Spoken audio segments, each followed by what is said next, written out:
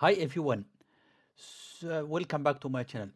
So far we have already covered several, let's see, from basic topics to the, let's see, somehow not advanced but really somehow advanced topics like lists, table dictionaries, and also the functions. And here we have also introduced the principle of computer vision. And in today's video, we would like to dive into the object-oriented programming. And maybe you have written a bit of code, but when your project get, let's say, big, it all feels messy and hard to manage. And this is the secret of object-oriented. Turn the, let's say, the cows into the clear structures and also professional, let's say, applications. So this object-oriented, I will try to make it generally so you can apply it, or let's say use it in any field. So what I would like to, let's see, to explain here is the general, let's see, the object-oriented programming and apply it for the computer vision applications. So if you see here, let's see this image here, we will try to see what is the attribute and objects. So model, let's see, if, regarding the computer vision, I will try to model your images, processes, pre-processing, and much smart object, making your code easier to understand. And someone will say, I already I'm happy with functions. I can do whatever I want, and this is right. I will say this is right, but I think you are working maybe with a small project, or maybe you are working maybe alone, not in a, let's say, in a team. But if you are working on a team, it's hard to organize a code with functions. This is my experience. And the second one is method cans. So discover how and when let's use different methods, instances, classes, and static for the let's see coding flexibility, and the encapsulation. Learn to protect and manage your data, so only the right parts of your code can be touched, let's see, and like keeping your let's see toolbox, let's see, or the application more organized. And the abstraction, it's like cut through the noise, hide complexity, and let the user work with your code safely and, let's see, simply. And the most, let's see, important branch, or let's see item, or is abstract class. So it's like creating a blueprints. So I mean, personally, I consider abstract class as a contract, and every employee has to sign the same, let's see, contract and follow the same procedures and instructions. So it will make, let's say, the programming light. I mean, professional and also easy to handle. This is my perspective. And the polymorphism make your processor, let's see, easy, give you code that the adaptive as you are. For instance, if you have defined, let's see, functions with, let's say, for instance, just you have a function to read images, and these images might be PNG, JPEG, and the other one. So the polymorphism, it's the same function but with somehow different arguments. So, and this is, let's see, the general idea. So what we will learn in this let's see videos, I will see. So in the beginning, we will try to start what to define what is the object oriented, what why it's meta for computer vision, or not only for computer vision, for any application. And we will see how to organize. I mean, we'll study the difference between object oriented and also the functions. And we will see how how to define classes, the difference between classes and also functions, and let's say and when to use which. For instance, sometimes you need to use the functions. It's not needed to create a class. We will see when, and also sometimes you need more. You have to create a classes. We will see also when and how, of course. And the third one is, let's see, what is the attributes method organizing the classes. And for this, we will try to create a project from scratch, and starting from defining the class, defining the attributes, objects, construction, and everything. And I will try to make it, let's see, a real application. So what we already have learned from the beginning till now, I will try to use it in this, let's say, project, and also more advanced. And also the constructors, and also methods, instance classes, what is the static method, and what is the, let's see, inheritance, and when to use inheritance.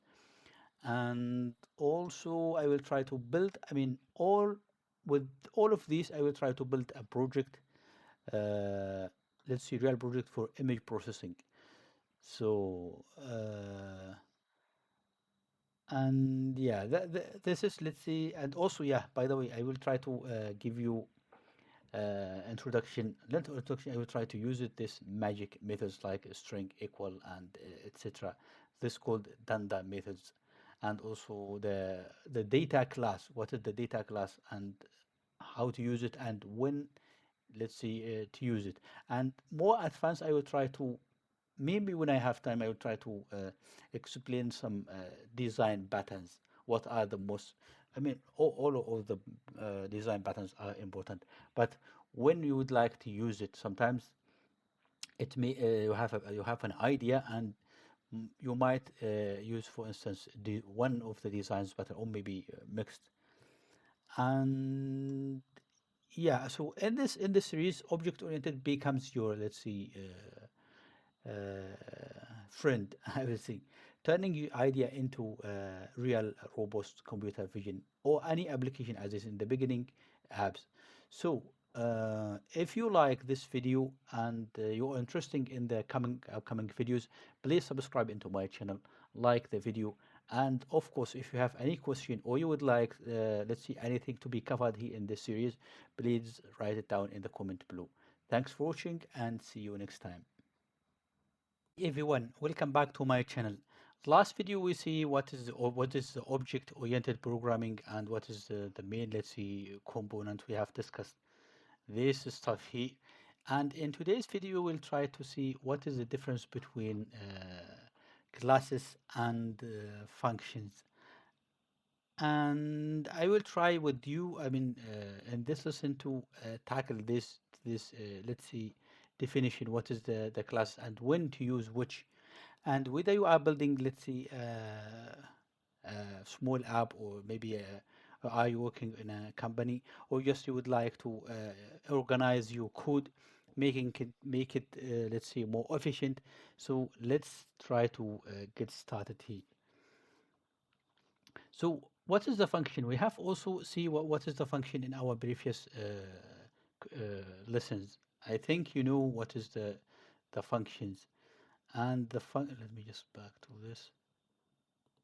The functions is like when you add this keyword here, defined, and the function, including the arguments, if there is any arguments, and the body of the function.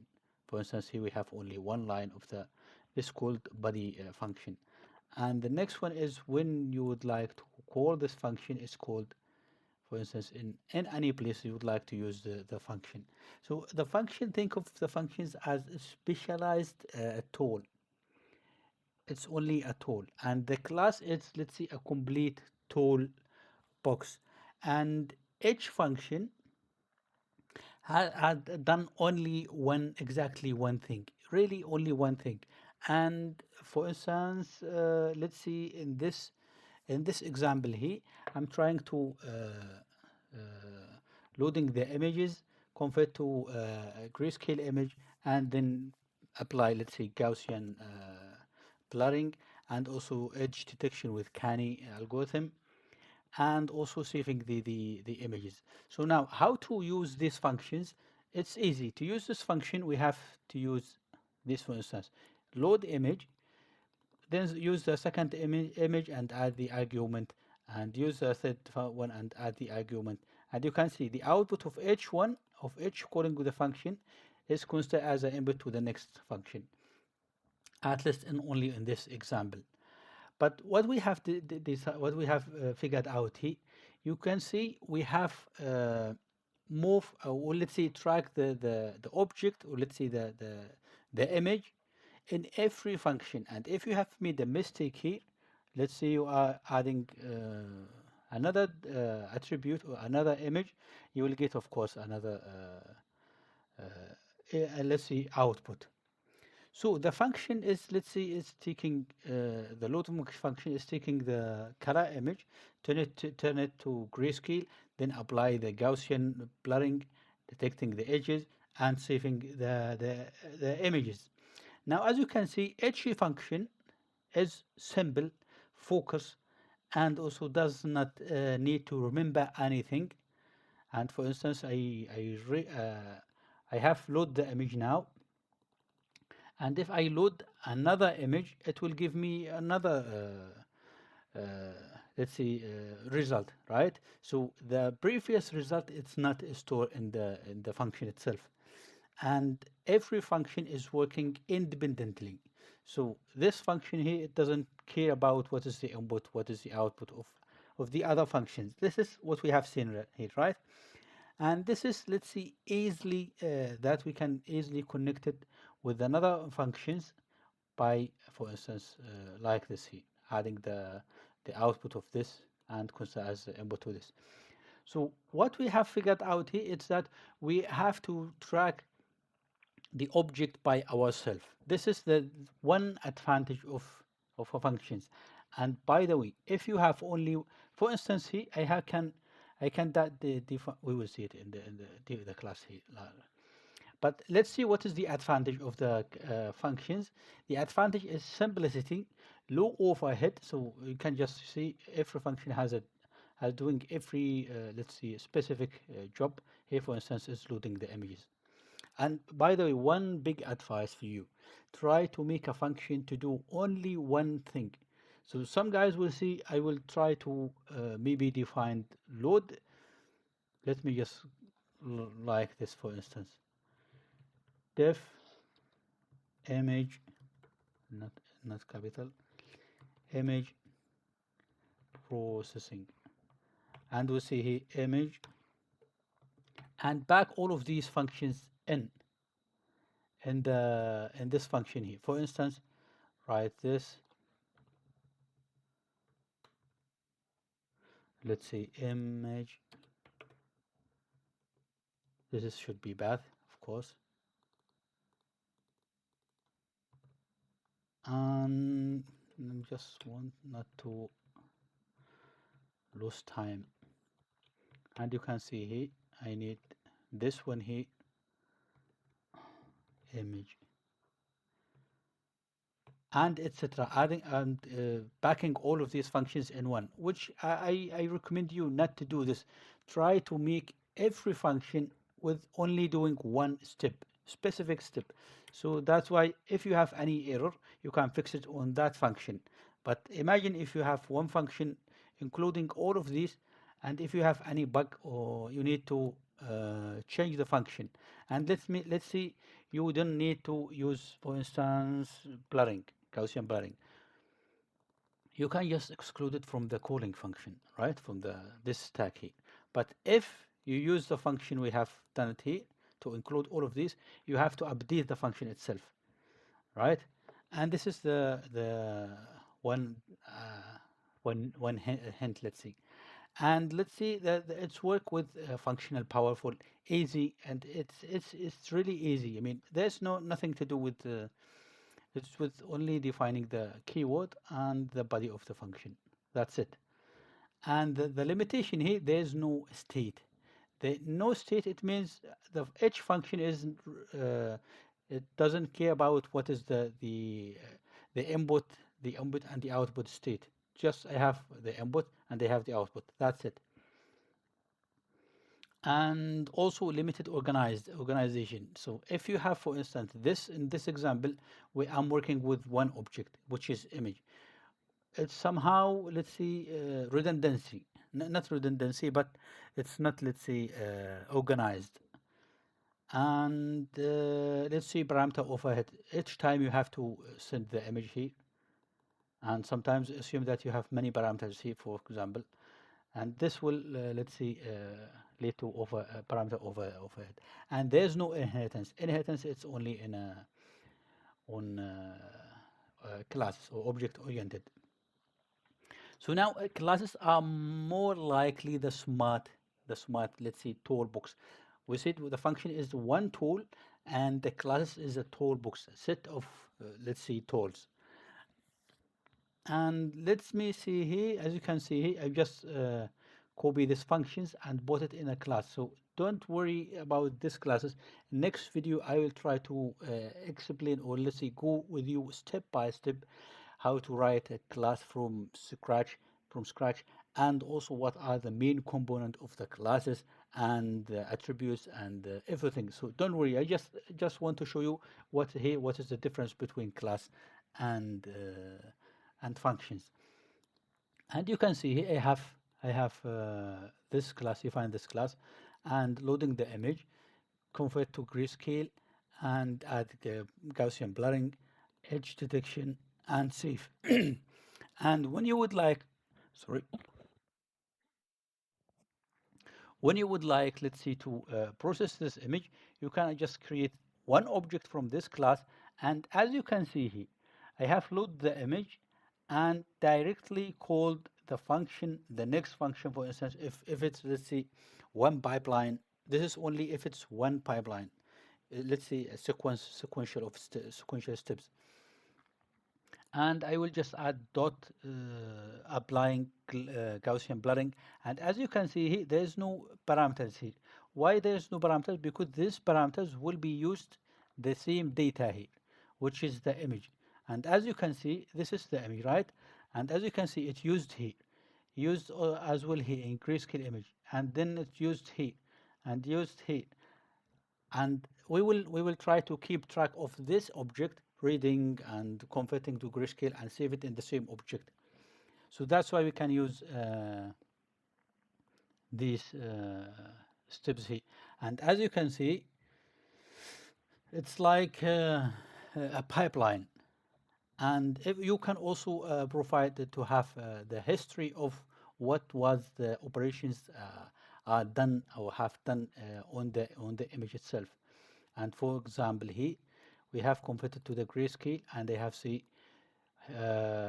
defined, let's see, a list, and for instance, grayscale, and I will add he converted to grayscale, and etc.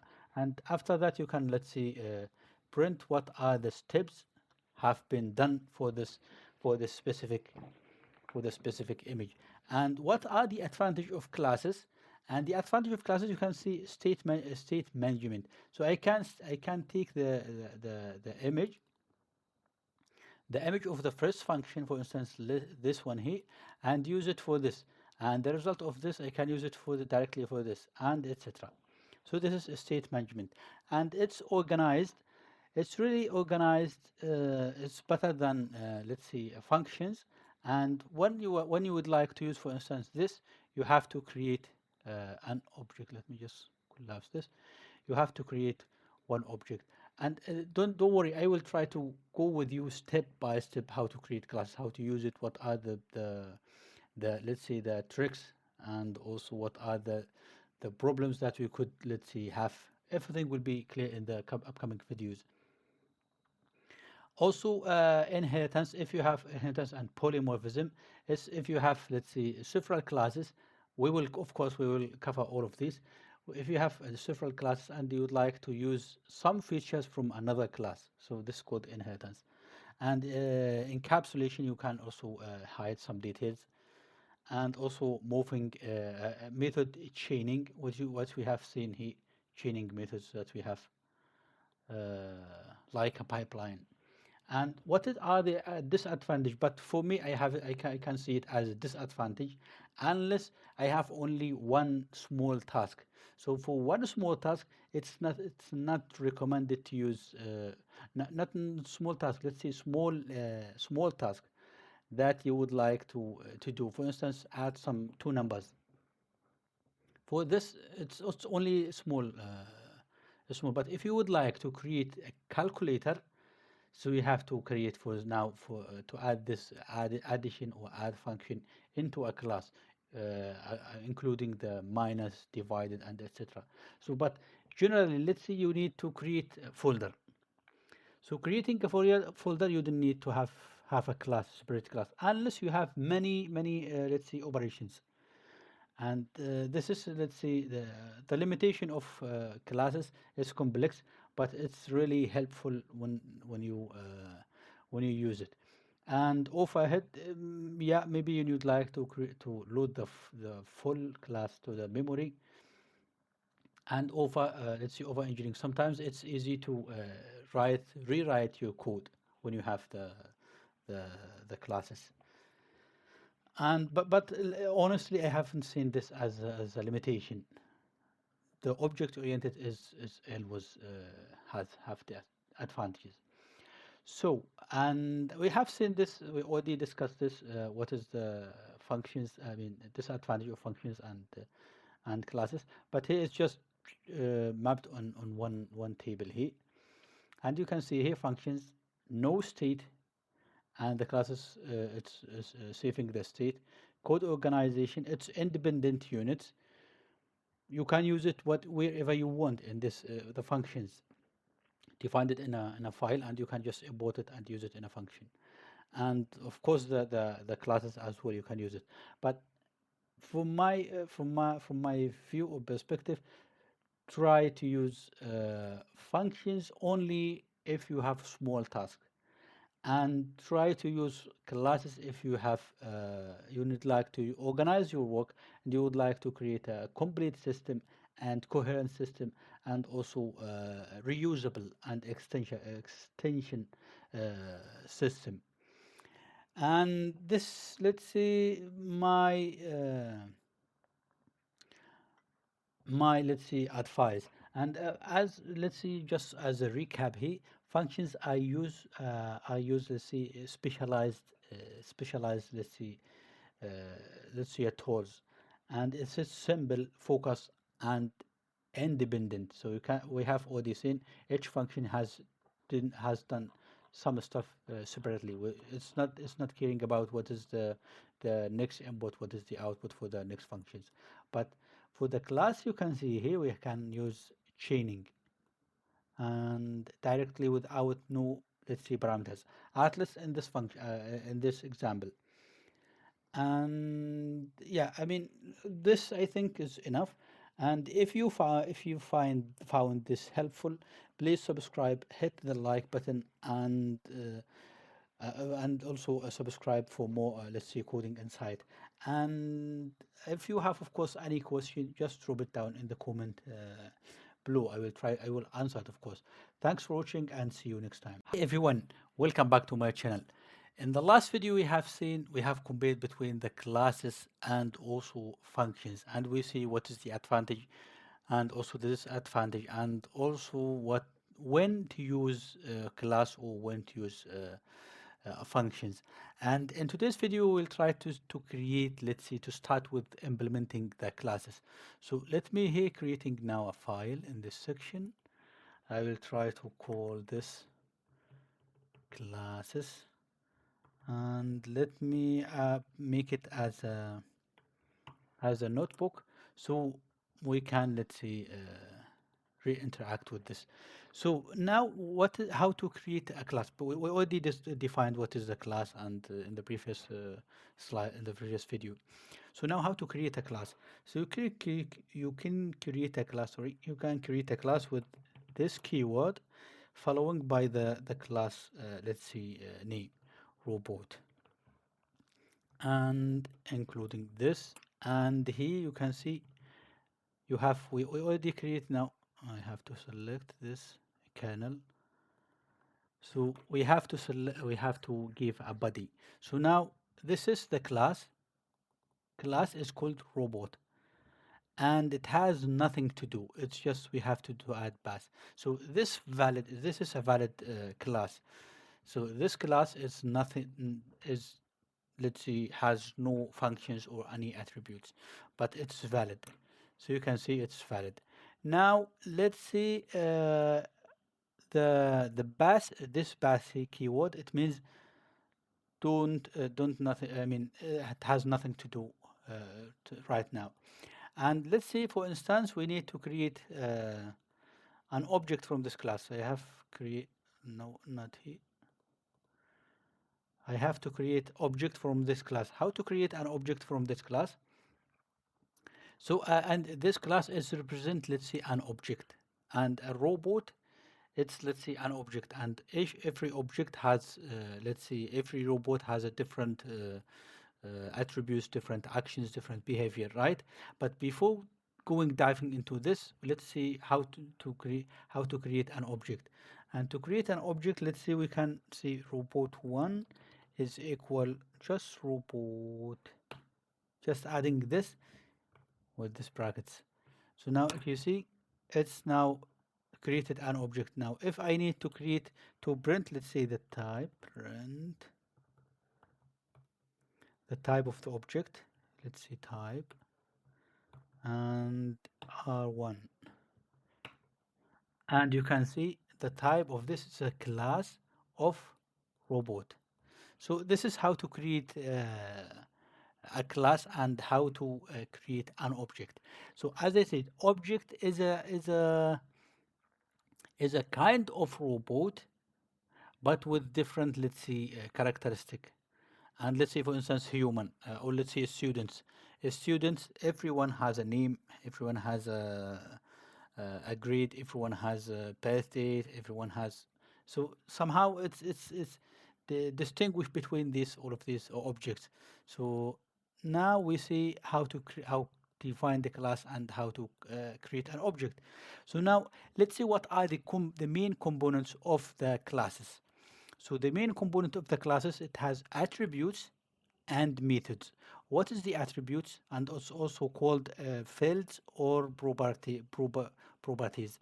And it's known like it's the properties. For instance, for the robot, we can see name and color. And and the second component is methods. What it can do. For instance, it can walk, it can speak, and etc. And we also try need the one method, it's, let's say, it's needed, is called constructor. So let's see here to define. So let's just copy this, and we need to remove this.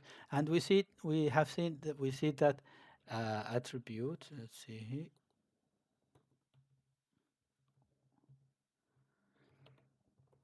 class has attributes and methods. And the attributes, as we said, it's the characteristic, or let's say properties of this, for instance, name and etc. So to initialize these attributes, we need to have a constructor. To define the constructor, we need to have this in initialize. It's like this, and we have to add this self. Self refer to the current, let's say, object. It's needed, and we have to add. Now we said we have two, let's see, just for simplicity, we have two attributes. I will say name and also color. We need to remove this pass because we need now to initialize. So I can use now self dot name is equal name. I will just show you what does this mean. Self dot color is equal color.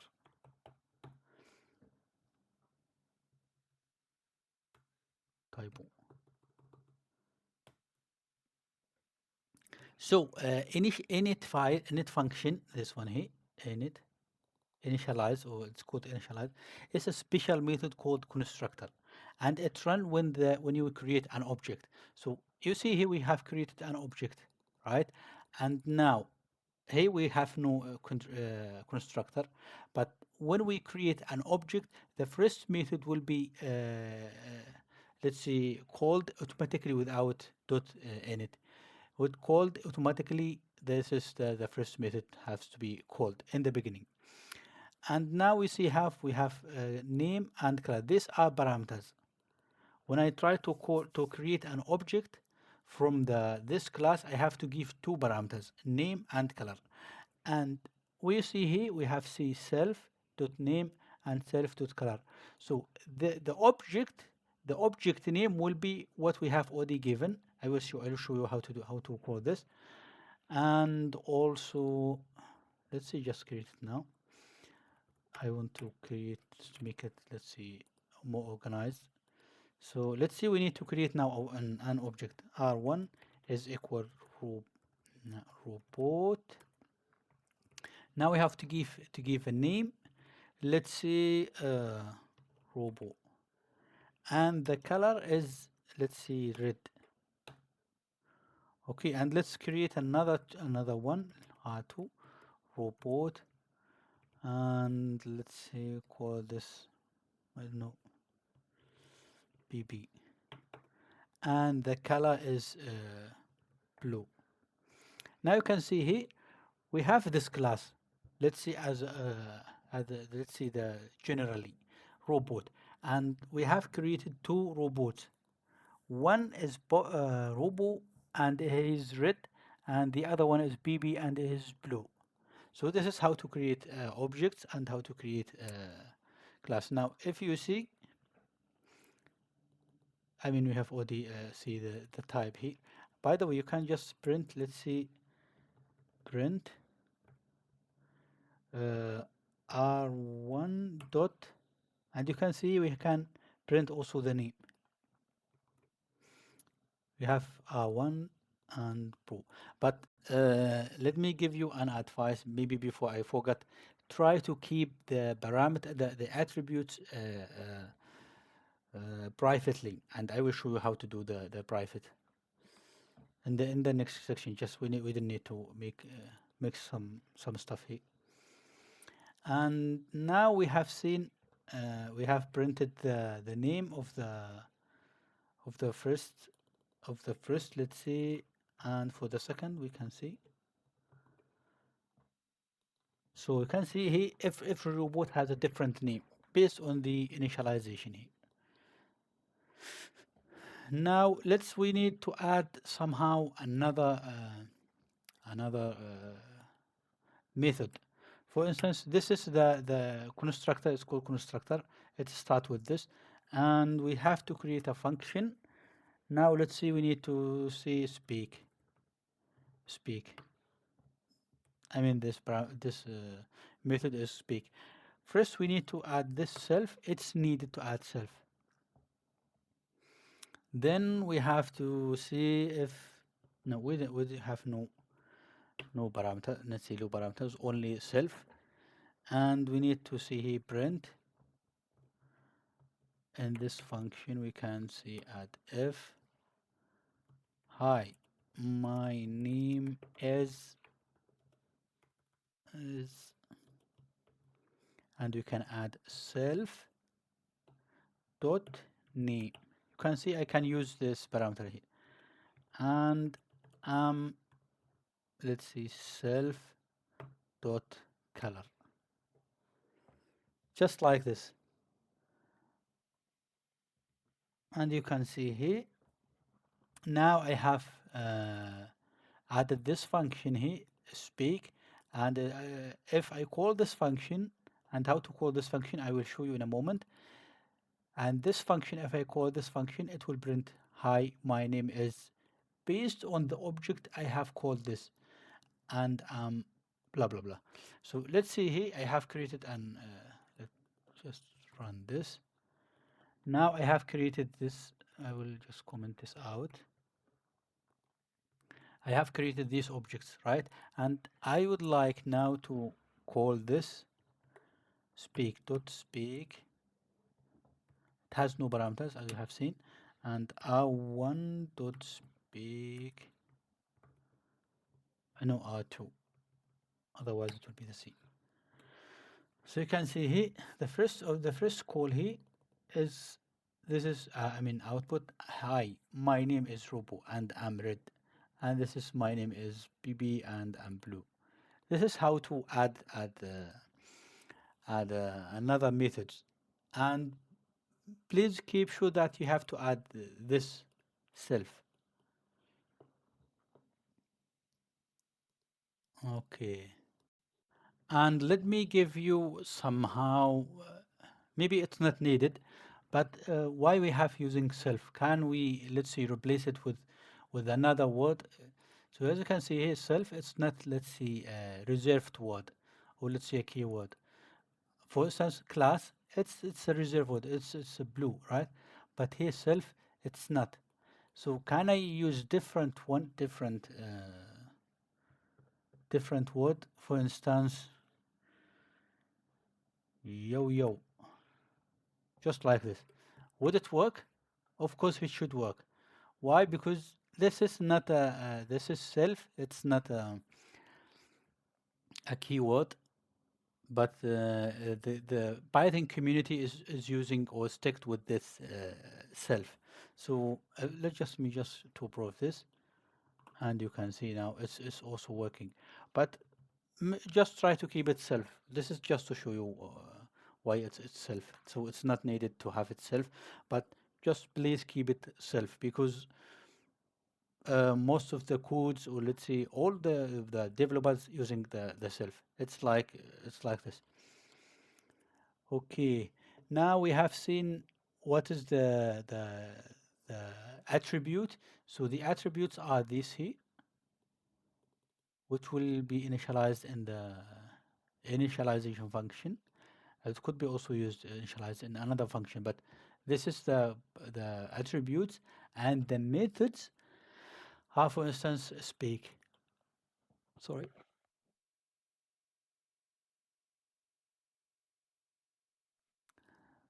And here we have, let's see, speak. And let's see, upgrade the class. Let's see, default values and methods. So,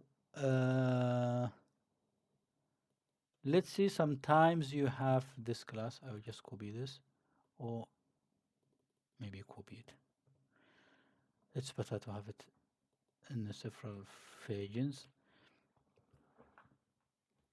So, by the way, you can see here, you can also add some default parameters. Let's see, the B is like FF, and the color is equal yellow. Now, if I create object, let's see, I'll just copy this.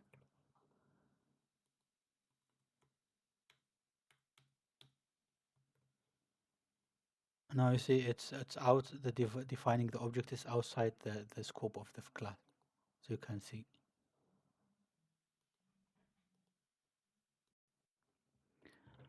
And as you can see here, but this is, let's see, not recommended. So now if I define, let's see, repo 3, it's robot, and I see reboot 3 is speak. So now you can see reboot 1, let me just comment this out, and reboot 3 will initialize the name with FF and color is yellow. So it will say, hello, my name is FF and I'm yellow.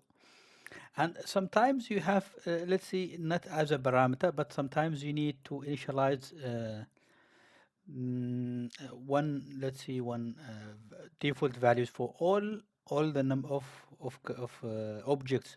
So let's see, we need here to have, let's see, self, but battery level. So for each robot we have to initialize. Let's see, we initialize the robot the battery is 100. And if I see here, let's see, let's see here, diff print battery level, battery is enough. And of course we need to add this self. Now I can see print, okay, print uh, if, let's see, we can see that this the robot name, let's see, self dot name is, let's see, fully charged, just like this. And if you see here, if I see r3 dot print battery, and it will print the object name, which is now in our case is ff, and is full. So this is, let's see, still one thing is the class attribute. The class attribute is shared by all number of all the objects, without. So where to define the class object? Let's just copy this and make another code. Let's copy this, but just to make everything is clear. Now let's see, before not in initialized. This is, for instance, every value here, it will be assigned to the specific object. So for instance, name and the color, except the battery level is here. So now if I see, I need somehow let's see, class class attribute. This class attribute shared by at all objects. So if I see here, let's, what I have done, let's see, kind is equal machine. Now how to call this kind? It's either by the robot itself. If you see, let's see here, I will just I will just create one object, remove all of this. Now if I see, I have created an object repo3 r3, and now I see r dot kind.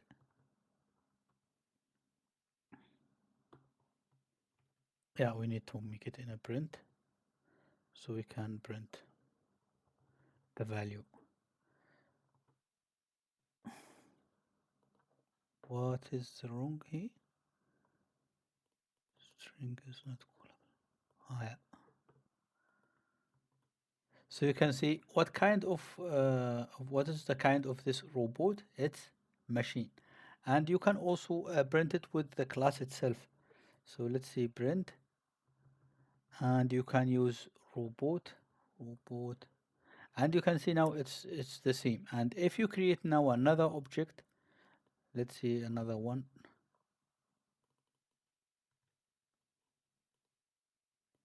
Let's see here. This is object one, and I also need to print the kind. It will be one and three here one, and you can see the kind is shared by all of these members. I mean, all the all the objects. So you can see object 3 and object 1 have the same kind. So now, can I change it outside the class? Of course you can. So what you can do is, let's see here, take the robot name dot kind, and c is equal ai ai robot. So now if I see print kind with the class name, you can see it's ai robot. If I see print key1, what do you think it will be?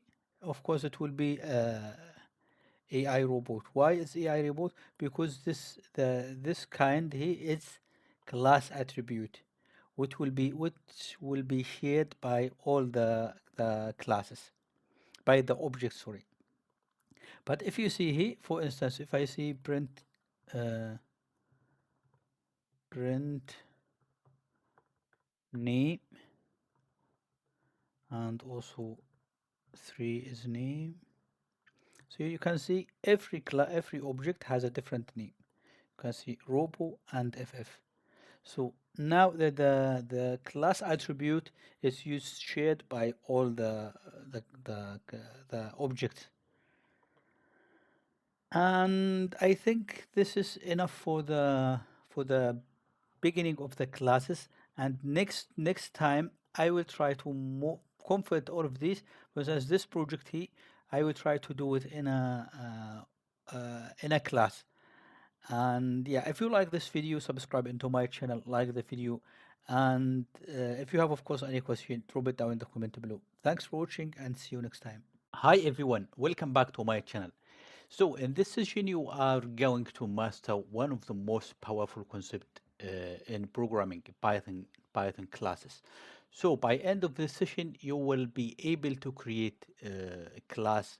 You will also creating objects, and knowing what is the attribute, what is the methods, and what is the privacy, the constructor and multiple attributes behaviors, and also the default parameters, and also the attributes. So if you found this helpful, please don't forget to hit that subscribe button and like the video. And of course, if you have any question, just drop it down in the comment below. So we will cover this, and I'm quite sure that I will give you my experience in the for the last, let's say, 15 years. So, but I'm also, I will try to make it really really simple for you. So, just defining the class, because we already covered this, the class, but I would like to, let's see, recap it, for, let's see, just to make understand everything is clear. And a class is, let's see, for instance, a cookie cutter. And consider this as a class, which is as, let's say, as a template. And each cookie, which is object, is made from this template. And for example, same shape, different decoration, for instance, same structure, and different data. And for instance, in programming, a class is a template that defines the structure and behavior, and the object is specific instance created from that template. So never mind, we will just go step by step, but this is, let's see, a definition. And a real example, for instance, when you see Instagram user class, each user has a specific class. Let's see, it's called a specific profile. And maybe a car, it has also a specific class, and it might be, let's see, Volkswagen, or any type of model of the class of the car. And each car has each its specific, let's say, attributes, and also behavior. For instance, it's really fast, it's really I don't know. There's several characters, actions, and also maybe a dog class. It's also it could be so anything has attributes, and it has some actions to do. It's, let's say, considered as a class. So we're starting now with the simple class possible. So this is, let's see how we need to start to defining a class in Python.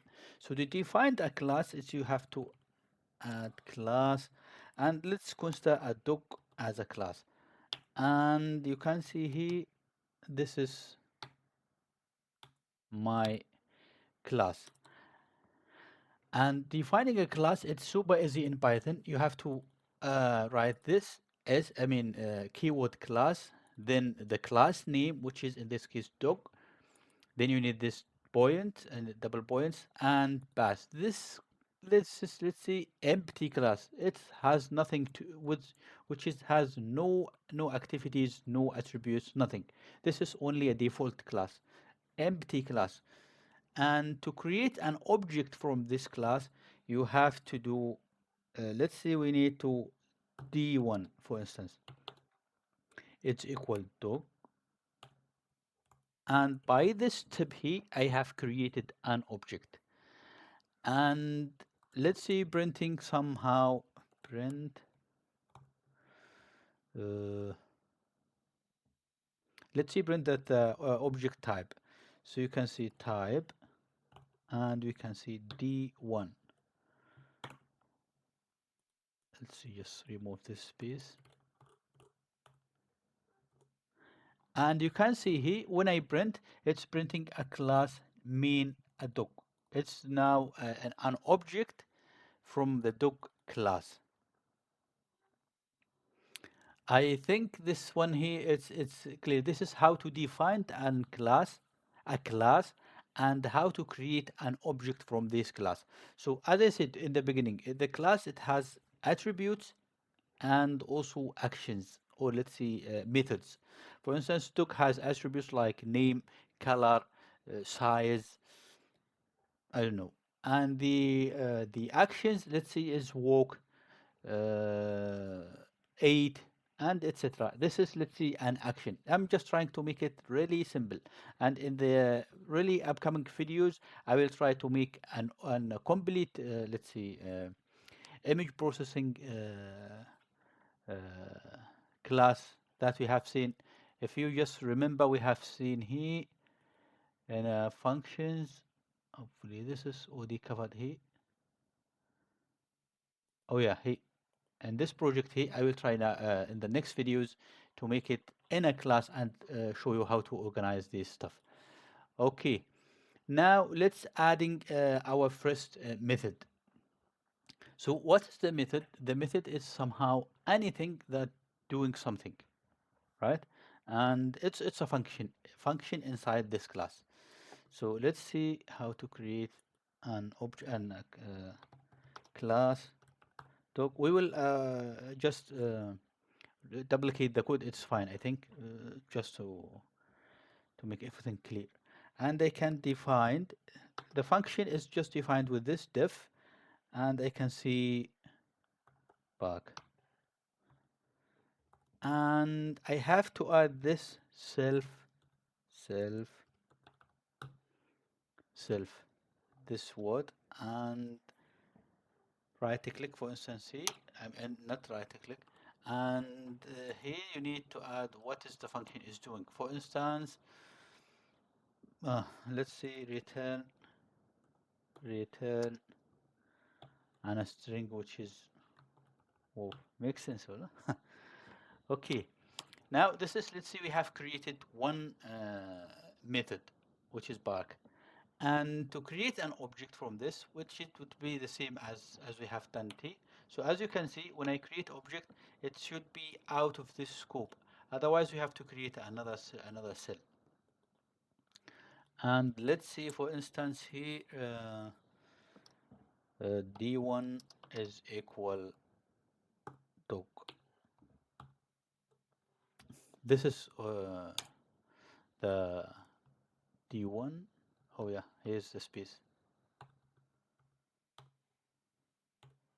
Okay, because the indentation in Python, it's sensitive. And now let's see, I have to print the doc1 d1 dot back, and because this returning something, let's see a word, I can see sound is equal back, and let's see creating another object, or maybe, yeah, let's see, fine, another object with, let's see, d2, doc2, and here if you can see, I have the sound, or let's see, just print the same, we can see print, okay, and if, let's see, we have doc1 is, sorry, it's d1 dot back, just like this, and and we can also print the second one. We can also save it in a variable if you would like, and two. And you can see here when I run this, I have, yeah, forget this because it's a function. Yeah, of course. So now you can see it took one, copy paste. It's somehow.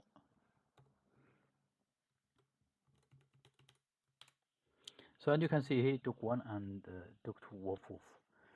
And one maybe hint. I'm not quite sure. Maybe it's not needed, but it might be coming in. It might be in a one interview. What is the self?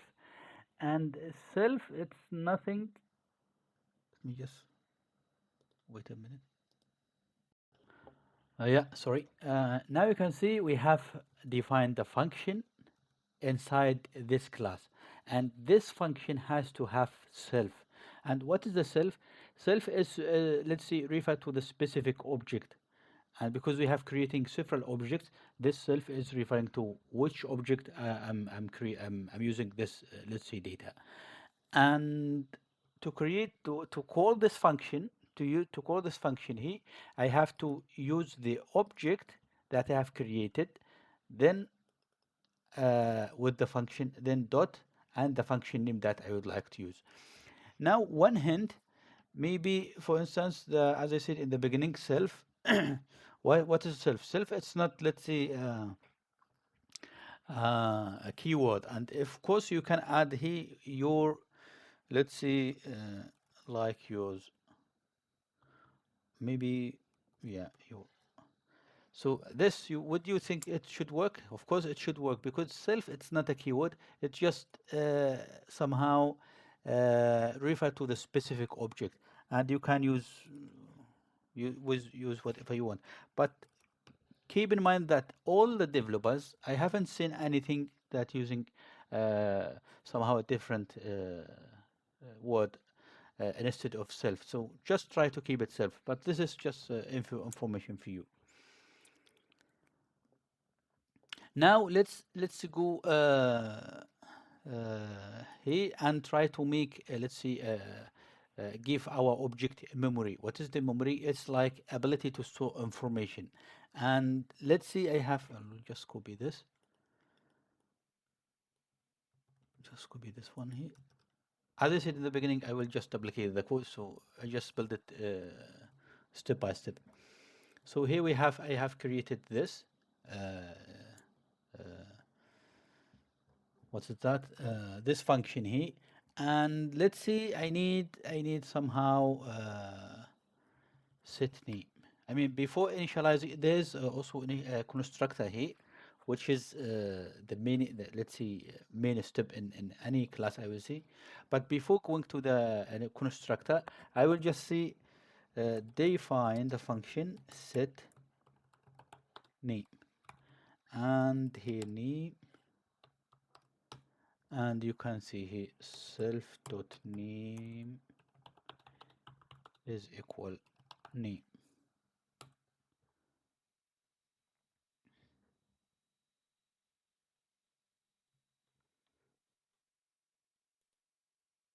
Yeah, see, I have forgot this to add, so it's a good hint. So every function in this has to have self. Otherwise, it will not be able to use any of these of the class members or functions. So let's see, we have this one here, and let's see, defined another function def. Uh, let's see, introduce intro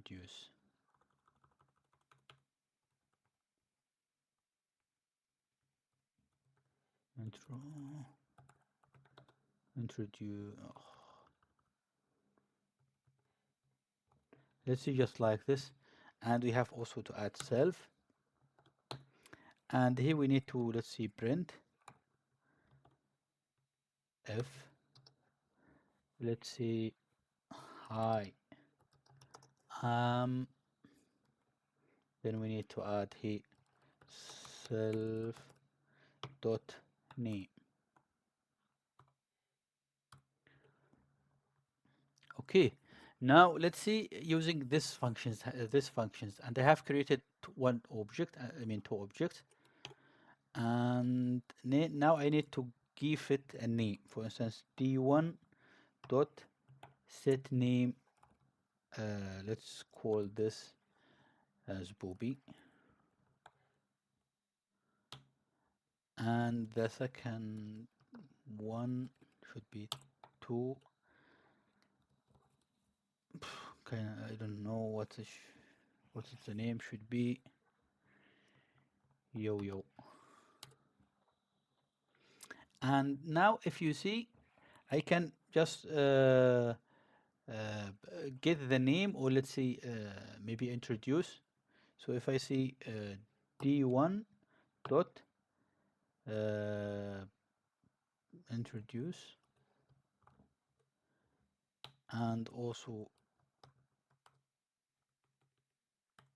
d2, and you can see when, let me just here, this will create one object, to create object d1 and d2. And now I would like to use the set name to set the dog name, for instance, the object name of this object. It will be Booby, and the second one Yo-Yo. And if I see print, I mean d1 dot introduce, it will print hi. Hi Booby and hi Yo-Yo. And the attributes here is a variable that stores the data of the object. So this is the data that will be saved. Let's say represent the object itself. And why we have added self, because if I would like to use it in any function, as you can see here, for instance, this is a function, and I can see it. I have used it here. I have to add self. If I haven't added self, it will say it's not defined. Also, if you would like to use a function inside of this function, for instance, let me just add it here. See, if, for instance, I would like to call this function, but it's not correct. So I have to add self dot introduce. That's it. So but please keep in mind that the self it's needed, and as I said in the beginning, you can change self to whatever you want, but all developers just use self. So now let's move to the important, let's see, step, which is constructor or initialization. So instead of setting attributes after creation, let's do them during the creation. So as you can see here, I have changed the name. I have set the name after the creation of the class. So constructor here, or let's see init function, it's used to initialize these values during the creation. So there is no need to have it this, I mean after the creation. But let's see how to do it. I will just create also this.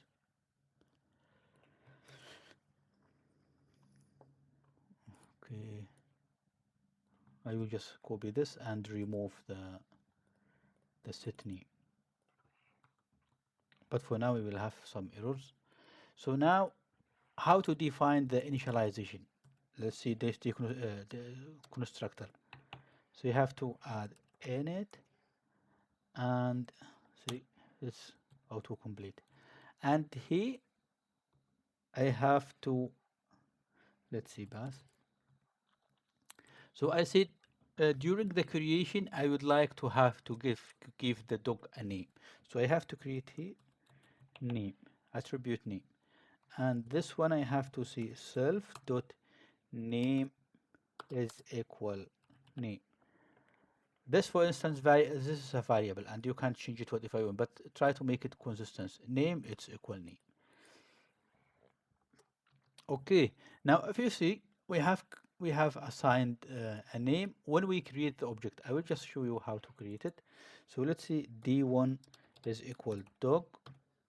Oops, sorry, I have clicked dog, and here I have to add the name. Let's see, booby, booby, and now if I just remove. Dog take up parameters class define. What's the problem here? Ah, yeah. Okay. See, I have defined the object inside the class. So this is bad. So you can see now I have created the dog and give it directly a name.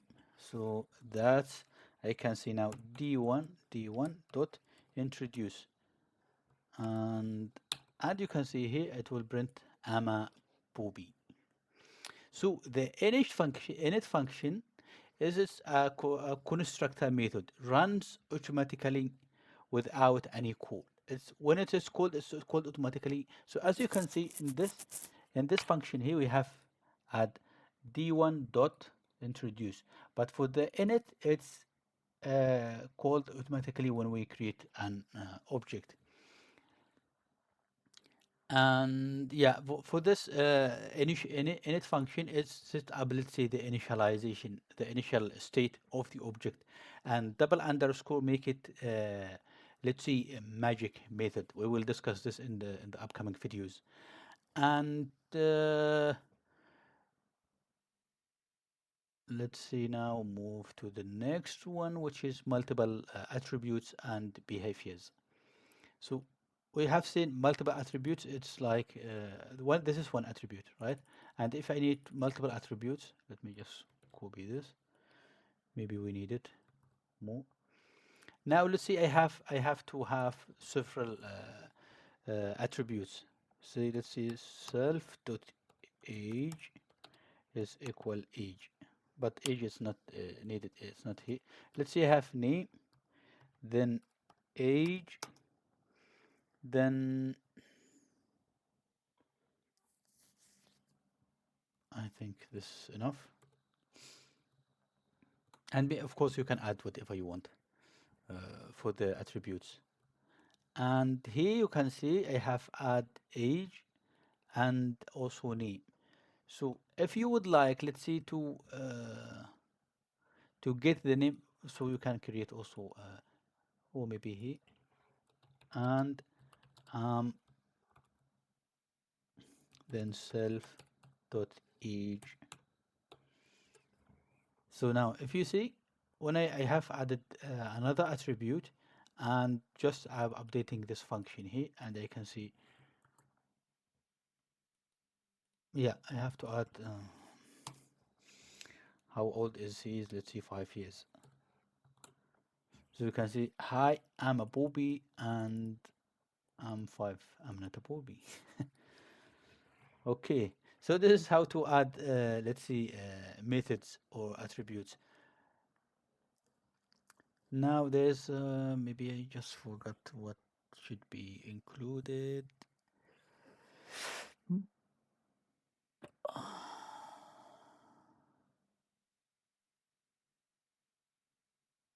Okay, I think we cover everything here. So now let's just move to the next one, which is default parameters. Let's see, default parameters. I can also use the dog as well.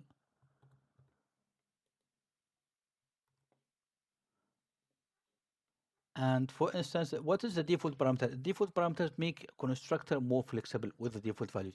Sometimes you would like to create an object, but you have no, let's see, attribute, specific attribute for this for the object. And let me just show you why. So for instance, let's say the default name is Booby. We have to see equal Booby, and the name is equal 2.5 years. Now, if you see, I just use this the old code, so I just use this creating object, right? And if I print, it should work.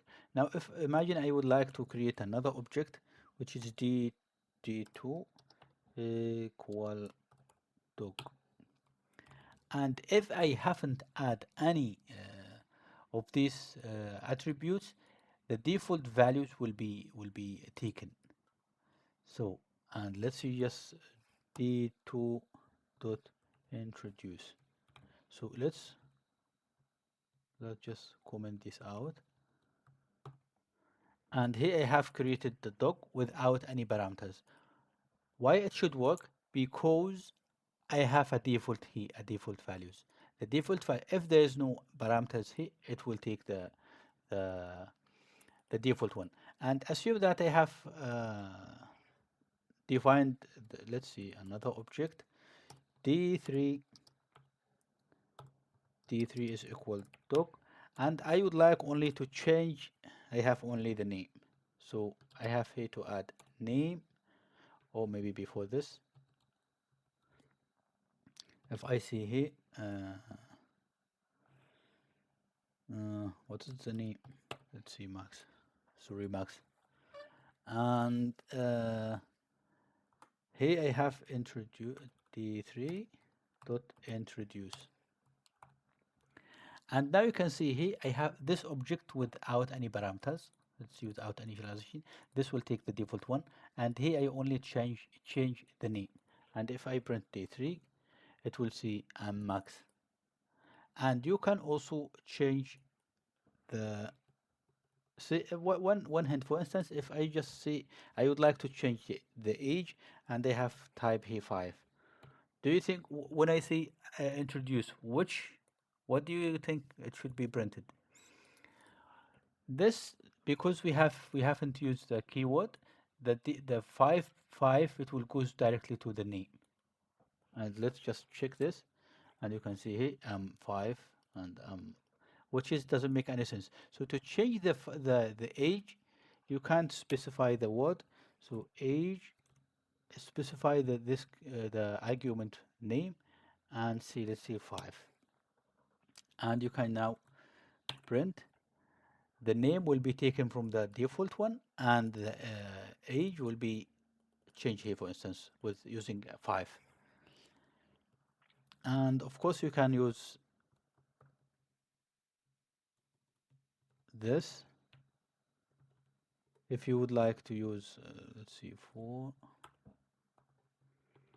And I recommend you to use this this max. Try to use these names when you initialize the object, so you know what is the you would initialized. And let's see here, you have created this. Let me just comment this out so we know what we are doing. Now you can see this, and if I initialize another object with a different order, let's see, this is the name. This I already covered in the functions, but let me just repeat it. So now if I create the object 5, I mean, I can also use 4, but just to make it so now I mean, the first parameter is name, and the second parameter is age. But when I initializing the object 5, I have start with age 5. But this should work. Why? Because I have mentioned this word here, and I will get the same output as the previous one, as the object 4. And you can see here, this is the magic of Python. Okay, so the default parameters makes constructor flexible, as we said. And for instance, this one argument, it means when I have no default, I will just take this. When I have no parameters, I will just take in the default one. And here we have argument, I mean keyword argument, you can see here.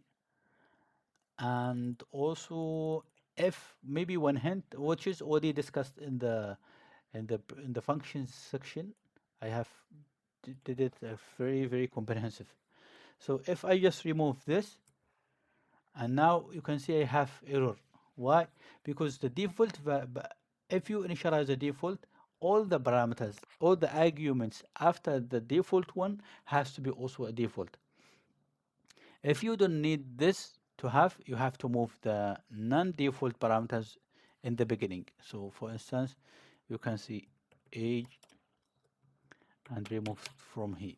This should work. So you can see the default, the argument without parameters is the first, and now we start with the default parameters. But this is just a hint. This is 5. Okay, so now let's see but sometimes you have let's see attributes or let's see information that you would like to keep secret. What I mean by secret, for instance, you can see here I have defined the name and age. Do you know that I can access the name from here? So let's see d5 dot name. You can see it's max. It's printing max. Or maybe d3 object. No, d3 it's commented out. So let's see object 4. It's because it's also max. And now how to make this parameters? Let's see, or let's see attributes are private, or let's see protected, because sometimes we have sensitive information, right? And let's just give another example with let's see bank account. So let's create a class bank account, and maybe one hint or good practice. Every class has to start with a capital letter here, as you can see.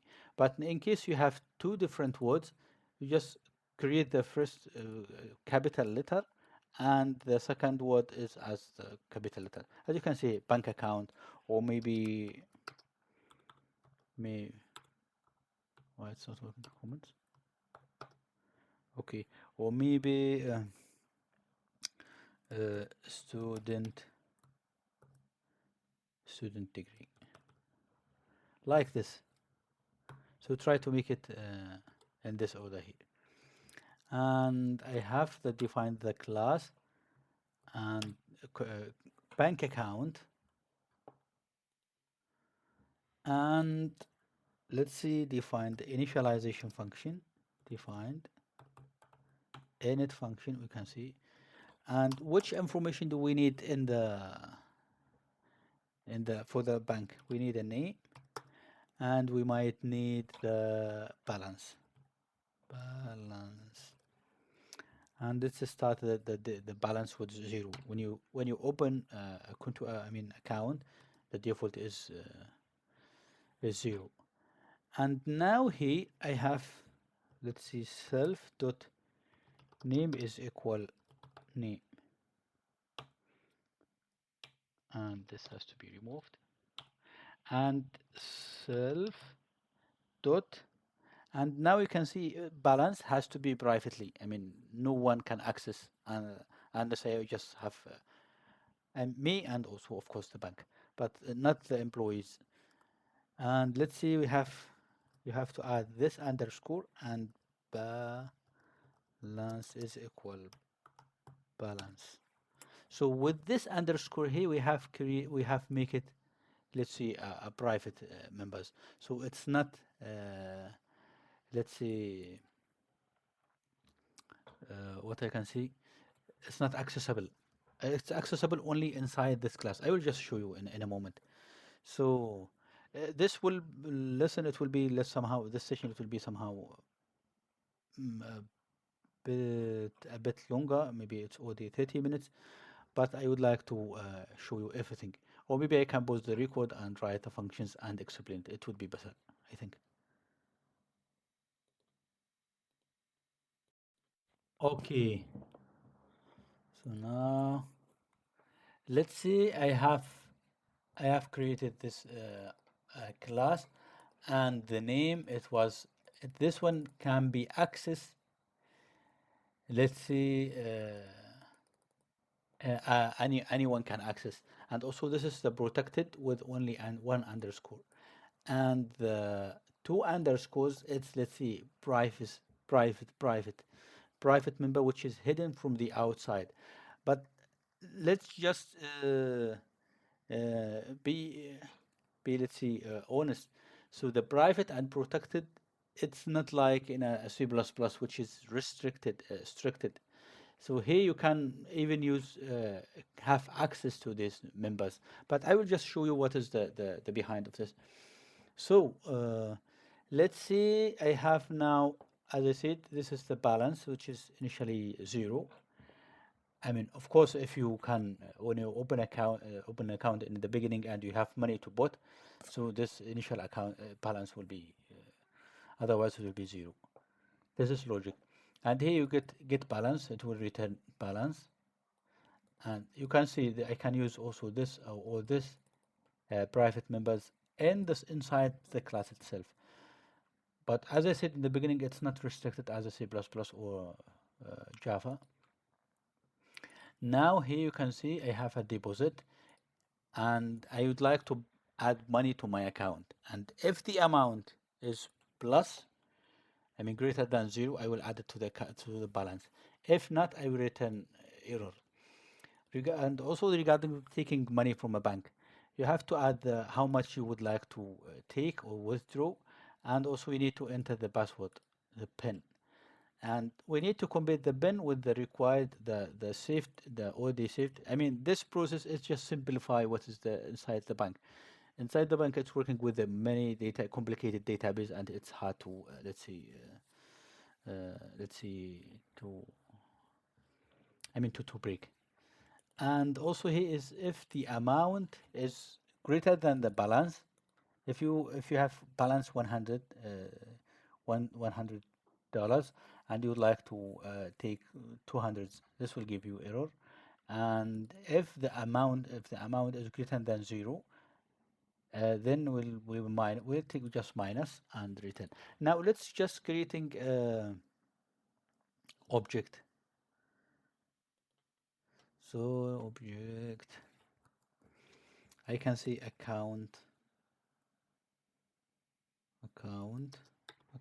1 is equal bank account, and let's see, his name is Alex, and the balance, the first balance, let me just add balance, is 100. I mean, it's recommended just to use, it's a good practice to use this name keyword argument. So now I have created this object here. So I can also print account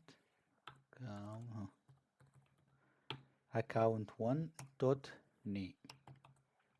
I can print the name. I can get the balance. The Let's see here I have uh, let's make it here as a dollar sign. Let's see, if now this balance, and I can see account1 dot, what should I get here? I should call the function get balance, and of course I can use the balance. I will just show you in a moment. So you can see now, if I see balance is $100. So if I just replace this with account dot, you can see balance. So I can still have access to this as well. So you can see balance 100, and let's see here, balance with attribute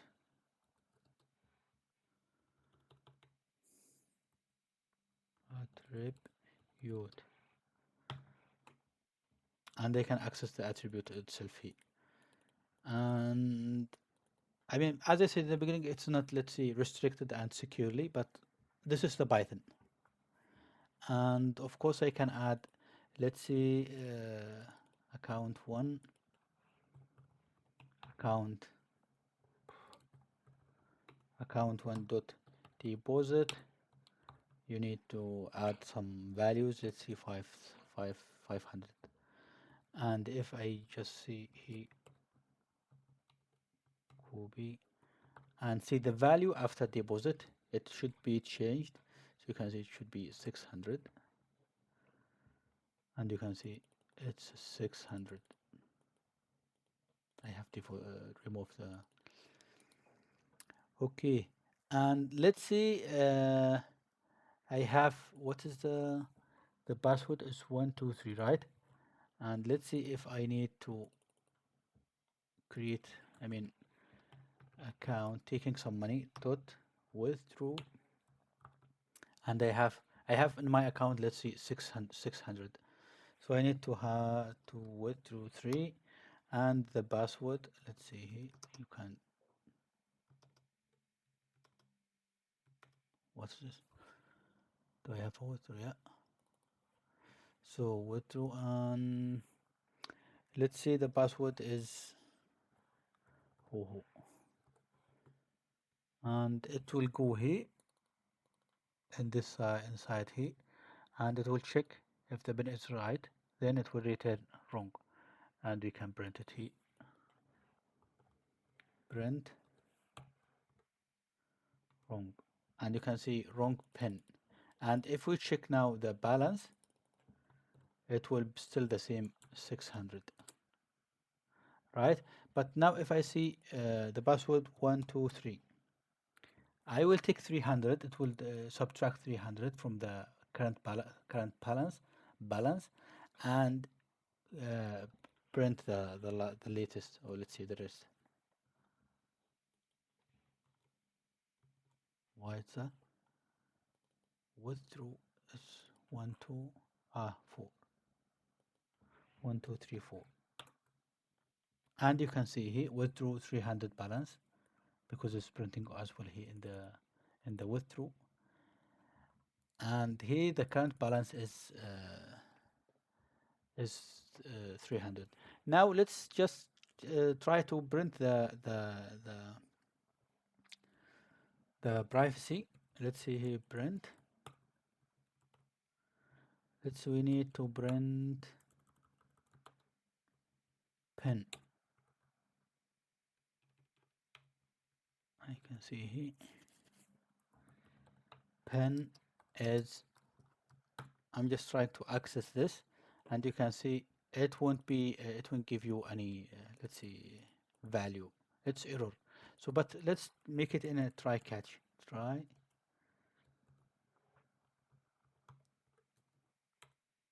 except,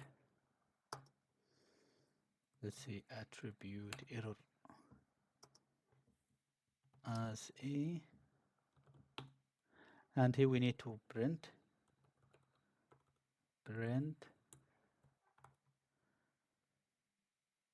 if privacy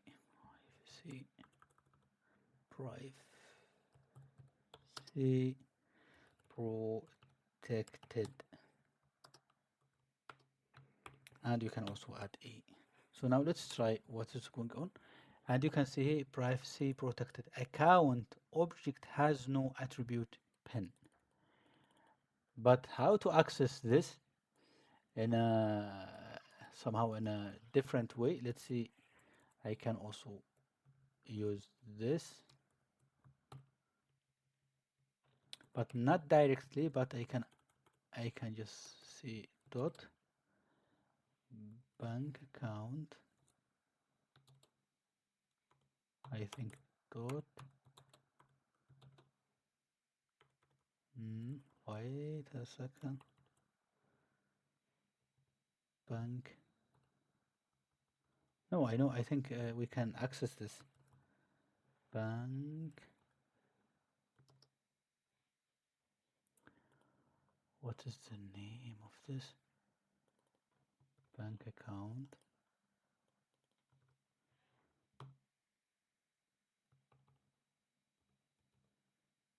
dot pen.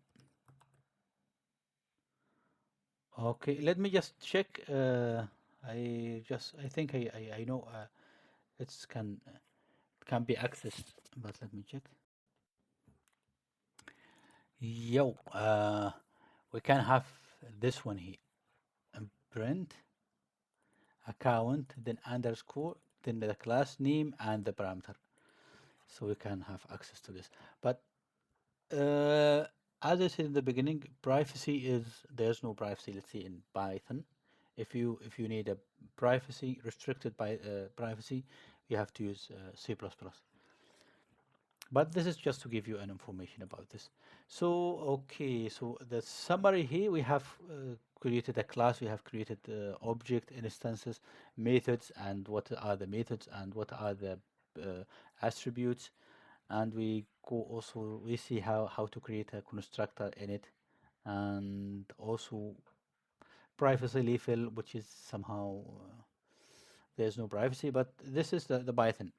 And essential rules here, try to use always self in a definition in the function.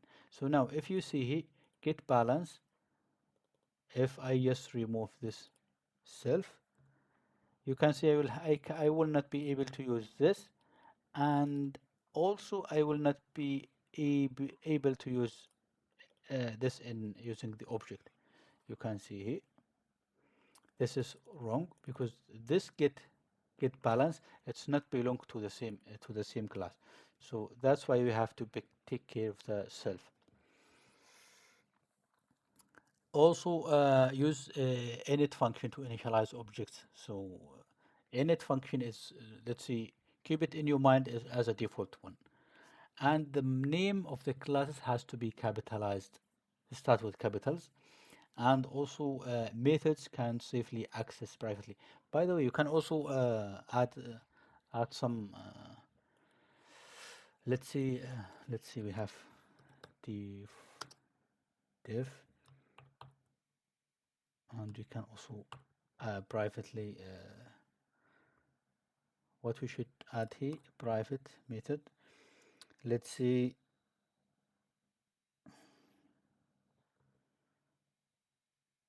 balance, check balance, check balance self. And let me just let me add here pass just to make it. So where's that balance is checking here, right? So it need to have, let's see, amount, and also here we can see if balance.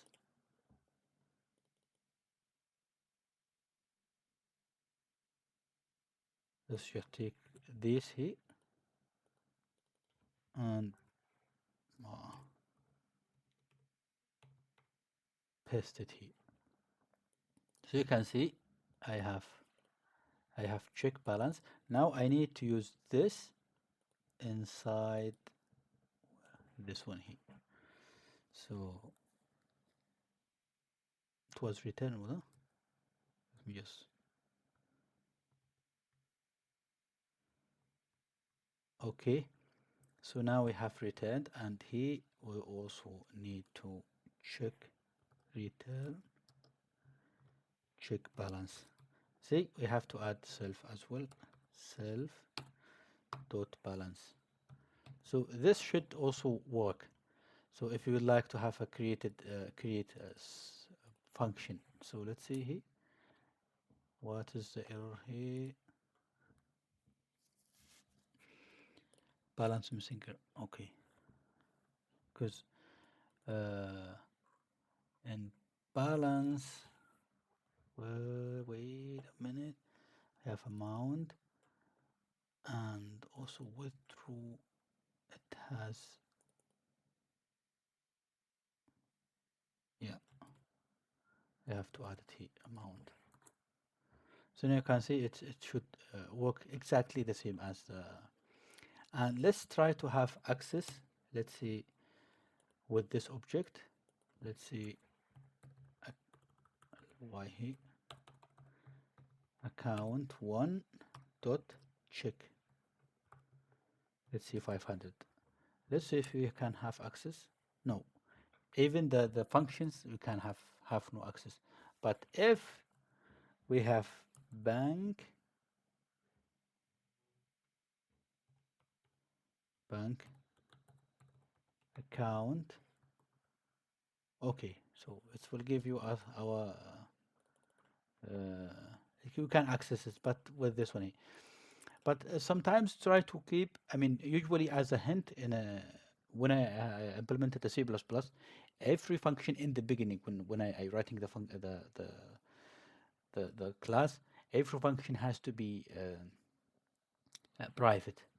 And when I have, I mean, when I'm implementing, and when I find, let's see, this function has to be accessed in a different class or a different, let's say, method, I can remove this privacy and add it as a public or protected. I think, yeah. Okay, that's it. And now I will see you are understand 100% the fundamental of Python classes. And now you can write your class fluently and without any doubt. But in the next with the next videos, you will be more confident, and I'm quite sure you will be, let's see, professional. So if you like this video, please subscribe into my channel, like the video, and also if you have any question, try to drop it down in the comment below. Thanks for watching and see you next time. Everyone, welcome back to my channel. So we have so far we have already let's see learn how to what is, let's see, the functions, how to write the functions, how to write, let's see, and classes, let's say, with object-oriented programming, how to create, let's say, a constructor defining the methods and attributes and etc. And if you remember last video, for example, for this mini project, I have defined, let's say, a small project, which is, let's say, loading the images. It's just stack of functions that doing something, let's say, some operations on the image. And if you remember this now, when I try to call this, I have to call this function and attach all these functions, let's see, I mean, this attributes.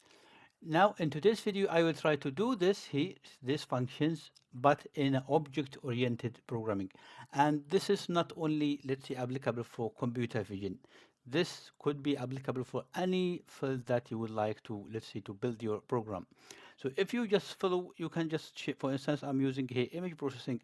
You can use whatever you want for example, from your images, from your functions. So it's not, let's say, relevant, let's say, static, or let's say only applicable for this. So you can do it for whatever you want if you are not a computer vision. And yeah, I mean, if you like these videos, this series, please subscribe into my channel, like the video, and of course, if you have any question, drop a comment, and I will answer it, of course. So let's now jump to the our code. Now, currently, I'm in section 4. I will try to create one, let's see, file. So I can also, last video I have promised that I can save all functions in a separated file and use it in from, let's say, a main function, but I just forgot. So I can do it right now for this project. So I have to create now, let's see, a class. It's called image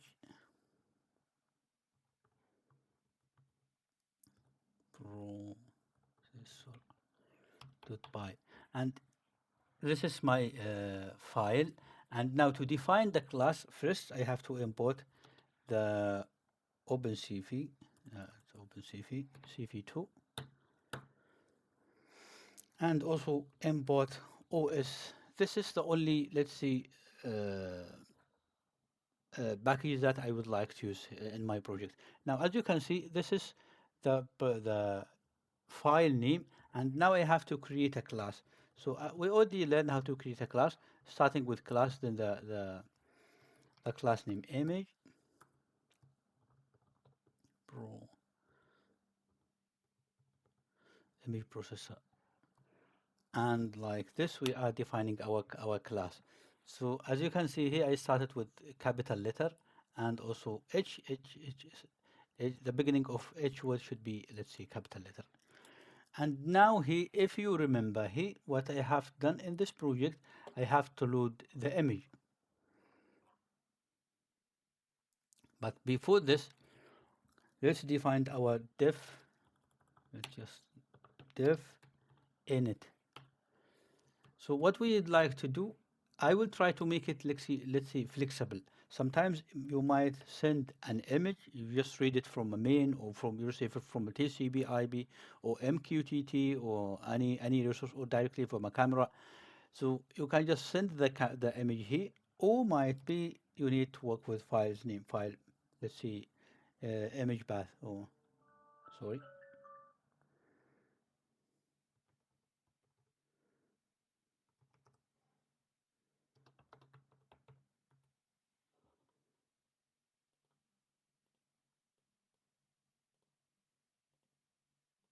Okay, so these methods that I would like to integrate it or let's say implement it in this class. So init function initializing the class with optional image, load the image. Sometimes you need to load it from a file, save, display, result. I mean reset. So somehow if you let's say convert the image into grayscale and now you need to work with on the original image. So, and also resize the same functions that we have done here. So let me just add, I mean, update this one here. Okay, and for this we need to save self dot image is equal image.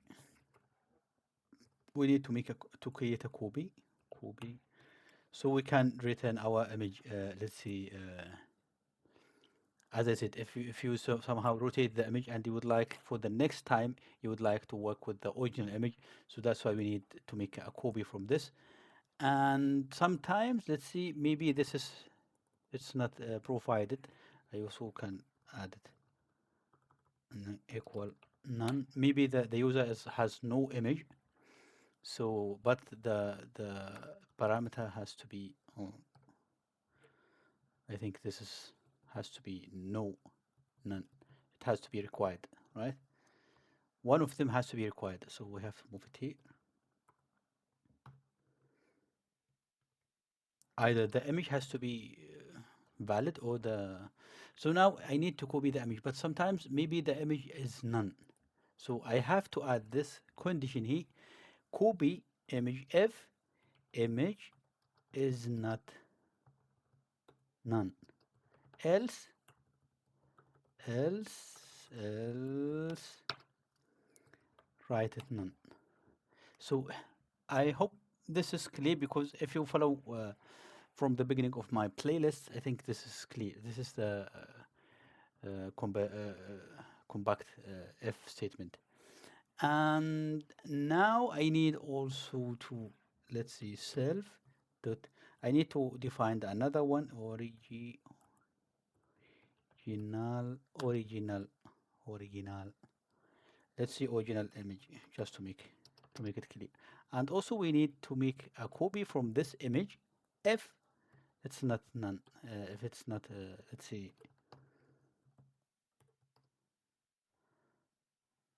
So, or maybe we can just save with this. Let's see. We can make a copy dot copy, but sometimes it's maybe it's empty or null. So we can just keep it like this. I think this should work. Now also we need the file name. We need to save the file. So why we are saving this parameters? File name. These parameters, or these attributes will be used in the upcoming functions, for instance, load, save, and display. So we need to add for every one we would like to use, we have to add itself. This is somehow the easiest way to do. So this is, let's see, the function, and I will add now the load function, load. Now this should have the file name, or maybe an image path. This is fine. And self dot image. If am using file path, I mean, or maybe I can do what let me just do it like this. So self image is equal cv2 dot image read, and we need to add the file name. File file name.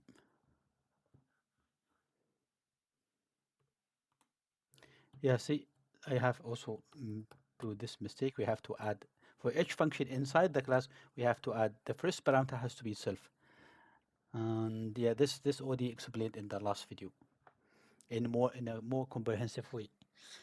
Now let's see. We can also add try catch or maybe if statement.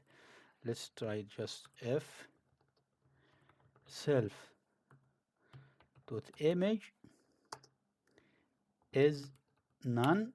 So if it's none, this means that the path, the file name or the file image path is not valid. So we have to raise an error here, value error, and you can see here, maybe you can add this, the image path, and add the image path here. Let's see, file name is not found, or is not valid, or is not valid. Okay, and we don't need to write else because it will be else if the image is not none by default. And let's see now we need to save, I mean self original image is equal image self dot image dot copy. We need to make a copy from this image. Okay, and we can also okay, maybe you can add this as well as none. Why not? So let's just do it like none. And if it's none, and the load function has to have the image file, the image file name, it has to be file name like this. So this is our load function. And what is missing here? We need to return. We need to return the image, right? But one a perfect, let's see, or let's see, efficient way is we can return self. The self it will return every member here, for instance, image, and it will return image here. Okay, now let's see the second function we can save. We can use save. So we need to def save and self def, and see the functions has to be indentation with the same, I mean it has to be with the same indentation here. And let's see save image. Okay, I'm already 12 minutes. Hopefully this is okay. Now for this, what we need to save, we need file path.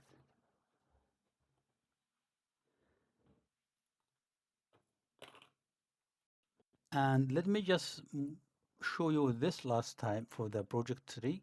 We have a image name and we need image and also image path.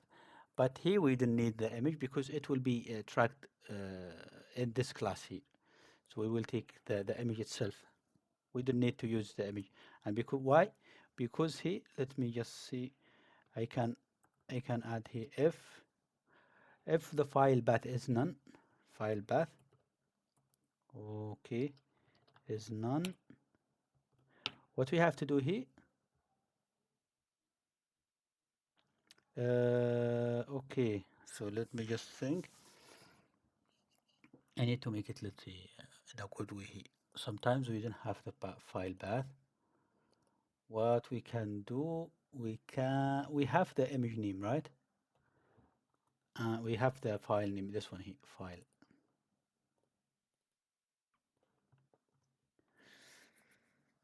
And for this, we can extract the name.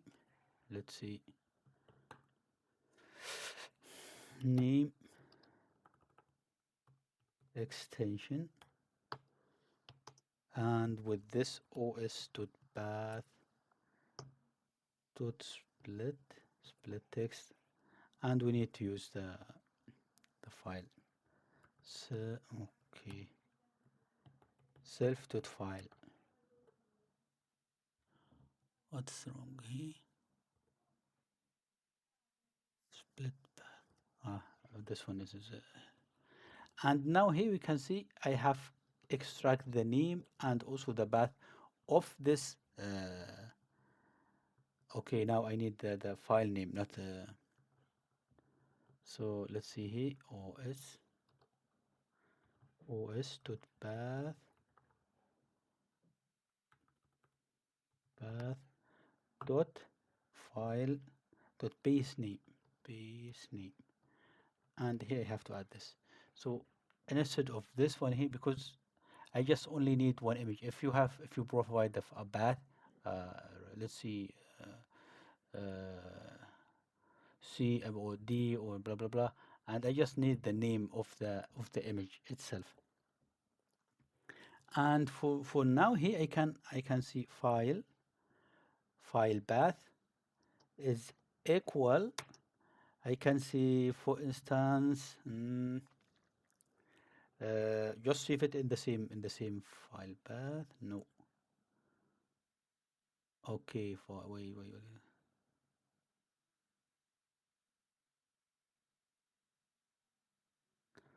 Yeah, I have done a mistake here. Let's see.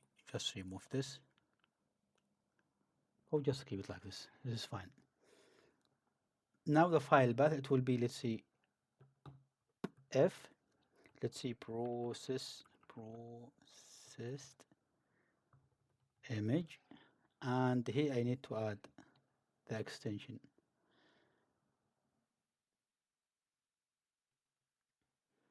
The extension I need also to add dot, then extension. This will create our file. I mean file name. Now I can see here cv2 dot image. Okay, image right.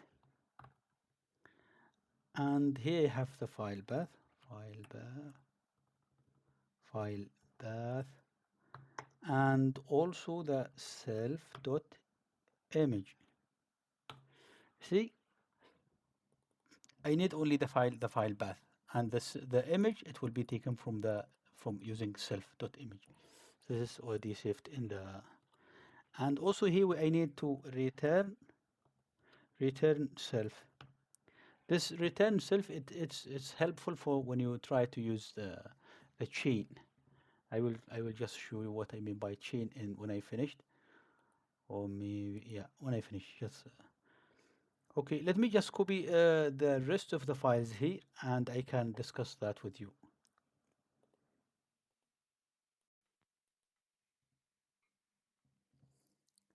Okay, so you can see this is the save function, and now we have display image.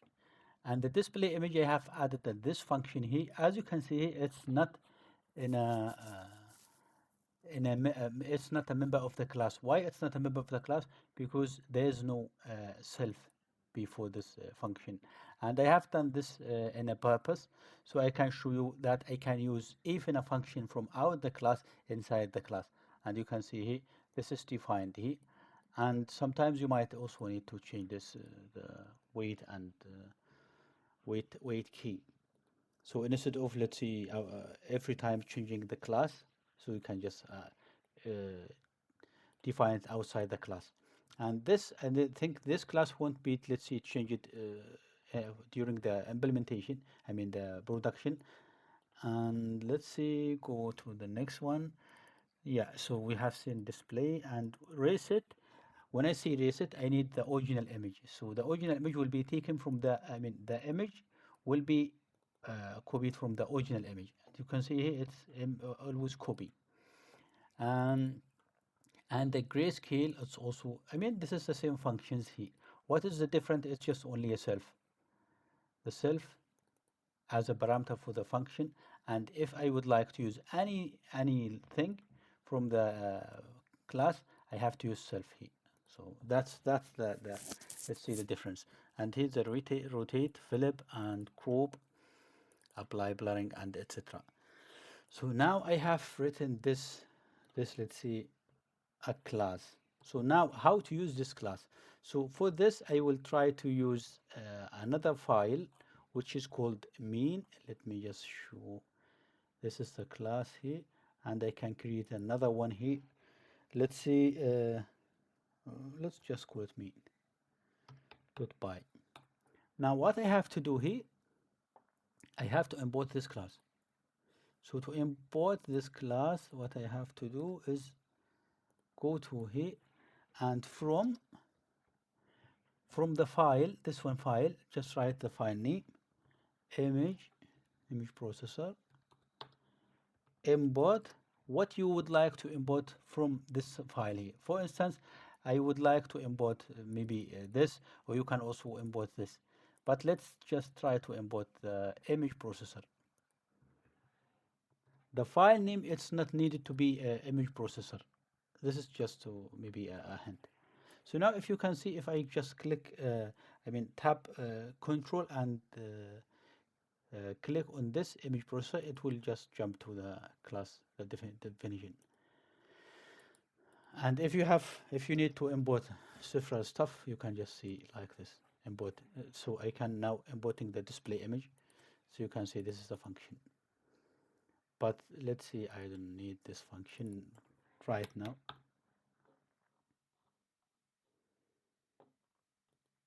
Okay, so now I can also see,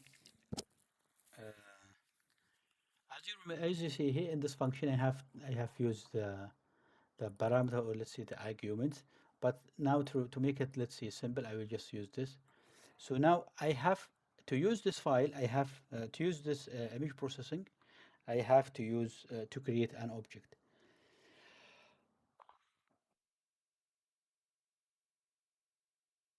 Yeah, sorry. Okay, to create an or maybe without even creating a object. But let me just first create object. Processor processor is equal image processor, and you can see here I have to add the, let's see, the image name. As you can see here, maybe file name or maybe image name. But let's see, I have no image name. Maybe I have this image here. I can use this. I can use this image. Let's see this. Copy, rename. Let's just, we need to copy the name. And let me just show you. Okay. Now I can see processor dot I can start with dot load, and maybe I need to add the class name here, the image. Then this is the chain. I can now add the second function. So let's see, resize.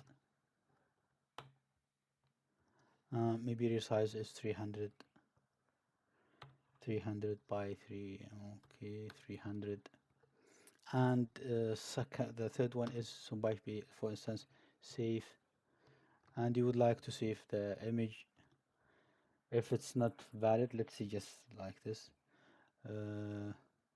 Class processed.png, and you can also see display the image, and you can see also the display image, what is the required parameter. So title is not needed, let's see. And now this should run indeed. And by the way, let me just, before jumping to this, I can add, let's see, load image.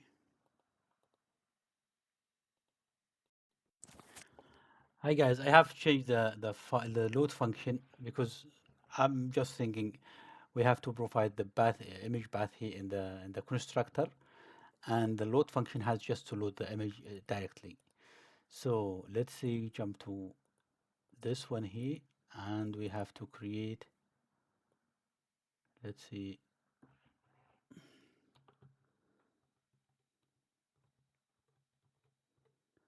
so you can see now I have initialized the processor with the class name. So you can define the path. Also, it's better to define this. And now let's say I have to add this function here, this calling here, which is it will try, okay, it will try to load the image. Now resize it and save and display. Let's have a look how this should work. Okay, where is this? Let me just add a terminal.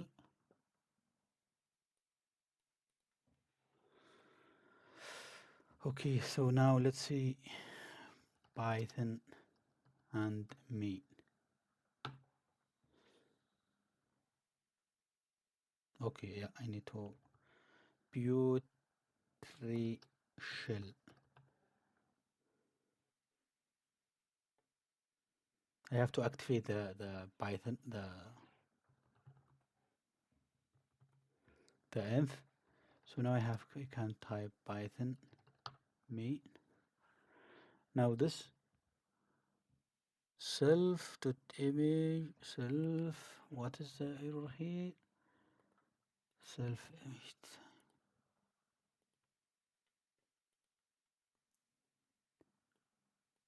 Okay, you see it, oops.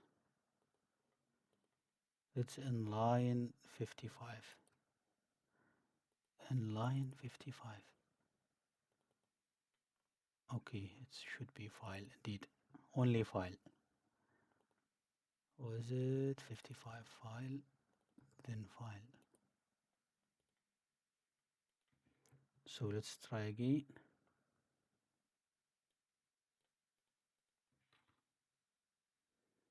So now you can see it's showing the image, and also it saved the resized image. So I can show you now if I go here, and you can see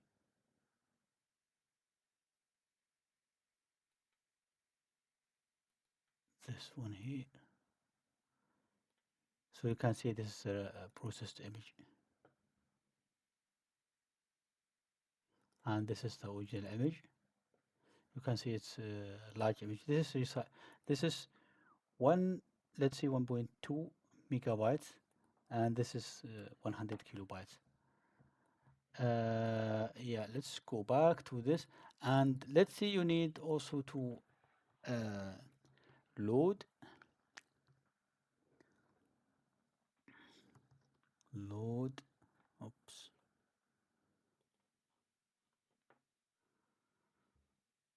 okay, load resize, and let's see, for instance here we have resize, right? And I can see uh, reset, not reset, reset,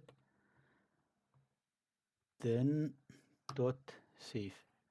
So now it will resize and also reset and then save. This should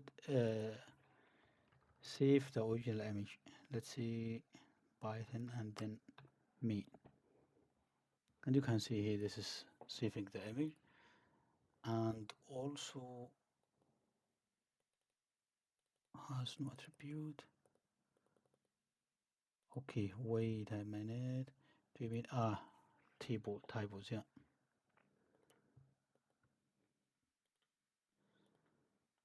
Okay, you can see for instance in line 16, you can see here in line 16, reset, there's no original image. Why there's no original?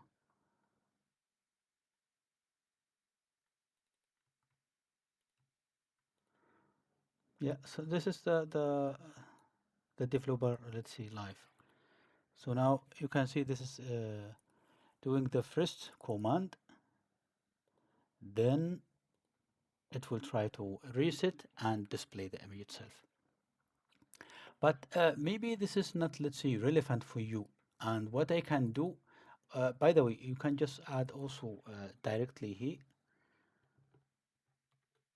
copy and file name, and you can see from here, copy, then without defining an object.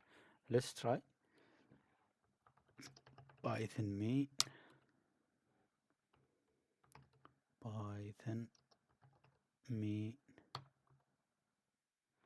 So you can see it's also with the class name itself. Okay, but let's say you don't need to work with this. You also need only with the class itself. So you can see, for instance, processor dot load, then processor dot, let's see, resize the image to 20 by 20, then processor dot save. This you can see resized dot png,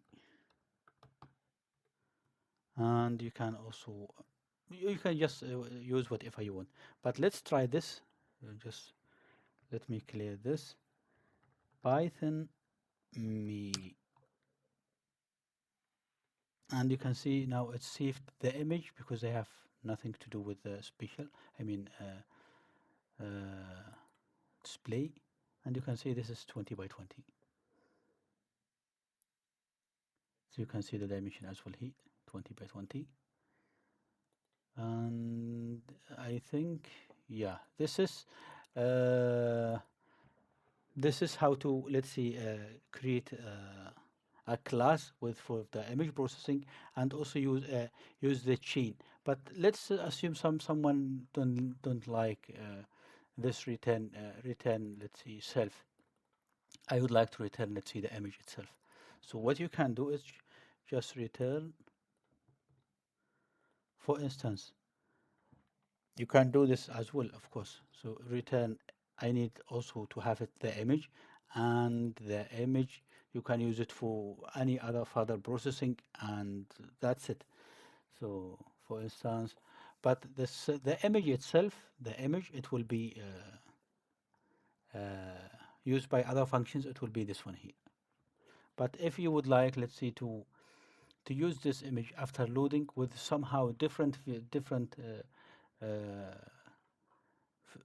let's see, functions, for instance, like this, we need to use this. And let me just load, and I can go here, and also I need to import this function, and here I have load. Now image is equal blah blah blah, and here display image, it's um,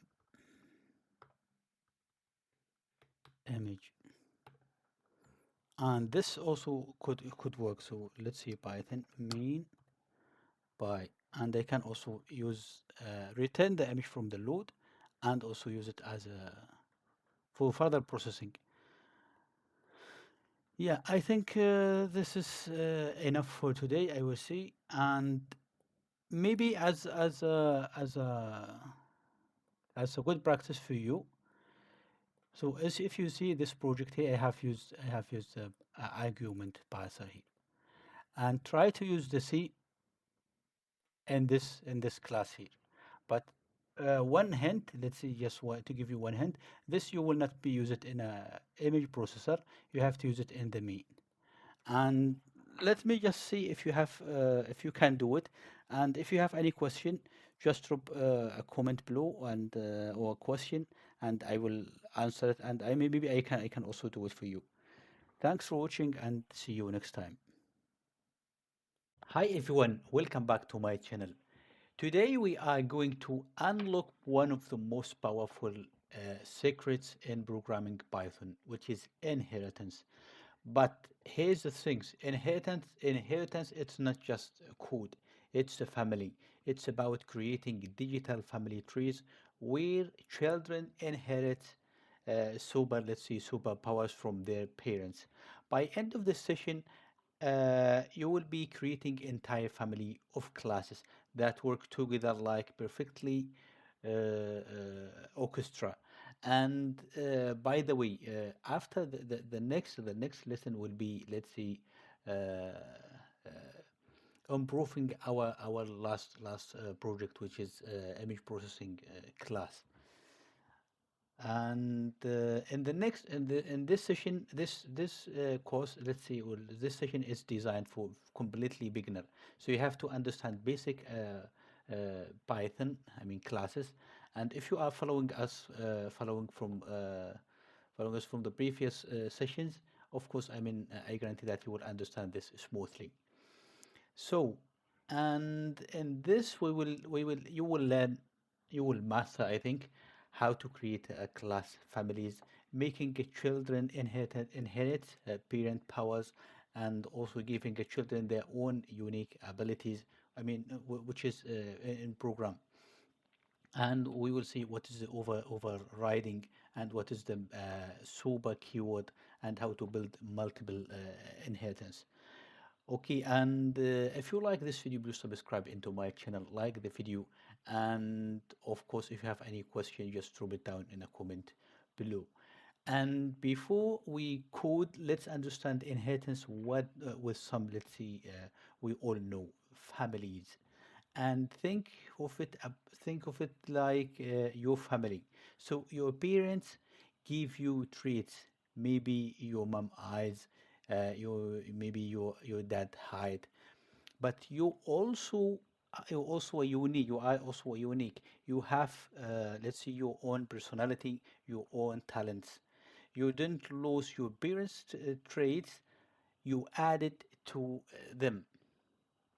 See, this is somehow a short explanation, and this is exactly how Python and inheritance work. So in a programming, parent class parent class is mom and dad. Let's see, this is the template, and the child class, which is called derived class or subclass, which is the inherited parent features plus add its own. And the attributes is family characteristic like eye color, height, maybe I don't know. This may be enough. And let's say this in a in a magic, let's say in a code.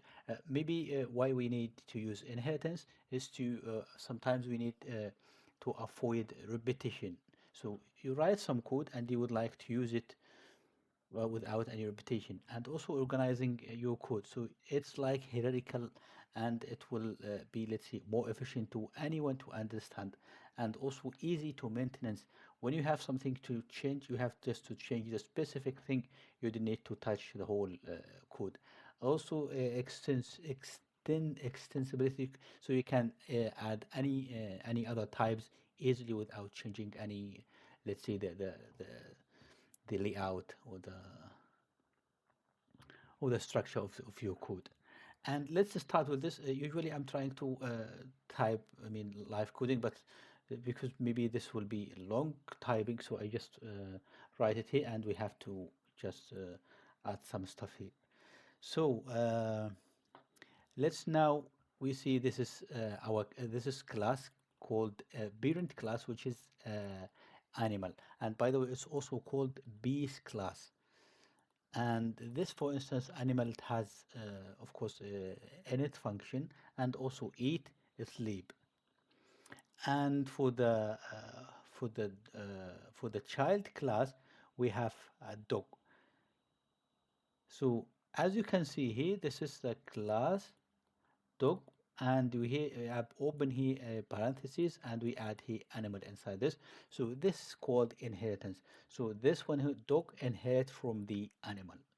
When we add this class here, the outside one, is inherited the behavior of this class here. And if you see here, we have nothing to do with the with the class, with the dog class, and I would like to show you when I create, let's say, a dog object, I can use these functions here. So let me just create it here. We can just create it together. So let's say generic animal is called animal, and we call this, let's say, generic. This is let's see general animal, and now we need to see dog one is equal dog, and the name of the dog is, let's see, I don't know, Bobby. Let's just say like this, and let me now print some parent animal. So if I see print uh, generic animal dot, let's see, 8, and also we need to print as well, which is sleep. Let's see, sleep, and this is for the generic one.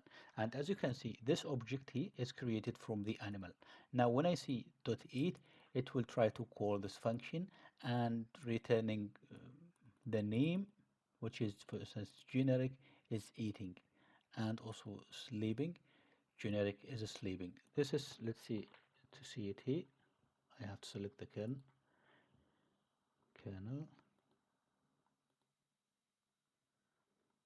and you can see here generic is eating and generic is sleeping. Now let's see here we have our, and you can see, of course, the after initialization we have to print this. That's why we have seen this animal generic and poopy created. Now let's try to use the d1 or dog to call some function which is, let's see, are not listed in the dog class, but it's the in animal class.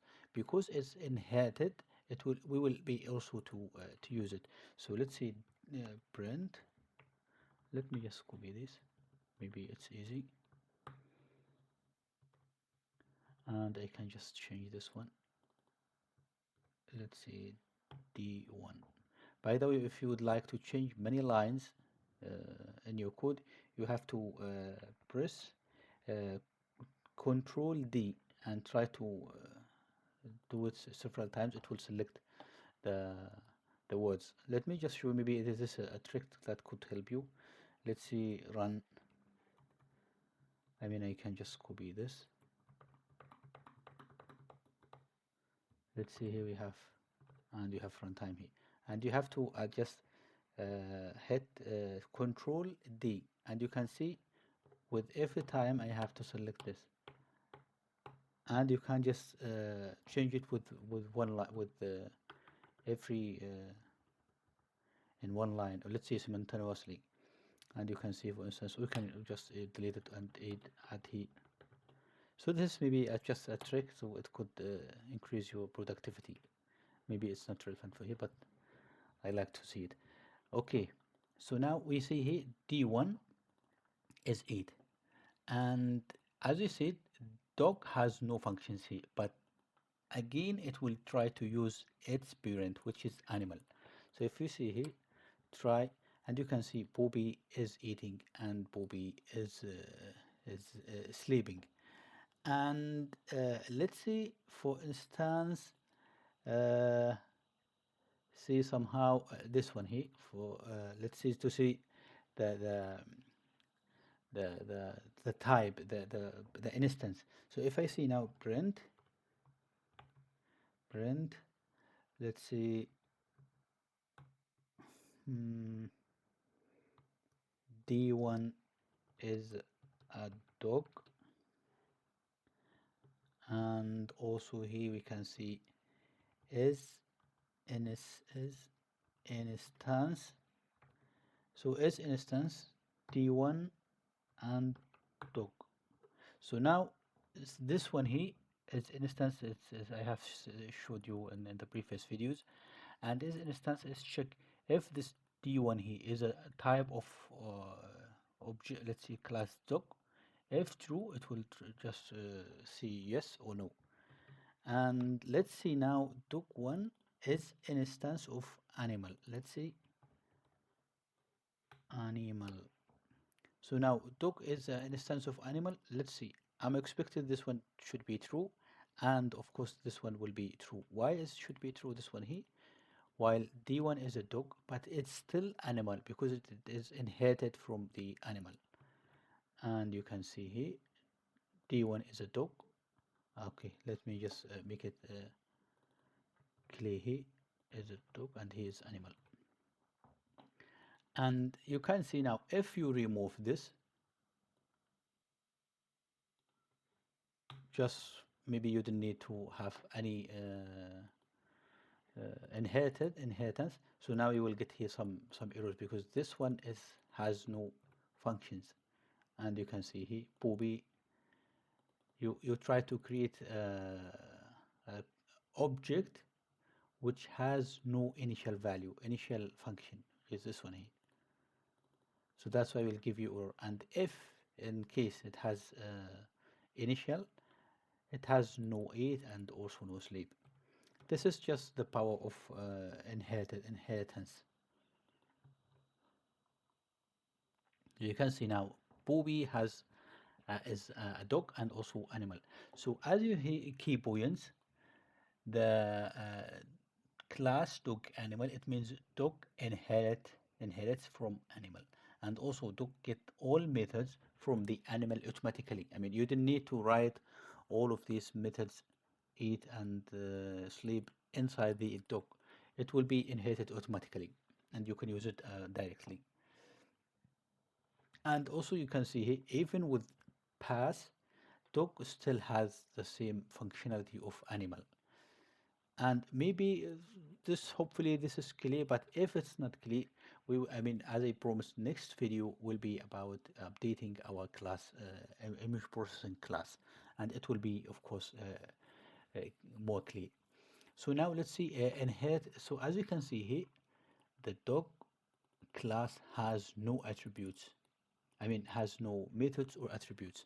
Now we can add inherit methods and also attributes. No, this is the next. It's the next section, which is adding a new methods and to the child.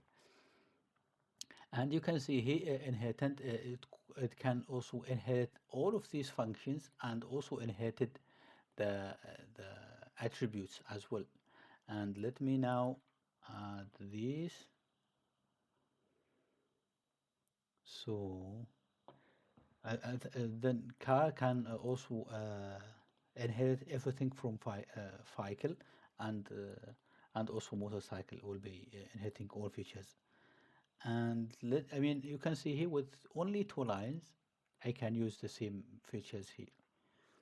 And let me now just add some output, somehow printing. Let's see, print. Let's see, for instance, here it's the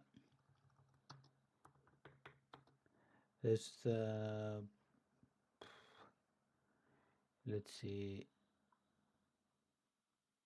Oh, without this comments. So let's see, print. Oh, first we need to create objects. Let's see, my car. My car is, I have created a car, and as you can see here, the car has no parameters. I mean, has attributes, but I can still use the brand and also year. So let's see here. I can see car.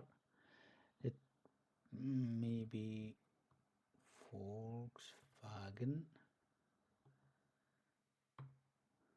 Let's see, Polo, and also the year of 2020. This is, for instance, my car, and this is, let's create my my bike, and we can see here moto motorcycle, and let's see here we can see Honda, and also the type, let's see CBR and 25, it's new. And if we see now the car operation, we can see print my car dot get info, and you can see this get info, it's in the vehicle class, but still I can use it as well. So you can see now I'll just give, maybe he get start, and also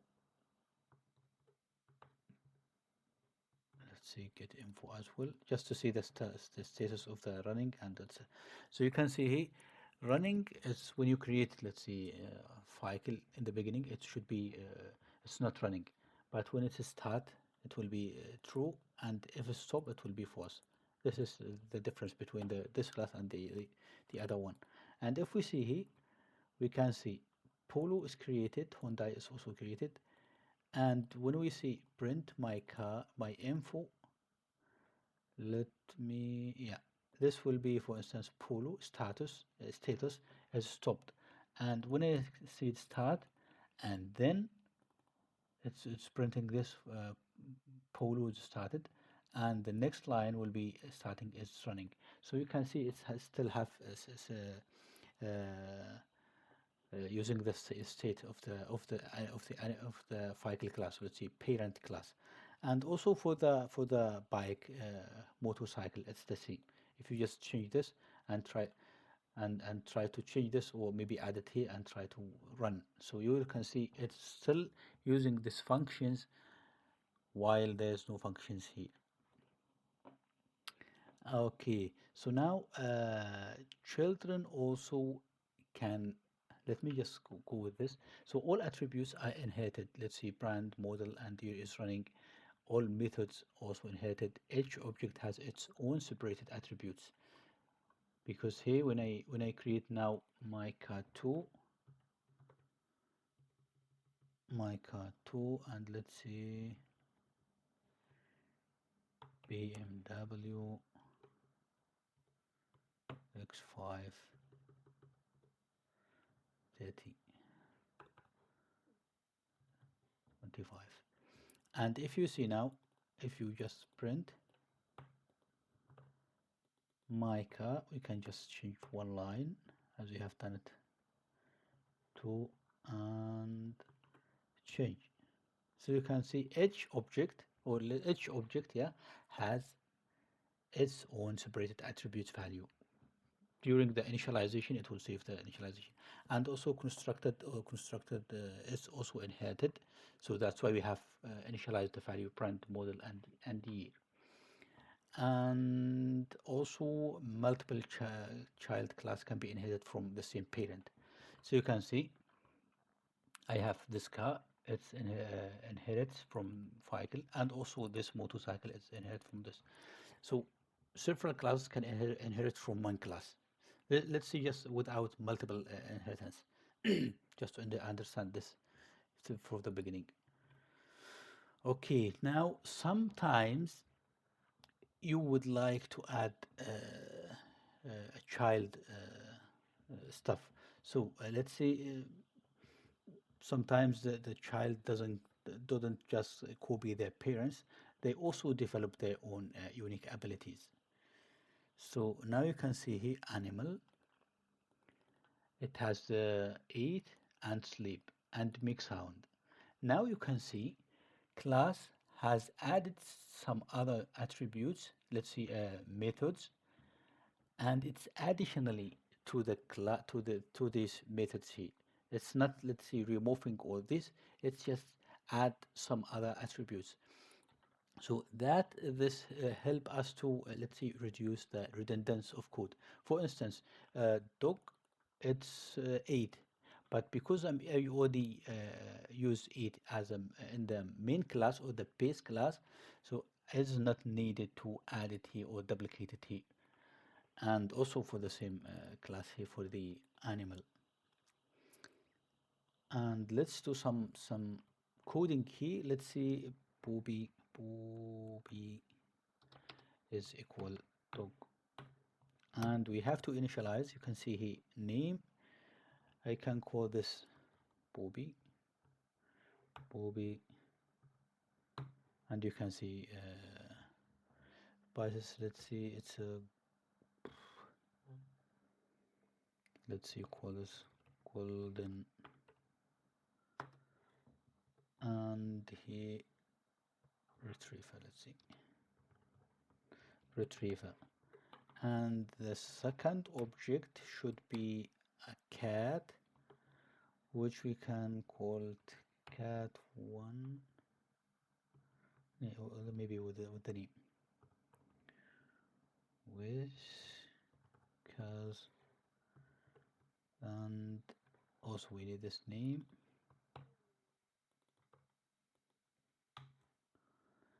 and let's see, German cat. Now I will now print the dog abilities. So let's see here, dog abilities. Sorry for the miss typos. But now let's see, print booby dot eat. So now see, this inherited from the animal. It's not in this class, it's inherited from the animal. So we can use it, still we can use it. And let's see now, we can also add sleep. We can also, it's also inherited from the animal. And let's see, now try to use its abilities. Let's see its own abilities from the class itself, from the dog class itself. But it's only in a on dog class. And by the way, you can see here the most common functions must should be in a base class, and the specific activities or behavior should be only on a specific, for instance, class.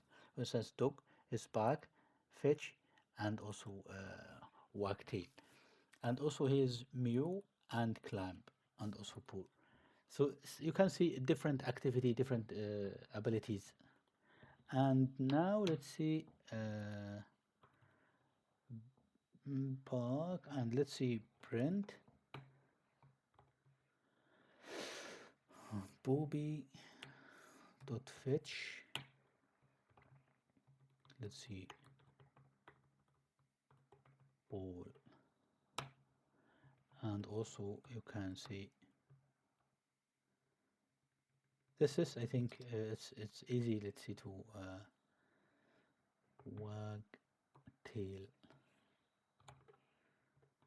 This is for instance for the dog, and for the let's see, for the cat we can also use the same.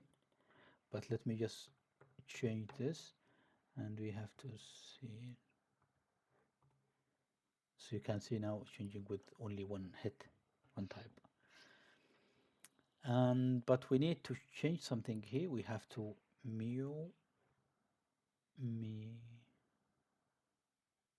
Is it mule?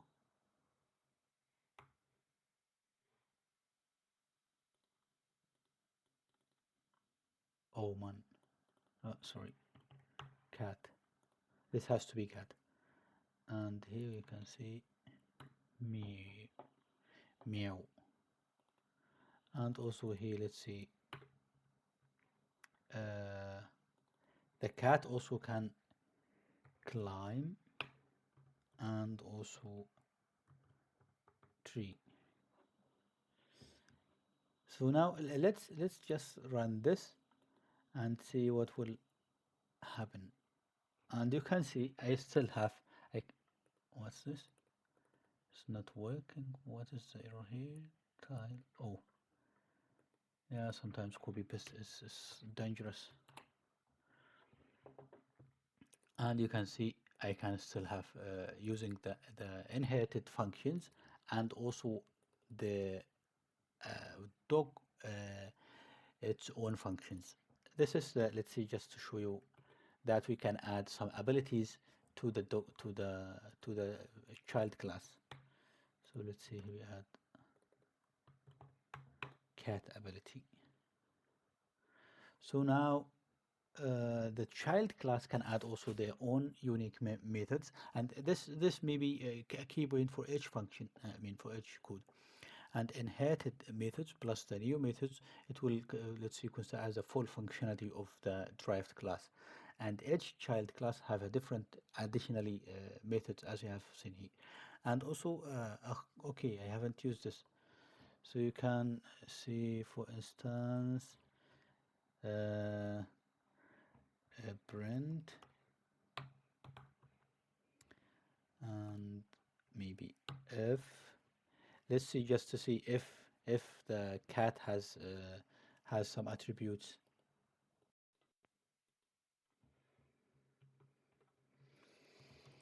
Dog, let's see, can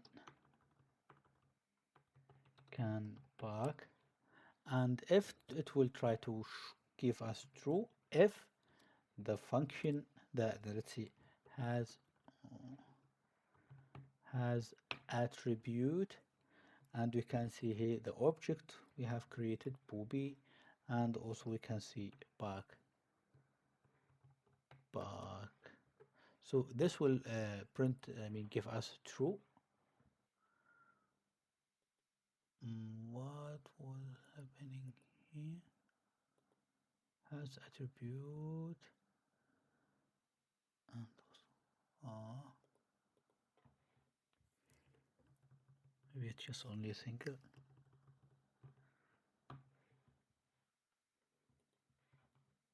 Okay, it's only a single quotation. And you can see here dog can bark. But now if I use this, and I can see cat, and you can see here witches and bark, this will give us error. Why? I mean not error, false. Why? Because the cat has no function bark. This, so bark, it's only specific for dog. It's not an animal. It's only on dog class. I think that's this is for this function. And here, for the overriding parent methods, sometimes we wanted to change how inherited methods work. And let's see here. So I have here the animal class, and it has make sound, move, and introduce. And the dog here, it has the same function. Let's see, you can see make sound. And when you see the same function from the it's in the base class, and also in the inherited class, this means it's called override. So it means you will try to change the behavior of the function, of the original function. So now you can see here make sound, and here's, for instance, make generic sound. And here it's uh, is somehow working only for dog. It will be woof woof. And for the cat itself, for the cat as well, we can change the sound. So this somehow, when you have some functions, you would like to change the functionality of the parent class, you can use this override. Just call the function as it is and add your implementation.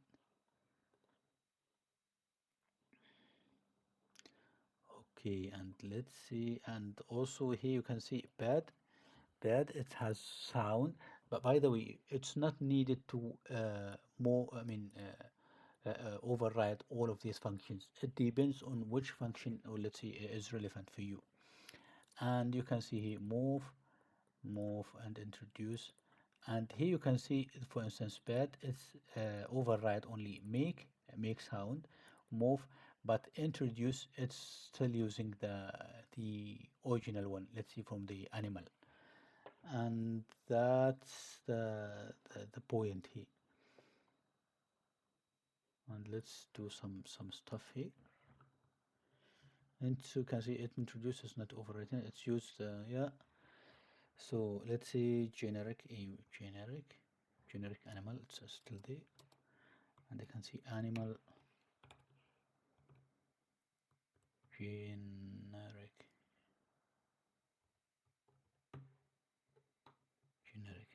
Then Booby is a dog with name Booby. And we can also use a cat. Let's see, Max. We can call this cat as Max. Sorry, Max. And we can call this a bed, the third class called, let's see, Tweety, or maybe Tweety is equal bed. Then we can see here Tweety. Now let's just make all of these objects in one list, and so we can use uh, animals. We can use a for loop to access all these functions. So animals, we can copy this, put it here, because this will be also reviewing the for loop and also the list and everything. Maybe Max, it's not. Maybe it's a keyword sometimes, because if you import now math, it will there's a conflict between this is maybe max value, but let's just try this now. For instance, for animal n animals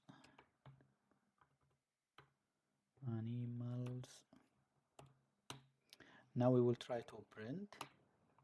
I mean, instead of printing all for each object or functions, you can just put the for loop, and it will do the same stuff for you.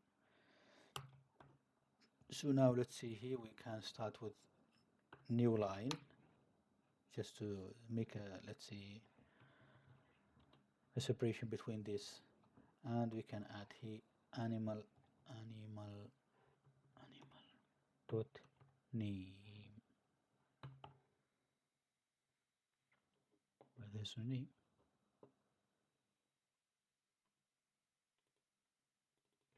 See, it's not private, so I can access this. Oh yeah, so I have semicolon. I mean comma. Okay, so now let's see. I also can use make sound, make sound.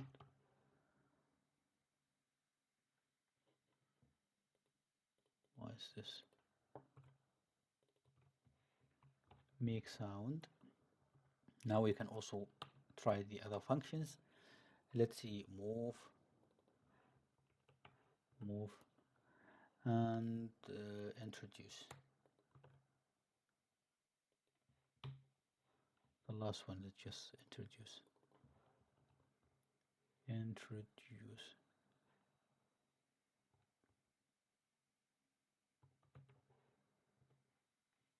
Why it's not completing?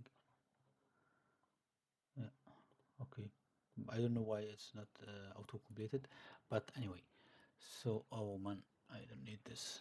Just only we needed one.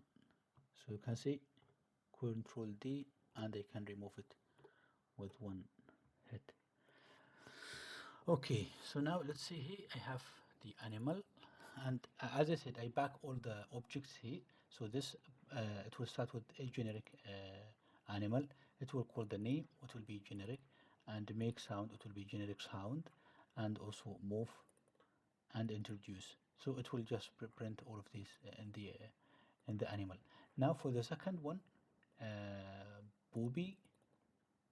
Oh yeah, I need to also to add this. And as you can see, Bobby and Max will try to call this make sound and move and introduce. The override methods.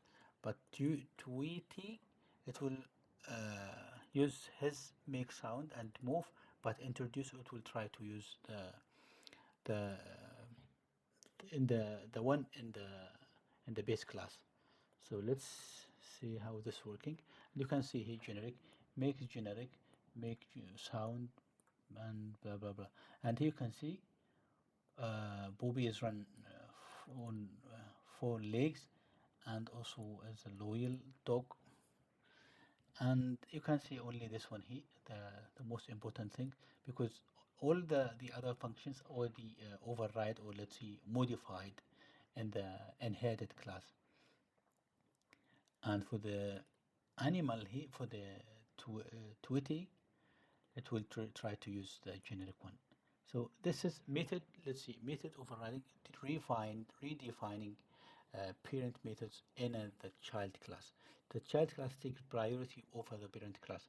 So when you see here, when I try to make a make sound, for instance, with animal, for instance, animal dot make sound, for instance, Bobby dot make sound.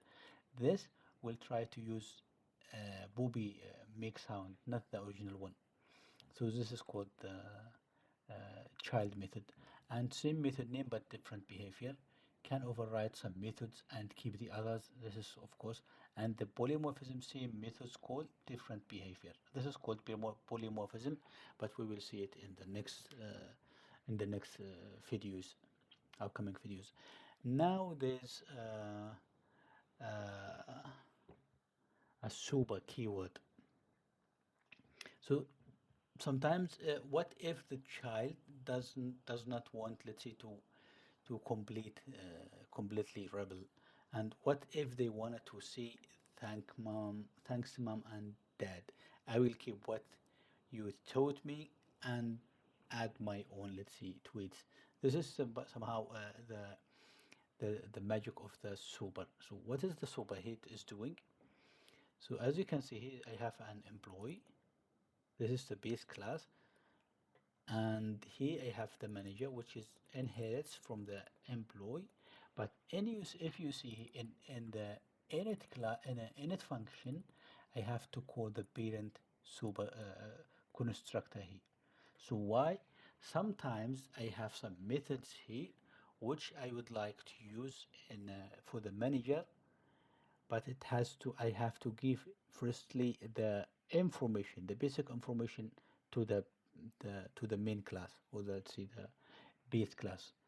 And see, for instance, I have a get info, work, then get annual. So all of this, let's see, overridden. But if you see here, during the calculation, let's see the even the work, or maybe get info. Let's just start with this before the sorry. So here is initializing the attributes of the superclass of this one here. Now when I see a get, for instance, get info, I will try to use what is already in super and use the get info. So now I will use the get info of the base class. And the interesting thing here is sometimes you have here bonus. I will try to use the bonus what is already in the base class. Now I would like to, let's see, to update my stuff here. So you can see team size multiplied by 1,000, and it means $1,000 for each team member, and return the base bonus plus the manager bonus. So you can see it's somehow combination between this. This is the magic, let's see, of using sober. And when you have a class inherited from another class, to please don't forget to have this sober initialization. If you will use some attributes, or you need some data from the base class, as we have done it here. So since we need some data from the base class, as you can see here. So this line here is calling the get annual bonus from the base class. And yeah, so this is a manager and here's a developer and uh, let's see, so adding some stuff here. Developer,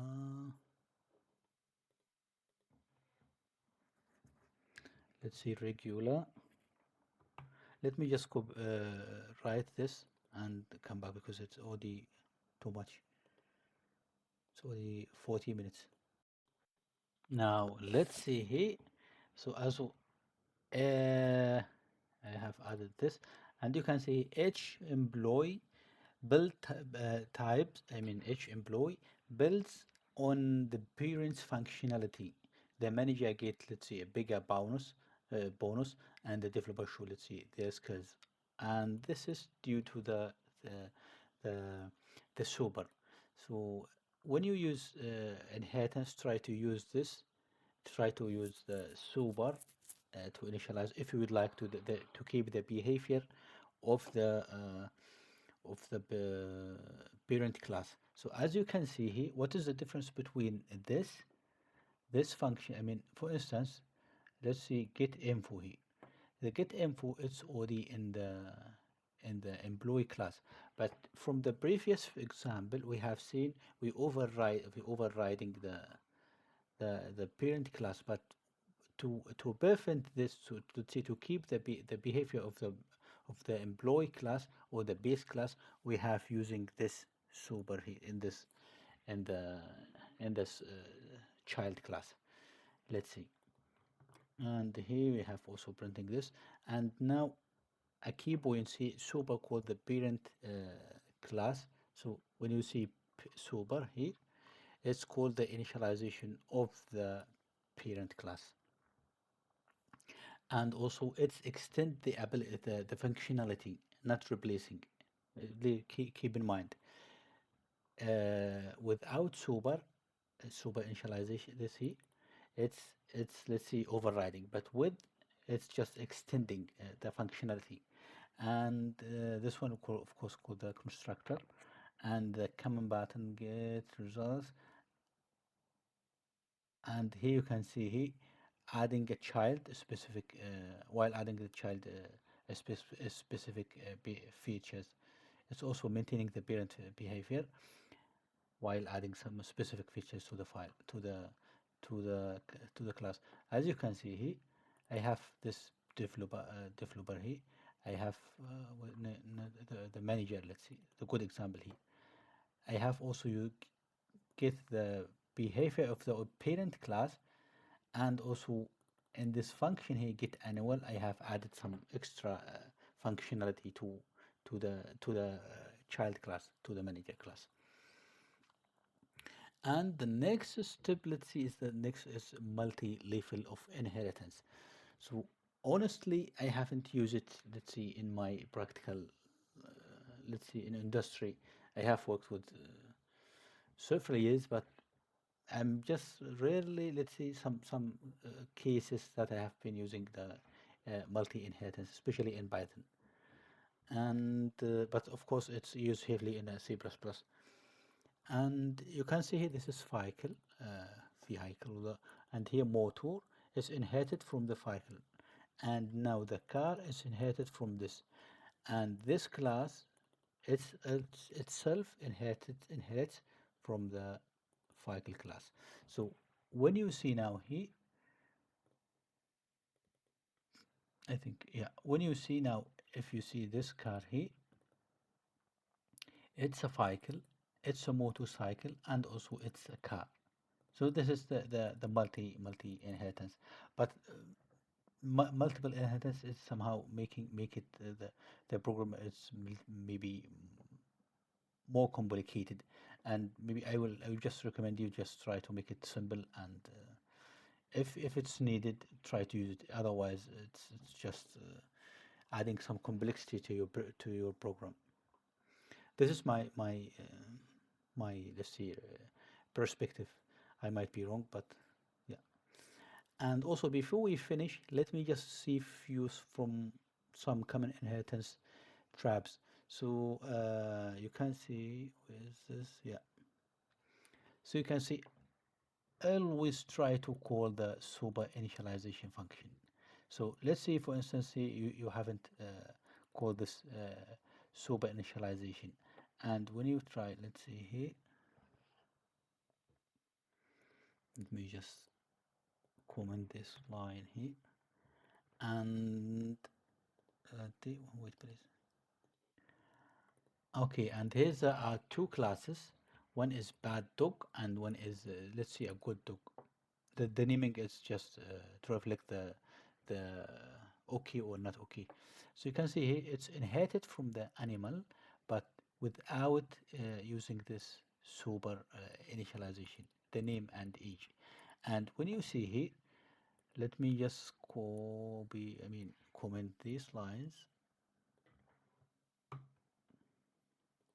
And if you see here, I try to initialize the bad class, bad dog with bad and three and labrador. See, and here it's animal, but without initialization, without this one here, name and age won't be, let's see, initialized. And if you see now here, it has attribute bad dog, it has attribute, I mean usually in the animal it has name, but without this it will not be it will be let's see, false. And you can see bad has name false, and bad dog has age false. Why it's this is only because of this missing, I mean this missing super initialization. And if you see this one here, after initialization, you can see now it's true. Why? Because we have used super initial. We call the constructor of the parent class. And do you know what is this doing? It's just adding 50 50 this sign here, equal, yeah, it's equal. And this is just to somehow if you would like to print some, let's see, many strings, but instead of just typing several times, you can just add the string that you would like and multiply by the number you would like to repeat. Okay, now the overriding is without, let's see, understanding. And let me just copy this.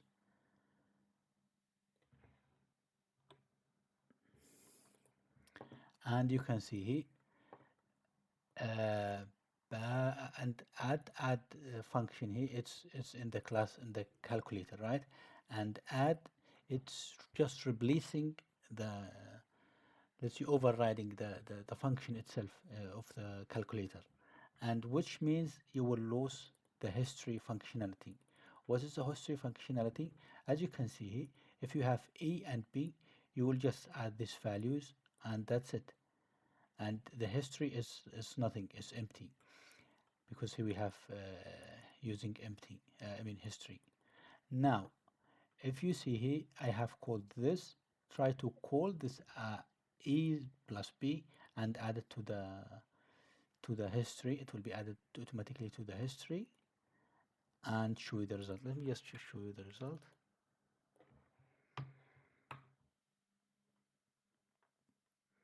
So you can see bad calculator is history is empty, but the calculator, this one, is has some values, or let's say strings. Why? Because you have the history here. This is just because you have replaced the add, override the add of the main class. And you can see here we have still have the function, but we have added super. It's like the previous one. Okay, and common mistakes for the inheritance, you might be forget the super keywords, and also overriding without a super, it's losing the parent functionality, as you have seen. And also, as I said, deep inheritance, it makes hard to understand, and I'm trying to avoid this indeed. Function, I mean multi inheritance. I try to make as much as I can to avoid the multi-inheritance, because sometimes inheritance might give you some, I mean, when you try to debug the program, it will not be easy to find the error. And also try to use super and keep inheritance, as I said, simple, and also document the relationship, make the inheritance. If you need the inheritance, try to make it. If not, you don't need it. This is the let's say the goal.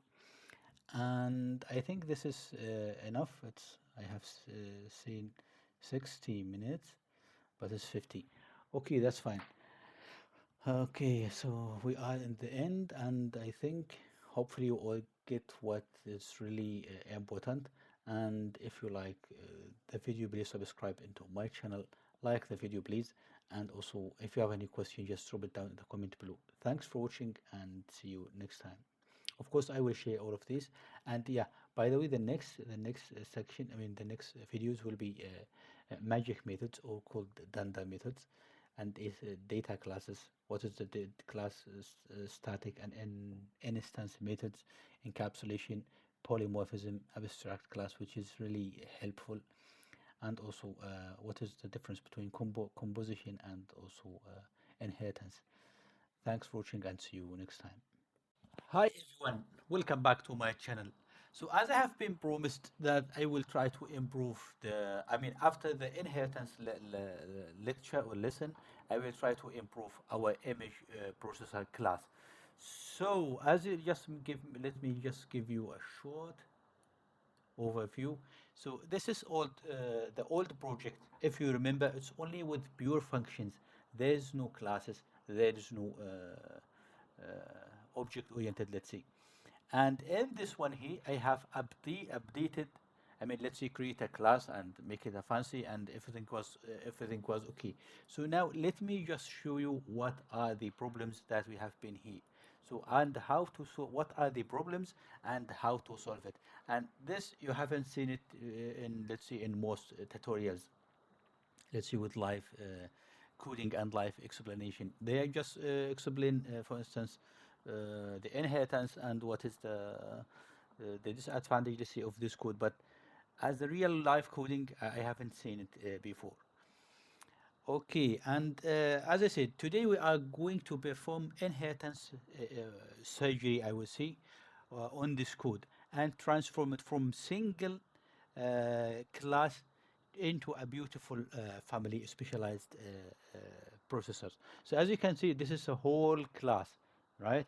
And I will now let you know what are the problems in this class and also how to solve. So in the next and then in this session, we will see how to diagnose code problems, and how to, let's see, make a surgery separated concerns, and how to create a class families out of this class, and how to add, let's see, a superpower through the using the inheritance, and how to make a code that let's see, extendable. So because here, if you just try to add some other information, you will just make it a big file, which is hard to, let's see, maintenance, and we will just see in a moment. So now this is our code, right? And at the first view, or let's say glance, it's look pretty good, right? And also it's working. There's no problems, and we have tested everything was okay. And let's just do some diagnosis. So some guys I just make afraid that I will not touch this code, this code. But when you start to do programming, and you just need to do the specific job, and you don't need to, I mean, you see, my program is working perfectly, then why I should, let's say, update it. But because your program is just a small program, and it's not, let's say, a big system, and you are only alone that might be working on this project, so you are satisfied with the code. But if you are working with a team, you can, I mean, many problems will be raised. And let's see here, for instance, this is the class here. And from the first, let's look at the operations that is done by this class. It's like file operations, like load and also save, and let's say display. This, for instance, file operations, right? And the second one is a basic transformation, which is, for instance, reset, resize, rotate, toggle scale, and let's say flip. And the image filtering, for instance, is like blurring, adding the blurring. And the second, it's a different algorithm. Let's see, it's the third or the fourth one is edge detection. We have been using, let's see, canny algorithm. And as you can see here, all this mixed together in one class. And this is the, let's say, the symptom of our sick code. This, I will say it as a sick code. So single, the first one is single responsibility violation.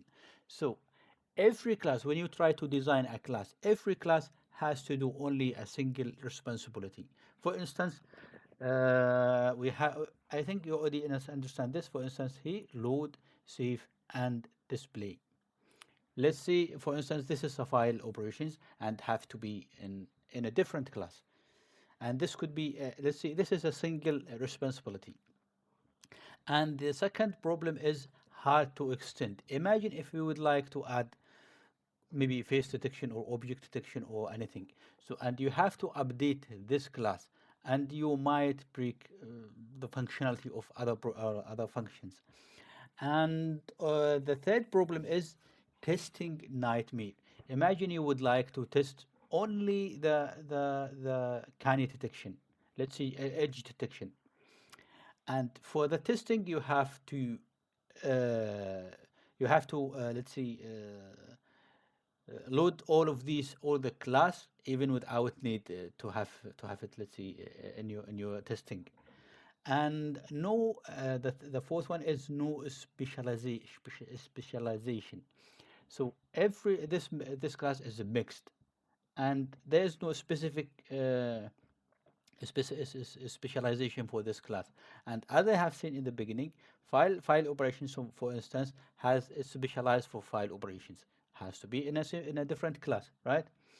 And the fifth, let's see, issue here, if you have any issue, right? And you, I mean, of course, you have to see where's the issue here. And imagine if you have a lot, this is, we have only 100 line here. And imagine if you have 1,000 lines, 3,000, 5,000 lines, and only one class, let's say. And you have to check all of these, might be you need to check all of these functions. Where's the error? Why I have this error here, for instance? And this will make let's see, it's just adding a headache. And but let's see, don't worry, this we can solve this by inheritance. So please, if you haven't seen the inheritance, I have already uploaded. I will make a link in the, I will put the link in the description. So please be sure that you have seen this. It was a comprehensive and explained everything in a very more details. Maybe, by the way, please subscribe into my channel, like the video, and also if you have any questions, or maybe if you have a code and you would like to have a look and you could, please just let me know in the comment below. Okay, now let's master our class, and we need to create somehow a beautiful family tree. And as you can see here, this is the old class. I just have copied to here, and now I would like now to create different files with different classes. So I will just this I will not just touch this. I need just to use it for the copying the functions. Now let me go here, and I will create a base class, base image processor with py. So in this class, I will just show in a moment. And let me just write down here what we need. So we have base image pro image processor, and we need basic image processor. Now here we need, let's see, filter, for example, the blurring. This is only a text, so don't mind. And now edge detection processor. And the third one, I mean one, the last one. It's up to you. Yeah, you can divide it into whatever you want. Let's see, advanced processor. So this is, for instance, the parent class, the base class, and the second one, basic image processing, is a basic operations, and this is the filtering specialist, and this is edge detection. Let's see, expert, and this is the super here with all powers. Let's see, like this, and we might don't need this, but just like this. So as I have, if you already understand here, I have said this load, I mean, file operations has to be in a different class, uh, basic transformation has to be in a different class, and that's it. So let's go to the classes itself. So now if you see, if you just from this uh, let's see, overview, and you can see what we have just after this, let's see, diagnosis, what we have seen: separation. We solve separation of concern, and now each class done only one thing. And also easy to, sorry, easy extension. You can add new processor without touching existing one. For instance, you can add here, maybe you need to add, let's see, anomaly anomaly anomaly processor. And when you define such classes, for instance this one here, it's supposed that you don't touch any of these previous classes. You just have to focus on your class. Why? Because all the previous classes already tested and everything is fine. We will see how to do this in a moment. And now you can see we have the polymorphism. Sometimes you have the same interface but different capabilities. And also the third, let's say the fourth advantage is code reuse. You could use whatever you want. Assume that you would like in the old class, you would like just to perform, let's see. Where is it? Gray to scale. I mean, converting images or rotating the images. But for this class, you have to import every functions in this class. But sometimes it's not needed. This is a code reuse. So, for instance, I would like to use this basic processor. I just use this, and the filter, edge detection, advanced, and anomaly processors will not be included in my, let's see, small program. This is just to be clear. And also a testing, it will be super easy to test. If you just need to test first edge detection, you will just focus on this, and the other one you will not touch this, unless you need to test, of course. And let's now create our class, base image processor. So I will just comment these lines here. Maybe we need this. I'm not quite sure if the spelling is correct. Image processor. Hopefully this is okay. So now I will create now a file, k.py. What's this? Base. Oh, already created.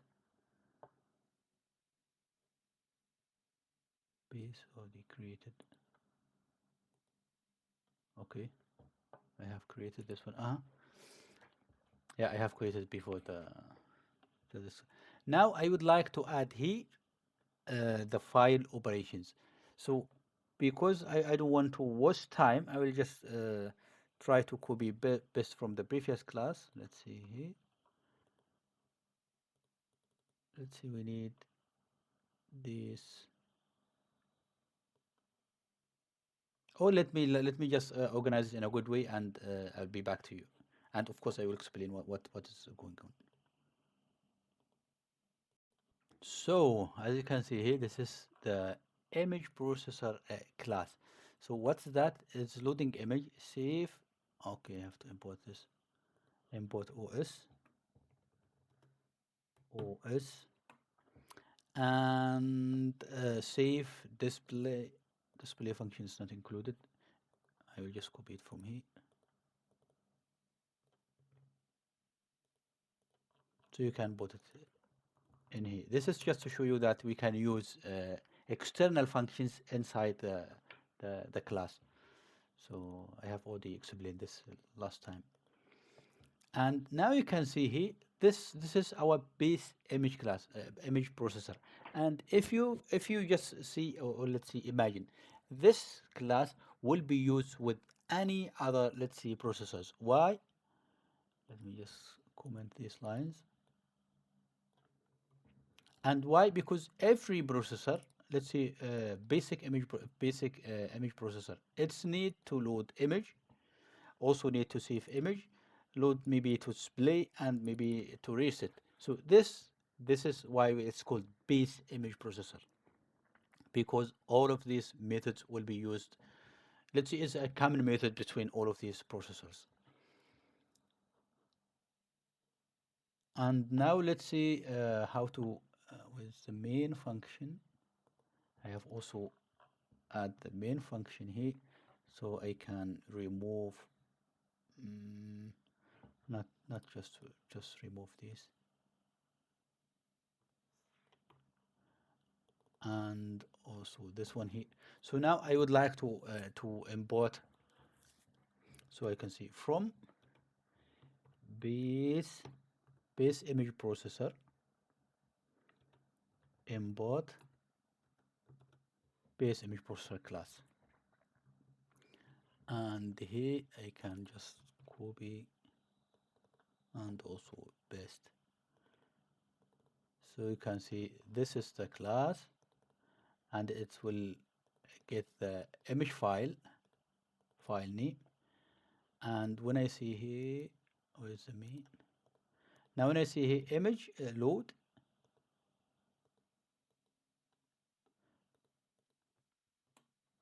and let's see here print. Can I do I should I add this in a I mean, regarding the class, has to be in a Python file extension .py. And for this tutorial, I can also use the Jupyter notebook just to show you the functionality. Let's see, main.py notebook, and select the kernel, of course. And from the main, we can copy this. We need to import this, try to make it separated, just to make everything is organized. And now we have this image, and we can see print image.shape.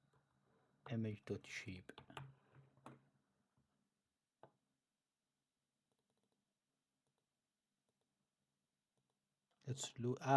Okay. It's returning the self. So when I see, for instance, return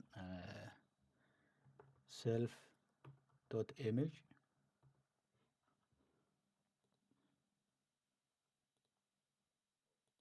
we have to import this again, and shape.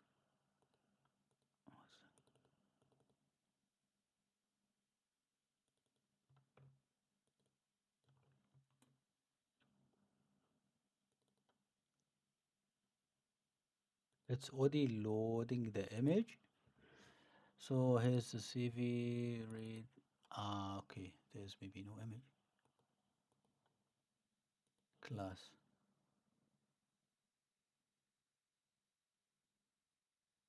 Should be. So let me check.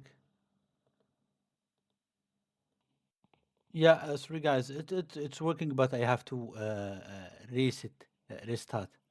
So when you change the class, I don't know what's going on with the Jupyter notebook. It's just keeping the previous version, but you have to reset. I mean restart, and it should work. As I said in the very beginning, that I'm not, let's say, a fan of the Jupyter notebook. I'm just trying to make things easier for you.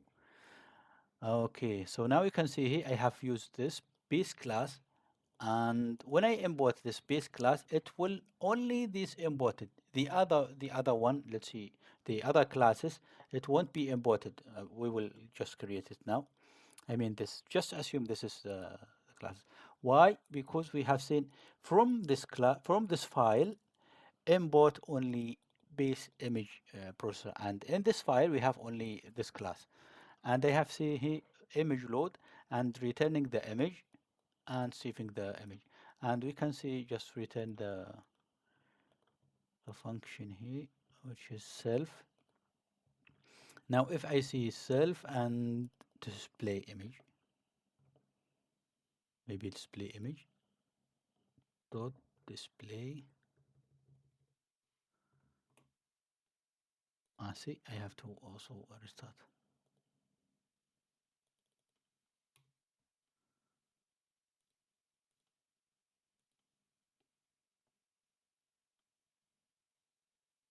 It's not showing. I don't know why.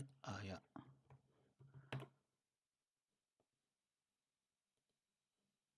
Yeah. So you can see it's showing the images here. So this is maybe a good hint that if you change the class and using the Jupyter notebook, you have maybe to restart. Okay, then let's go back to the other classes.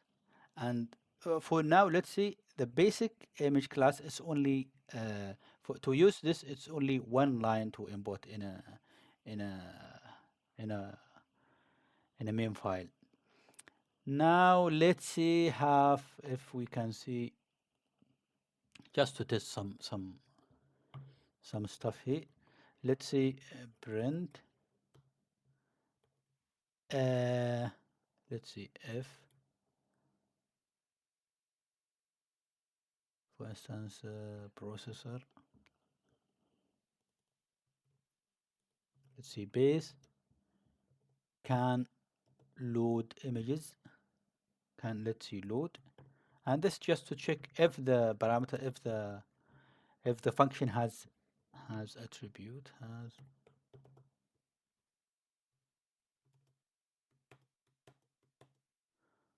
I don't like this. Has attribute attribute. Now we have to add the processor. This one here, and we can see which method you can see load. So just to check if the load is can be loaded by the processor. And if we use such a different method, let's see what was in this one here.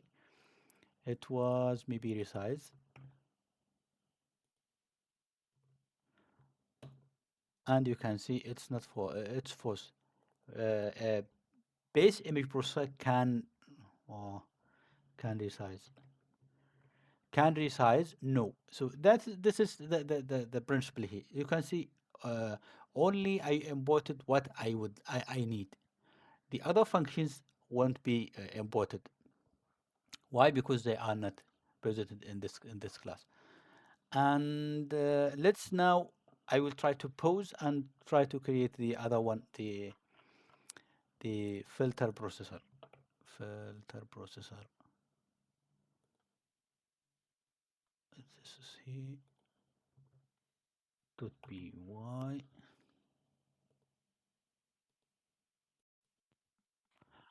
Okay, so this is the filter processor. So as you can see in this original class, I have only the where's the blurring? Yeah, apply blurring, and here is just extended, but the functional itself, it's all doing the filtering. So that is, you can add blurring, you can add medium blur, you can add sharpness and everything. Okay, so you can see here, this class is inherited from here, and but it's not here.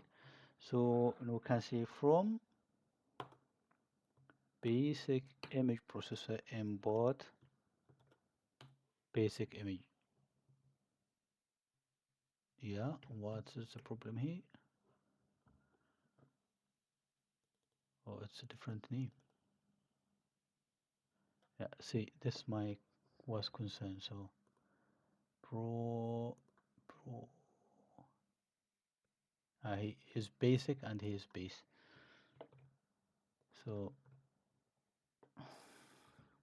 and this, for instance, class, as I have seen, focusing on filtering. Of course, we need to import cv2 and import numpy as nb. And so as you can see here, I have added this documentation. This documentation is what was, let's say, covered in a function class. I will attach the file. I mean, the, write it in the description. And for instance, this now is doing the filtering and only the filtering. And so we can see here the the filter processor inherits everything from basic image processor. So which inherit from the base image processor, and everything in the base image processor will be added in this class here, and it could be used inside this function. So as you can can see here, this class this filter class, for instance, to calculate, let's say, to find to apply a blurring, you have to read the image, right? And that's why we have imported the base image processor here. And we will see how to use this. And let me just go here.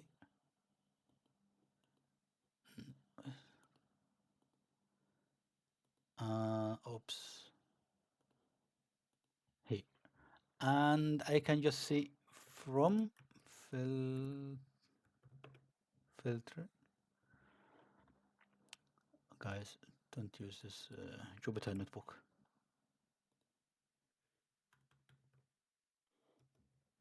Import. Hopefully this is the right name. Let me just check now. Okay, perfect.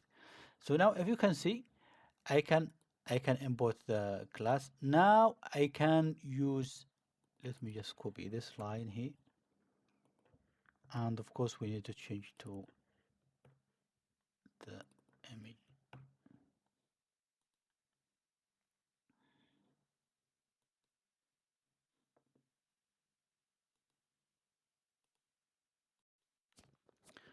Okay, so you can see here I have imported this class, and one maybe let's see if just you would like to use this blurring and sharpness, then save the image. We will see the result, how the result looks like.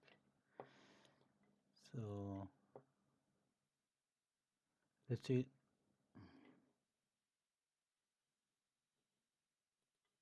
This is our updated image, and this is the original. You can see this is the original one, and this is the processed one. Let's try to make it a sharpness here and the edges. Yeah, by the way, maybe a good hint or maybe a good question here, not a good question, a good note.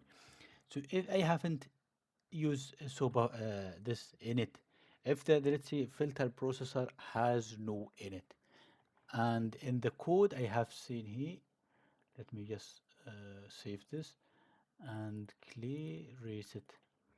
Now if I see import, and you can see here import filter, I mean a filter processor has attribute, let's see, parameters, and these parameters it's supposed to have, let's see, initial init function. But because there's no init function, it will try to see the base function, the inherited function, the base function. And if it has init function, it will initialize the file, file name and image. And because if there's no, and if there's one, you can just use this to initialize the super class. Let's see the base class, and let's see what using without this. And let's just make sure that everything is clean. I have to import indeed. Import. Now this, and you can see here it's reading the class, reading the image, and save it. Let me just see, delete it, just to be quite sure that everything is running. Maybe it's saved from the previous experiment run. Let's see, and here you can see, well, yeah. So now you can see it's the C. So either you have to use but for me as advice, try to use Sobahi to initialize the base function. This is my advice. I have also provided mentioned it in the last video. Okay, and you can see I have also created the base class, basic processor, which contains only agree to scale, resize, rotate, flip, and etc. And you can see here, for instance, let's see, where's the main function, and let me just restart. You don't need to restart every time, but so let's see here. I will just remove this. It's not needed. Or maybe this is to calculate how many methods in this class. So let's see, grayscale, then dot rotate, then dot save. And rotate, it will take the default parameters. So it's center none and scale one. Because we need to the angle. So we have to provide the angle here. Let's see, rotate 90 degree. And we have to hit, and we will see our image result. So now we can see it's grayscale, then rotate, then save. You can see here. And this is how thing is working. And let me finish the code, and I will back to you because it's already half an hour. Okay. My goal is just to make you that understanding everything correctly. That's why I'm just doing this experiment for you. Even one hint, I just forgot to mention that. Let me just close some stuff, and you can see here, for instance, this is the class that we might create it, right? And you can see in the base image, we have these only the file operations, and for the basic is inherited from the base image, and it has resize, rotate, and flip, and etc. Now the edge detection, or maybe a filter processor, it could be imported also from basic. I will just show you why we need to import it from basic, and also we need to have basic processor. Okay, see, in the base base image processor. Maybe the name is hard, right? Hopefully it's a base image processor. It has only a file operations, and the basic image processor, it has the resize, rotate, and flip. And for filter, we can use inherits from the basic image processor to ensure that I will get the basic image processor methods plus the one that inherited from the basic image processor. If you see basic image processor, it has base image processor. which is yeah, base, which is has load and etc. Hopefully it's clear now. So once again, I have here filter processor, and it inherits from basic image processor. You could also do it from, if you would like to use some methods from basic and also from base, just use the latest one, the latest hierarchy. So in this case, I will assure that I will use the methods from basic and also all the methods from base. So hopefully this is clear. And let me just show you here. For instance, you need to maybe resize. Resize. Oh, let's see 50 by 50. Then apply the blurring, the filter. And let's see, blurring, it's not defined.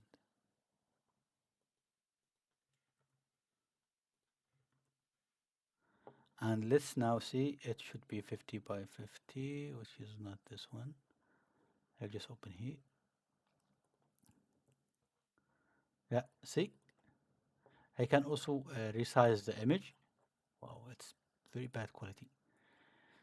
Uh, I can also, for the filter, I use the functionality of basic image processor plus the base image processor.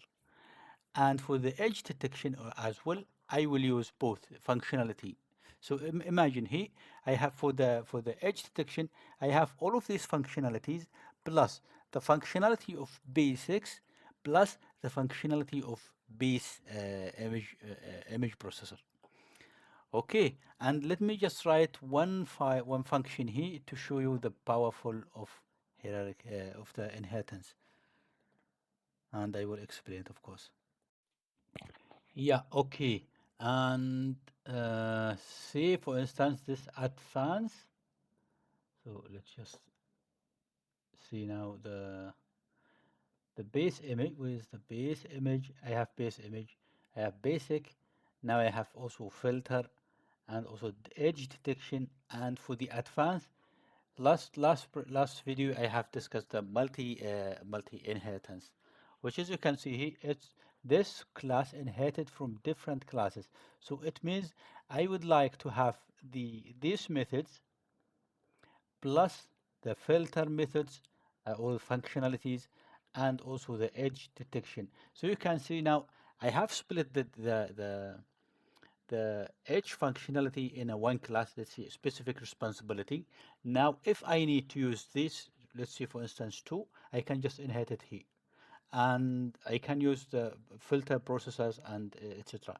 Now, let me just show you the one benefit of the what's that? The inheritance. So I have imported from, let's see, for instance, I need to only reading and receiving image from this one. I can use just only this. If I need to perform only a specific, let's say, basic image processor, I have to import this. If I need to do filtering, I have to import filter processor. Edge detection, I have to import this one here. And if edge detection need some functions from basic, it will be inherited. It will be used directly. I mean, inherited directly or automatically, and you could use it without, let's say, replicating the code.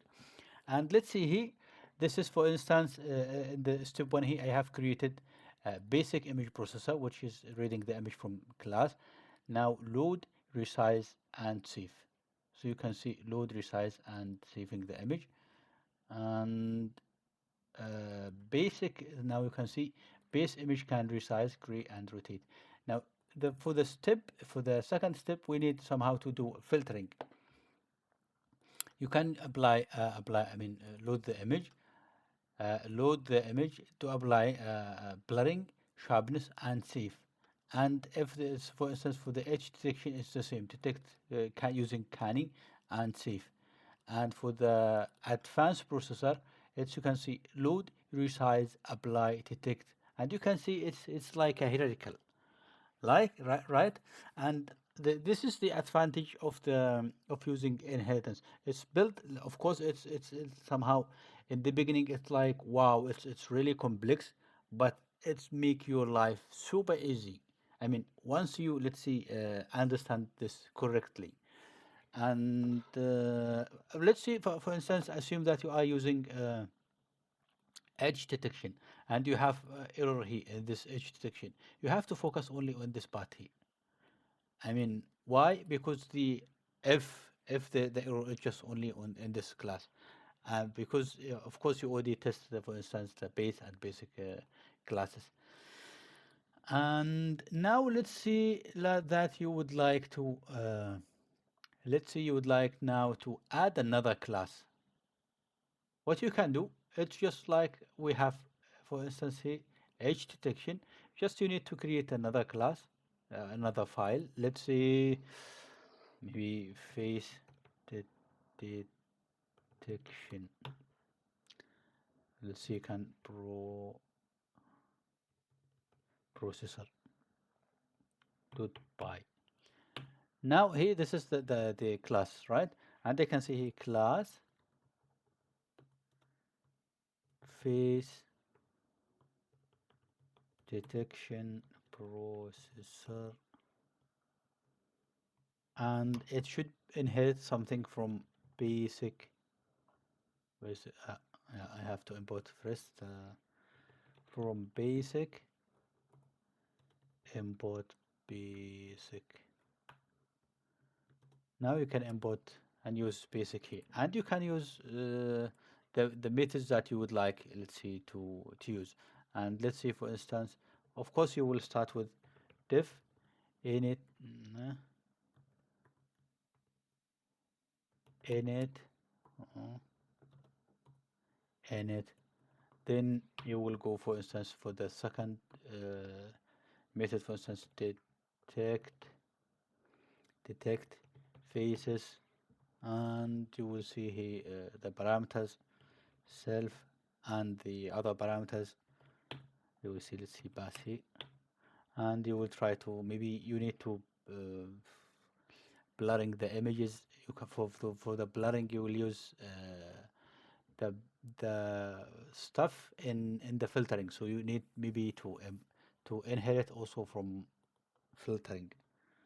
And etc. This is just to make it. I hope I have made this clearly for you, because it's a really a real system, real example. I have This is our code, the original code, and now instead of this one function, one line code, I mean, in one class, I have divided in several classes, which is in if someone is, let's see, in the beginning is see, oh, it's really hard, but I will recommend you to work on this stuff, and I'm quite sure you'll be, let's say, a professional. So what we have solved here, so now we can see it's a beautiful family. I will see it as a processor, as a family of specialized processors, and easy extension without touching existing code, as I have showed you here. So now you can see with the face detection, if you would like to add a face detection, you will just add the functions here, and you will not touch any of these classes here.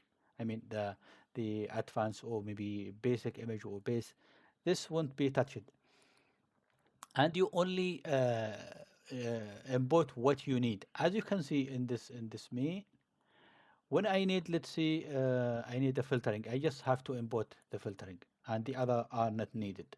Let's see, this is just as example, even this one here. And if you need edge detection, you will just import edge detection. You can see now I'm using what I only need. And edge processor, it can be testable independently. If you would like to test edge detect, let's see, edge detection, because it might have issues, maybe, I don't know, just for example, of course you know why it's having some errors, and maybe the input size, let's say, assuming that you are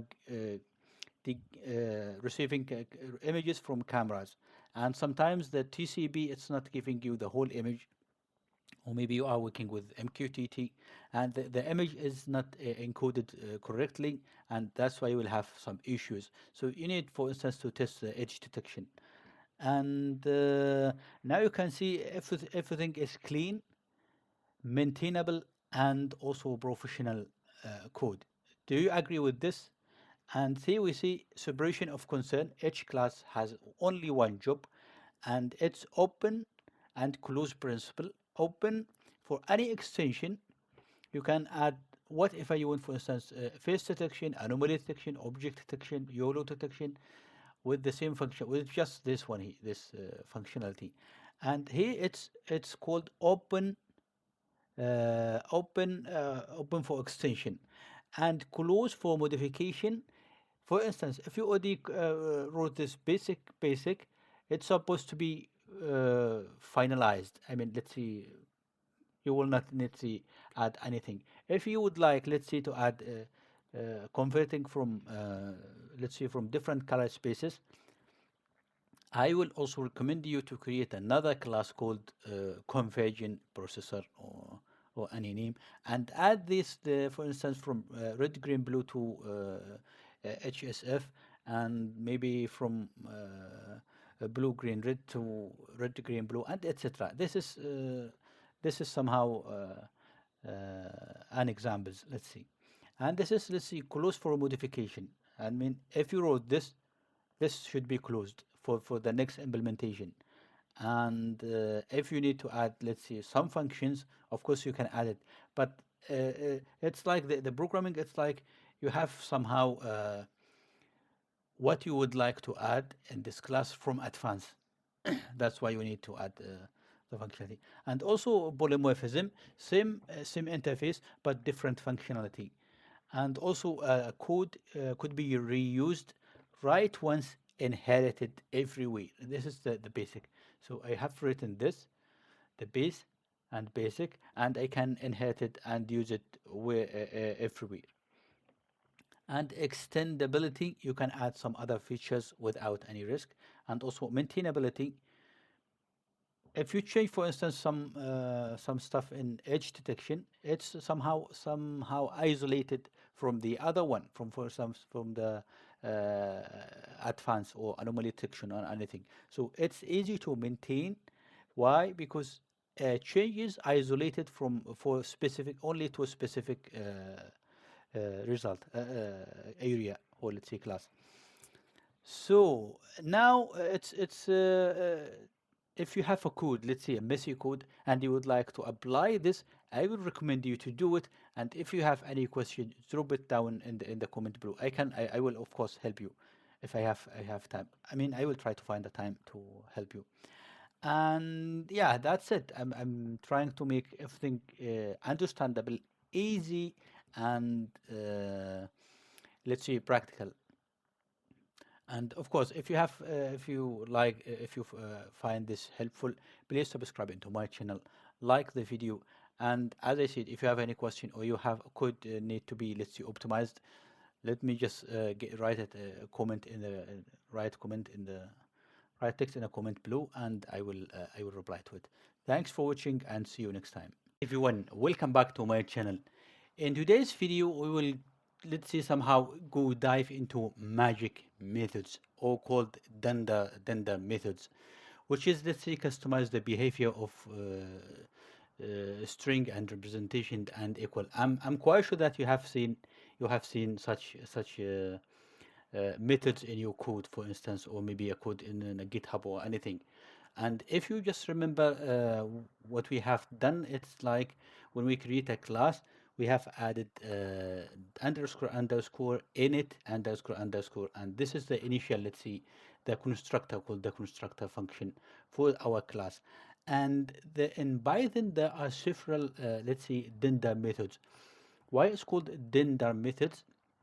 It's like double underscore, but they take the D from the first one, from the first word double, and underscore, it's Dunder. It's called Dunder.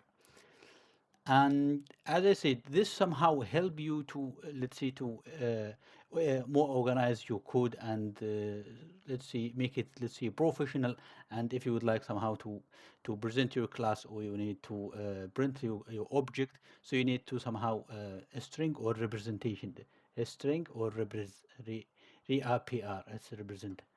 And for instance, if you'd like to compare your objects, it's equal or less than, or sometimes you need to add some objects together, or maybe subtraction. And the container methods, which is heavily used in computer vision, when you would like to read some images from your hard disk, it's you have to use this get item. And let me just, before going dive into the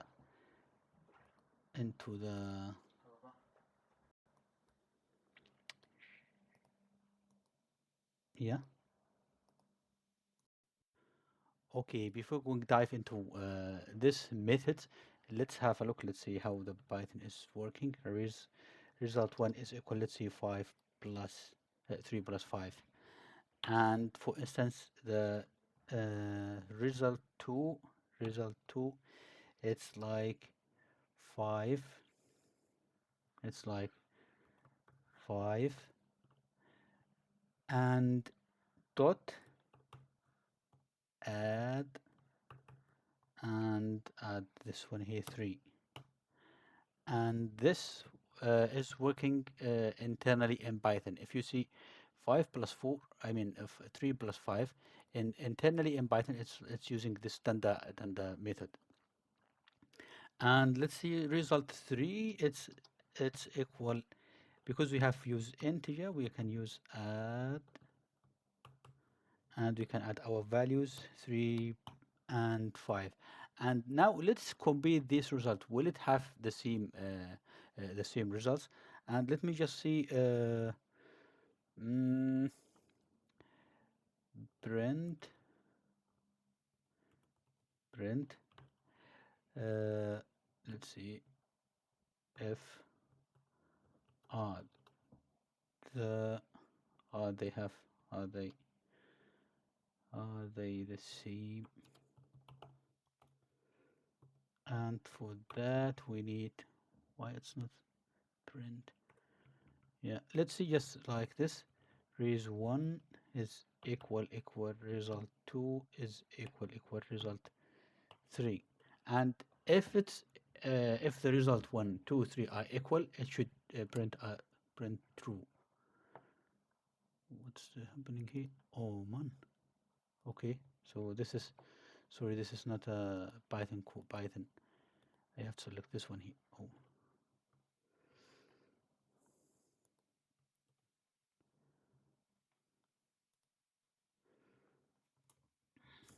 And as you can see here, these are methods. Let's see, the results are the same. Either use this, and all of these, for instance, it's used internally in Python when you see 3 plus 5. And let's create an object without Dunder methods. So let's me just create here a class. Let's see, class. I mean, before going dive into our methods, let's see dog, and we have def init init. So you can see this is Dunder method indeed. So we have name and age, right? And let's see self dot name is equal name, and self dot age is equal age. So I have covered everything related to the classes and inheritance in the previous videos. So please make sure that you watch this. And let's say I have this class, and now I need to create an object from this. Let's see d1 dog1, for instance, is dog. I have to create an object, and let's call this b. And the age, let's see, is 3 years old. 3 years old. And now let me just move it up, and here I have created an object. So now if I see I would like to print this, print the object d1, see what I can see. It's mean dog object, so it's not clear. So I need something to make it representative. And or maybe I can use, for instance, let's see, rep. If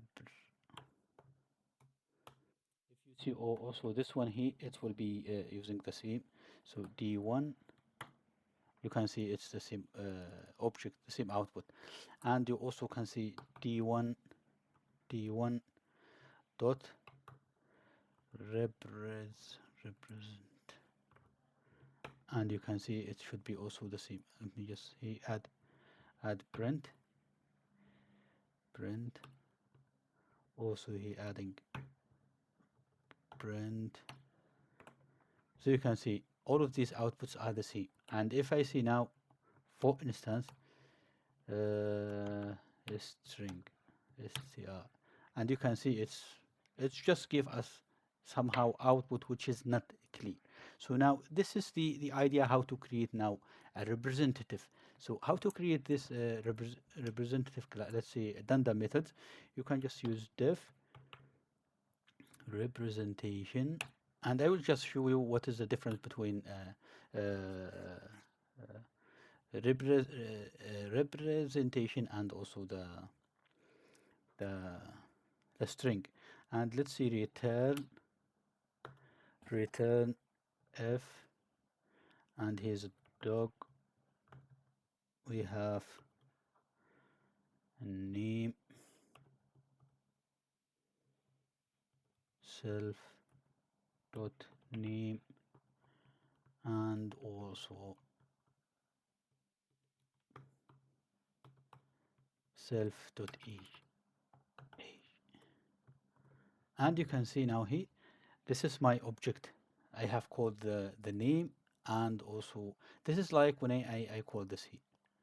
But let me just remove this because it's not a string. Let's see. And you can see now it's printing this. And representation, it's like used for, let's not use, but it's for a developer to understand the code. For instance, I have a class here which has two attributes or two arguments. And if I use let's see, def and a string a string, and here I can see just like this. Let me just copy this, or maybe the whole line.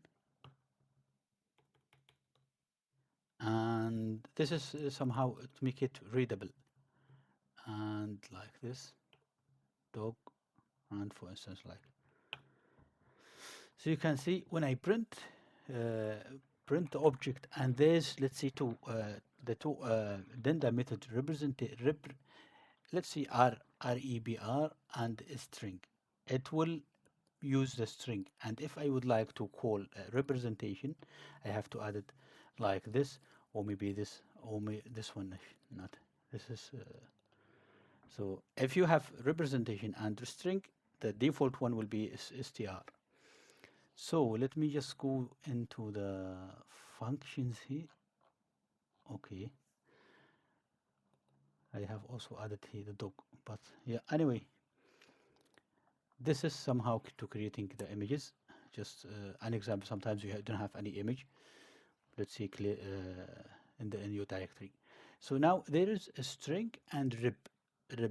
So string is like a printing function that is human readable, and the representation is a function that display object with interacting in the interacting console. It's like when you have, as I showed you here, it's like showing the object and also the parameters and arguments. So try to use any of them. So let me here. So for instance, I have this class. Sorry, I have this class image, and for the image I have data, the name, and also the shape of the data here. Now also the creation time, the creation time. Now I would like to add some representation for this class. When I create an object from this image, and when I say print this object, it should give me somehow readable text, not just like what we have seen in the beginning. It's already deleted. Let's see. Let me just see here. somehow clear text, not like this. So that's why we need somehow to create our functions here. And for that, let me just create these functions as it's the same as we have done, but with different, let's see, a string, and let's see if we see f self dot data is none. So if the image is empty, we can see return if image, let's see like this, self dot name. Now we need the curly brackets, self dot name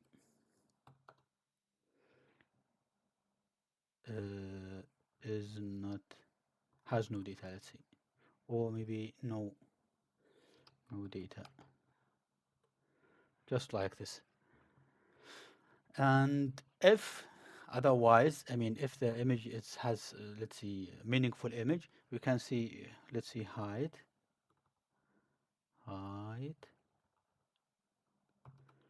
width is equal self dot shape, and we need width and height. And for the color image, we can see channel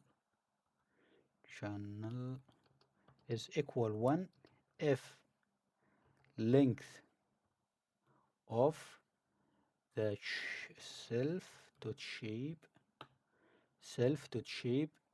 is equal to, else self dot shape, then the last one.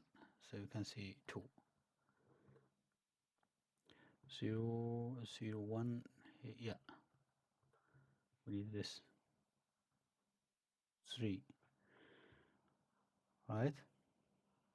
And let's see, here we have no, it's 2 indeed.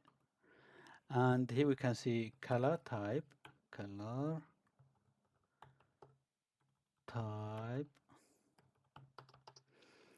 is equal, let's see, gray scale if channel is 1, right? Is equal 1, else it should be color images, right? Now here we see return, this is for a string representation, f. Now we can see image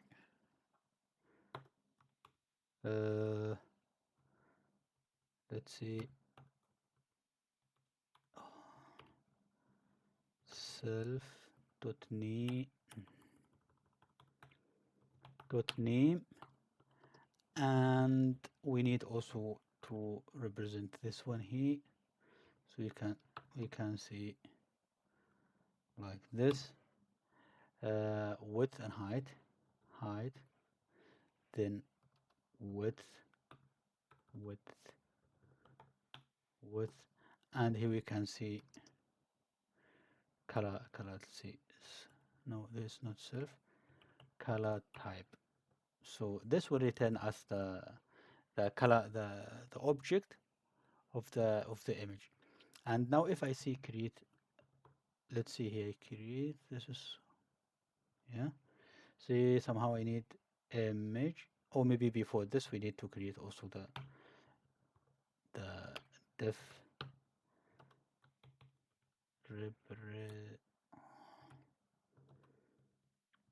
representator. We can also use this just to see if the image, it has no data, maybe should be the same, or maybe, yeah, not the same, but like this.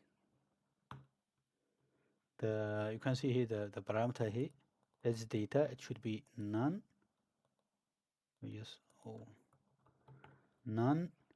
Then the name of the data should be presented. I think it should be like this. You can see cut just like this.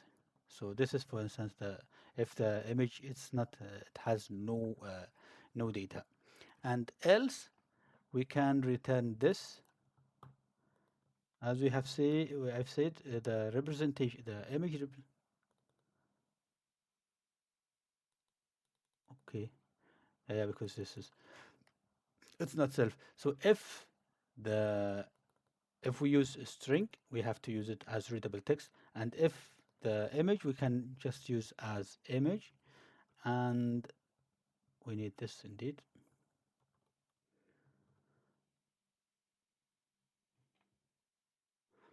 Let's see, for instance, image, and we can somehow do this. We just remove this. Now we can see image. This is a class, and array with shape. So for instance, shape. I mean, this is you can type whatever you want. I mean, to represent. Let's see, self dot data dot shape. So to print the image and also the type. This is after this. Array. Where's the closing? We have one, two, close. Now we can see dt type. dt type is equal self dot dot data dot dt type, and also name is equal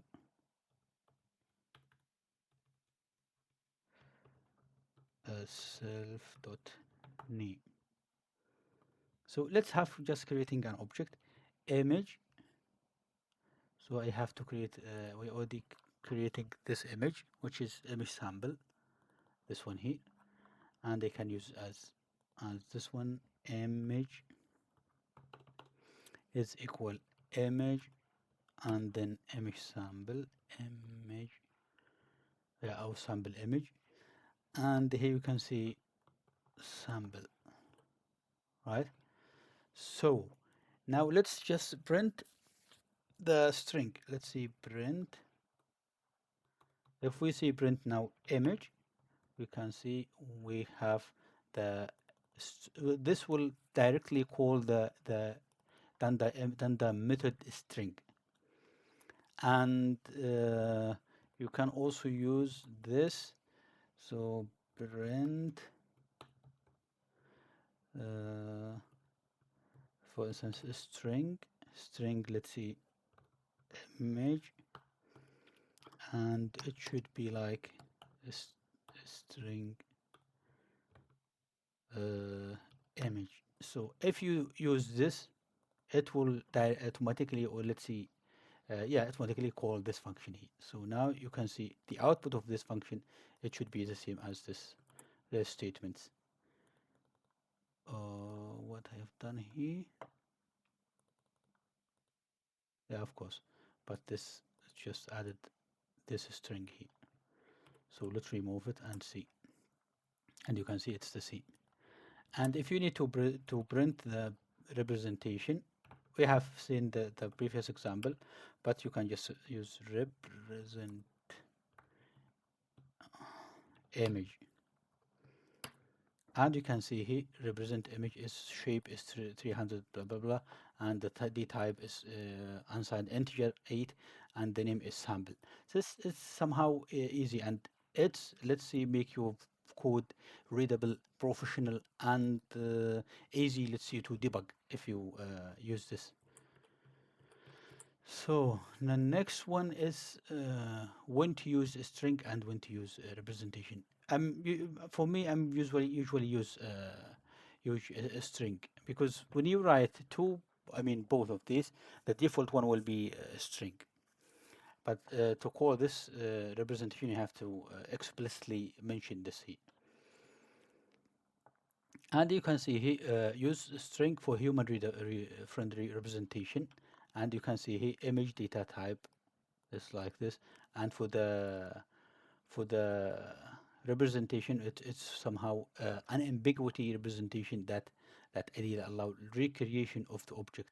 So to create object, you need this image as the image, and data type and the name. Okay, so now there are also some other magic methods which use for comparison. Sometimes you need to make to see if the object one is equal to the object two, or maybe image one is the same as image two, and for that we need to make create some functions. As you can see here, for instance, this one is equal, this here not equal, less than, uh, less than or less and equal, greater than and equal. So we can also extend this function here. So, but because it's already 22 minutes, I will try to write the code and come back to you. Wait a minute. Okay, so as you can see here, we have the string and representation, IEPR. And here we start with equal and less than and less equal. So here you can see the we have another object. Why we have another object? Because I will try to compare one object against the other object. So I have to add this as a parameter here, another. And for a good practice, you have to check if the other is an image object. Otherwise, it will give you, it will crash. But just try to make it like this. And now we need to compare, because here we have several methods, I mean several attributes. We need to check if they are the same. But for the creation, it shouldn't be the same. And I can see here, if data is none, or the other data is none, so in this case we have to return none. If not, we need to compare the ship, and also we need to check if the both images are equal. So let me just okay, because let me just remove this, and just to show you what is the equal it means. So when we try to check equal, as we have seen here, equal, it's this represented by this operator here. Now you can see with this is image 1 and this is image 2.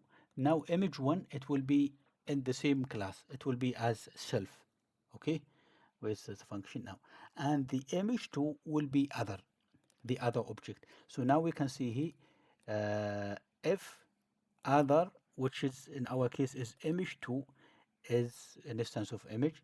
This is obvious, yes. Now we will see now data.shape. Data.shape, it will be image 1, the image 1, and the other data.shape, it's image 2 in this example, for instance. And we have seen here to check if the I are equals. So here's the data, and the other one, the data, as we have said, image 1, and other the data, it's image 2, and it's the same for the other examples. So let me just back to the code, and here we can see if the image is less than less than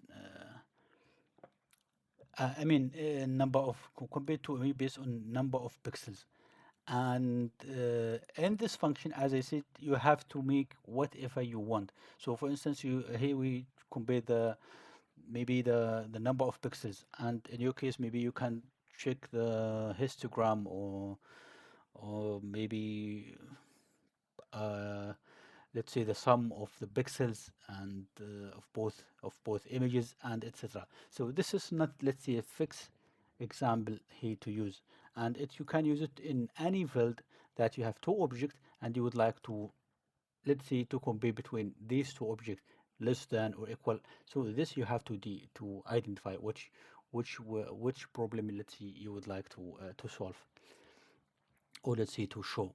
And here less than, greater than, so here it's also the same, it's just comparing the pixels, and the other one is comparing the, if the pixels, let's see. So in this case it somehow makes sense to compare if the image is bigger or less, right? It's not as I said, you can for instance see, I need to compare the images if they have the same number of ones, if they have the same number of zeros, if they have the same number of whatever. So this is up to you. And here we see if we have created three different images, and now we test the quality. So you can see image 1 and image 2 and should be false. Why? Because here you can see the image sample 300 times 2, 200, and here 400 times 300. But image 1 and image 2 has to give you true. And yeah, this for instance to if you would like to copy an image, of course it's the same, it has to be true. And this is less than or equal, just you need to make sure that this is the first object and this is the other object.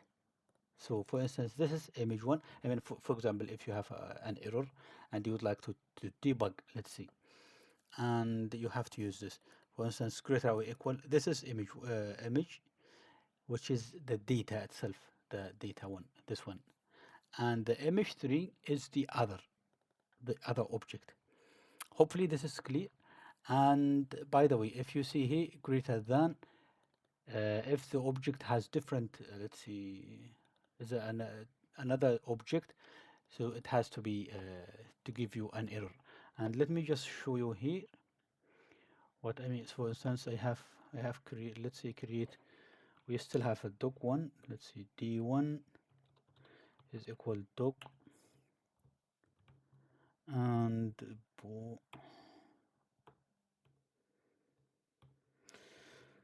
Bobby, and also 30. Oh, 3 years. Is it working? Yeah, it's valid, but I have no idea why it's doc is not defined. It has to be in this block. As I said mentioned many times that I'm not, let's see, a fan of Jupyter Notebook, but it's just for you to make things easier. Now, if I see I would like to compare this object, let let's see object image 2 and d1, and we can see image 2 and here's d1. Now, what are you expected here? So I have image 2, which will go to greater than or equal, right? And it will try to check if the other is an instance of image. In our case, it's not, because yeah, others, yeah. In our case, D1, it's not. It's a doc. Uh, it's a doc instance. It's not from image instance. So in this case, it will return not implemented. So let's just check, and you can see here type not supported between instances. And please not try to return not implemented. If you see, I just return false. Oh, sorry, false. And in this case, you can see it will just give us a false, which is, I mean, there's no way to compare between object image and object doc. So that's why they try to avoid returning false in this case. If it's not instance of this object, try to use not implemented. So not implemented, it will give you a hint that, hey, stop, there's exceptions here, you have no right to compare between these two objects. Just so hopefully this is clear. Yeah, and he try to use not implemented, not a false, let's say returning false. And there's also here a mathematical operation, add subtraction. For example, you would like to add two images, you would like to make subtraction, multiple division and power and everything. So this also represented in the Python itself, which is also included to the Dunder methods. as you can see here, this is the image, and with add, you can see here add. I will check also the same as we have done it before, if the other is instance of image, and if so, we will use cv.add, and we will add the data here, and result will return the result data and the name. So this is, I mean, I think this is clear. And for multiplication, you can also use multiply these images, and also you need somehow this scale to avoid overflow. Sometimes if you multiply 200 by 200 by, sometimes you will get value out of the range of the integer. So try to use a scale. And I think this is, we can, for instance, here to use, I will just, because it's already 30 minutes, I would like to try to extend this function here to this class, and add creating some objects, and see applying this image one and image two, and etc. If you have no idea, or let's see you need help, just drop comment below. I will read it and give you the whole example. Now this is the most, let's see, important thing here, which is get item. And if you see any deep learning algorithms, or let's see reading from a hard disk, you need to read images or maybe text, or I don't know. So sometimes you don't have the ability to read all of these images in your hard disk. So get item is a perfect Dunder method for you, which is of course used by several reading images in a Python. And just for instance, you can see here get item. We will see it in the next example. As it, just let me just mention this before I forget. Last time I have, uh, let's see, last time we have this class here, and we have figured out that this class is written in a bad way. We have figured out what are the weakness of this code, and how to optimize this code. So for that, I have also presented this here, which is, you can see, a base class, which is present only the basic image processor, and also I have here the main Jupyter notebook, how to use this. And now in the next time I will try to include, or let's see integrate these Dunder methods in our example, like this here. We will try to add, for instance,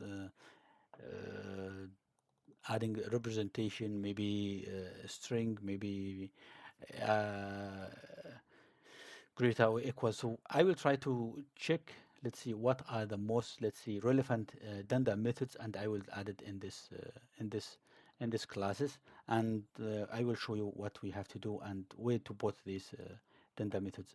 So let's be back here, and I said this also the methods that we need to take care. What is the error here? Image sample, it's not defined.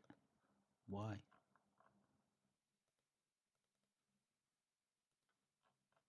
So we have to go up.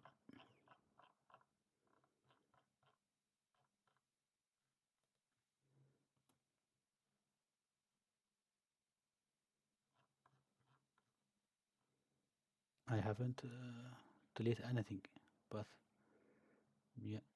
So let's see.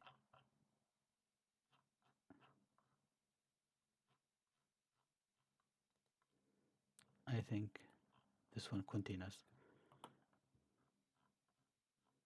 It should work now. So as you can see here, sometimes I have this image here, and I would like, let's say, to have only a set of pixels, or maybe one pixel. And let's say, for instance, this image here, I get it will try when I see image 100 and 150. Let's see, I need this pixel. It will try to call this function get item, and in the get item, it's just giving you the, sorry,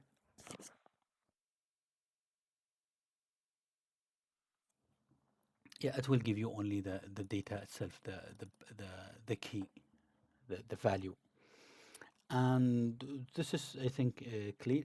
And now what we have done here, it's like, I mean, this callable object, I haven't added here.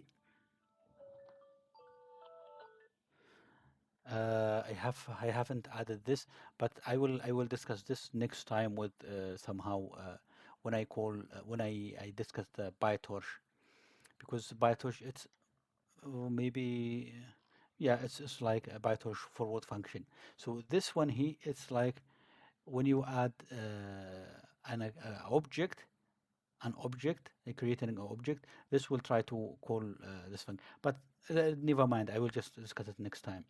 So best practice, please try to use not implemented. If there's any unsupported operations, don't use false. Okay, and maybe next step, I'm not quite sure if we can cover this, but if not, try to see all of these. Sometimes I haven't even used these, but maybe exist or maybe enter. Just somehow you would like to calculate the time of each, let's see, function, or let's see, making the inference prediction. And you need to see when it's entered the class and when it's exit. And based on that, you can calculate the time. So of course, this we will see it in the more advanced topics. And yeah, for example, you can also use, there are several Dunder methods, which is, for instance, negative, absolute, and power and infet. So try to have maybe implement this, extend this example here. Yes, and as you have seen here, I have spent much time to prepare this, and please subscribe into my channel, like the video, and of course comment, add a comment in this video. Of course, if you have any question, just drop it down in the comment below. Of course, I'm reading every comment. So yeah, thanks for watching and see you next time. You like to avoid repetitive writing Python code just to store data? What if I told you that there is a magic decorator that can save you dozens of lines of code with just one line, or let's say a few lines? In this video, we are diving into Python data class, one of the cleanest and most underrated features in Python, and this one is called data class, and this is only in Python, let's say starting in Python 3.7 and above. So in this case, in this lesson, let's say we will try to see what is the data class, what is the difference between regular class and data class, and how to write data class decorator, advantage and disadvantage, and for instance, practical examples, common interview questions, and bonus for tips. So in Python, data class is a simple way to create classes that mainly used to store data. For instance, if you have, let's see, to store, you'd like to store the data of the image, let's see, width, height, channels, data, and etc. For this stuff, you need only to, you could use data class without writing a lot of let's see code. For instance, in the normal classes, or let's say the traditional classes, we have to create initial let's see, the constructor, string representation, quick check, for instance, is equal or not, and hash, and let's see, less than or greater than, and more many functions. Now, for data class, this will be generated let's see, automatically with in a Python. So let's say, for just to compare between classes and data classes. So the code length, if you see the regular class, it's a really long, let's see, classes. But please keep in mind that sometimes it's not, you have to use classes. But just for simple cases, you can use, if you would like to store only a data, you can use data classes. We will see some examples. And the data class code length, it's shorter, of course. And he boilerplate, you have to write everything in a data class. It's Python generate everything for you. Let's see, some, all of these functions will be generated for you. And immutability, manual with the set attribute, but here you can see frozen true. and the default values you have to initialize this in any init function, and this one will be set in a class body. And comparison you can use, for instance, manual. You have to, if you would like to compare two objects, you have to use, or let's say, write this equal function inside the regular class, but here it's automatically created for you. So let's start to see how the data class is written. So in the beginning, you have to import this data from data class, import data class. So data classes, import data class. So this one here is already, let's see, built-in class. You don't need to install anything for this stuff. It's just try to use this built-in class. So for instance, here we have add this data class decorator before the class definition. And here I have two variables, let's see, name and age. And now if you would like to create one object, you just see, let's see, person1 is equal, call the class, let's see the class name, enter the file, enter the, yeah, enter the attributes. For instance, the name is Alisa and age is 25. And for example, for the person1. So now you can see print, if we would like to print object one, let's see how it will print it. So without, let's see, this function here, represent function. So this is without. So because this already created, let's see, behind, or let's see, in background with the data class itself.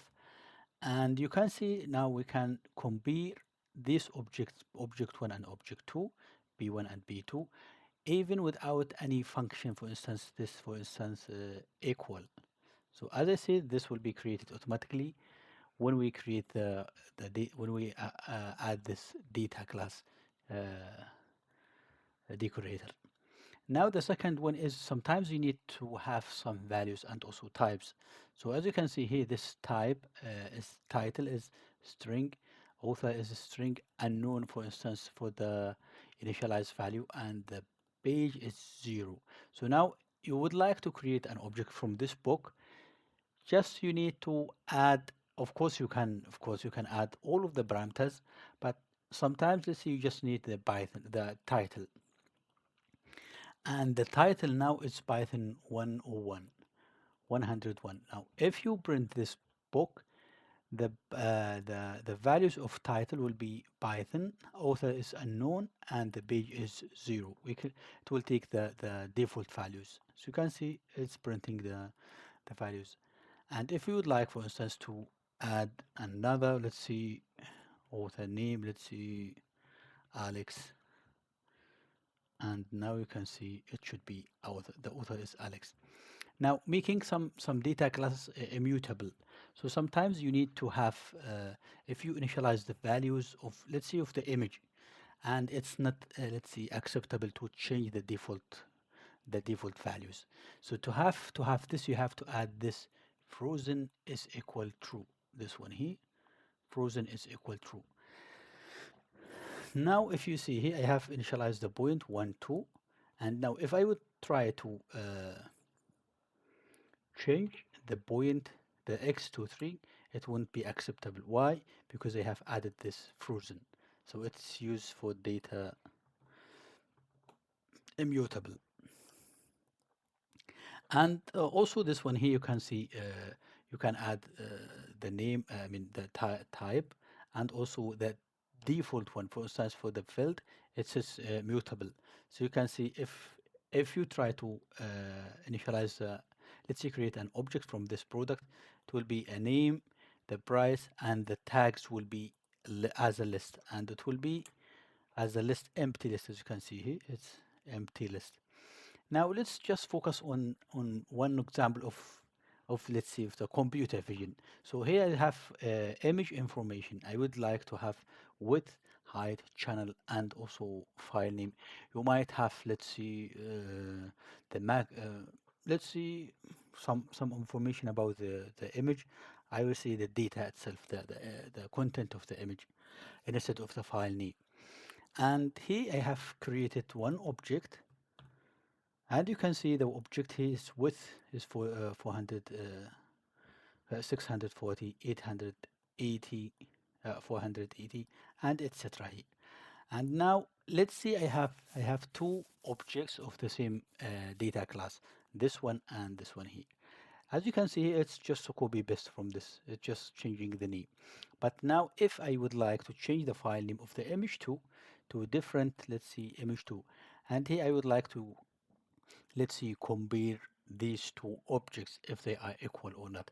So I can see here, because I changed the data here, the image file name, and you can see here it's false.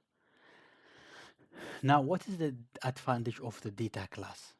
So this is, let's see, a symbol, but it's more efficient, and let's see, I'm using this in my code, let's see, many times, or let's see, repetitively, because it's saving you time, and sometimes you don't need functions. You can just use this.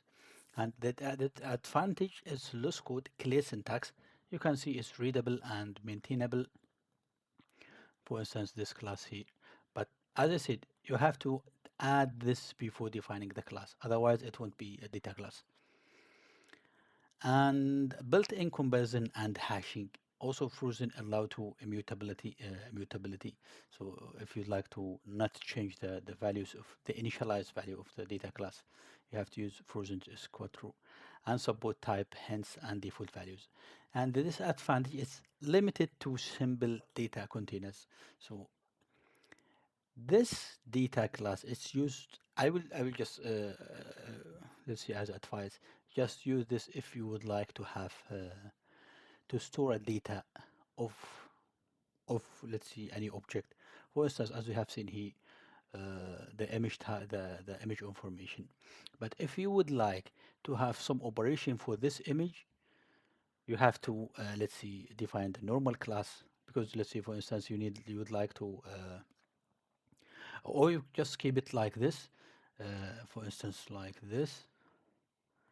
I mean, what I will do, for instance, just defining the data class as one here, like this, and use this if you would like to add some functionalities to your classes. For instance, pre-processing, post-processing, resizing, transformation, and etc. This we will see in the upcoming videos. And for that, either you have two options: to define everything in this class without the data class, and define the initialization, define all functions that you need.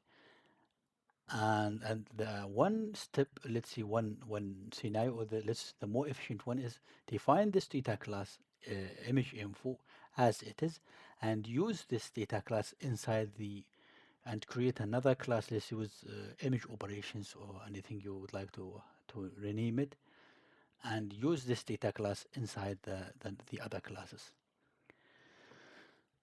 And it's like not ideal for the behave rich objects. Use regular classes, as I said, slower than plain tuples for let's see, very large data sets. So if you have a very large data set, it's slower than the normal one. And no inheritance of the post initial. Yeah, there's I forgot this. Let's see, just to have a look. Yeah, sometimes you have to, oh, it's the post initialize function. So the post function here, I have just forgot this post function. And as you can see here, you have initialized these values here. Now, if you see here, post initialization, it's after initialization, you need to check if the width, for instance, I just added the width, is maybe negative values. As you can see here, I have initialized the image info as width for -10, and edge as 100, channels as 3, and file name as this one. Or maybe you can just remove this because it has a default. But let's just try this, and you can see here it's width must be positive. Why? Because I have added this post initialization. So if now I just remove this -10, it should work. So this is let's say a boss initialization. You can add it to make sure that the all values have the, let's say, the expected values. Now you can see here the just some simple interviews question, but it's really coming in some interviews. What's the purpose of data classes? It's just to store the data of, let's say, any object. How the data class different from the regular classes, you can see in the top table. And so some other questions are somehow easy. Now you can see here, for instance, what is the output of this uh, a is equal 1. It will be true because the auto generated will be equal. It will check the values of the two objects and give you the, the result. And I think that's it for the for this data classes. And if you have any question, just drop it down in the comment below. I will, of course, answer it. And yeah, thanks for watching, and see you next time. After covering the main concept of the object-oriented and following the magic methods, Dunder methods, and data class, today we would like to dive into class, static, and instance method, and when to use which.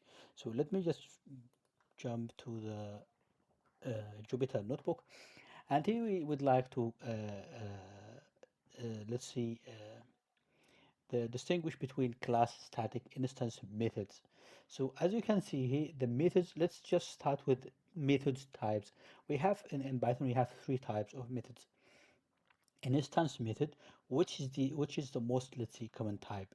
It is operated on instance of data and have access to the instance through the self uh, parameters. So if you have any class, for instance, image class, let's say, and you have some functions, for instance, like resizing the image, and if you see resize the image, you will use the data, for instance, self dot image, and this method, let's see, resize image, is called instance method, because we need to use self, and it will have access to the attributes.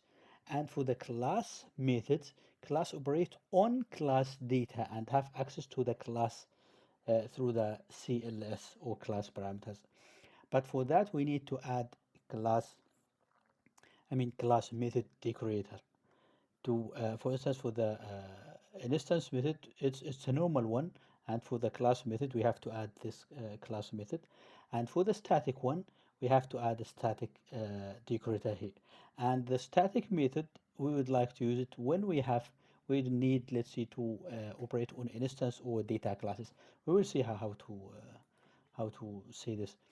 Now this is only a simple example how to just to generate an image. Let's see, just clear. So this is only to generate an image. Now let's start with the instance method. So the key characteristic of the instance method, it's use self, and they can be access modified through the attribute instance attribute data. Let's just jump to this example here. Imagine we have this image class. Here, this is our initialization function, and this, for instance, to grayscale.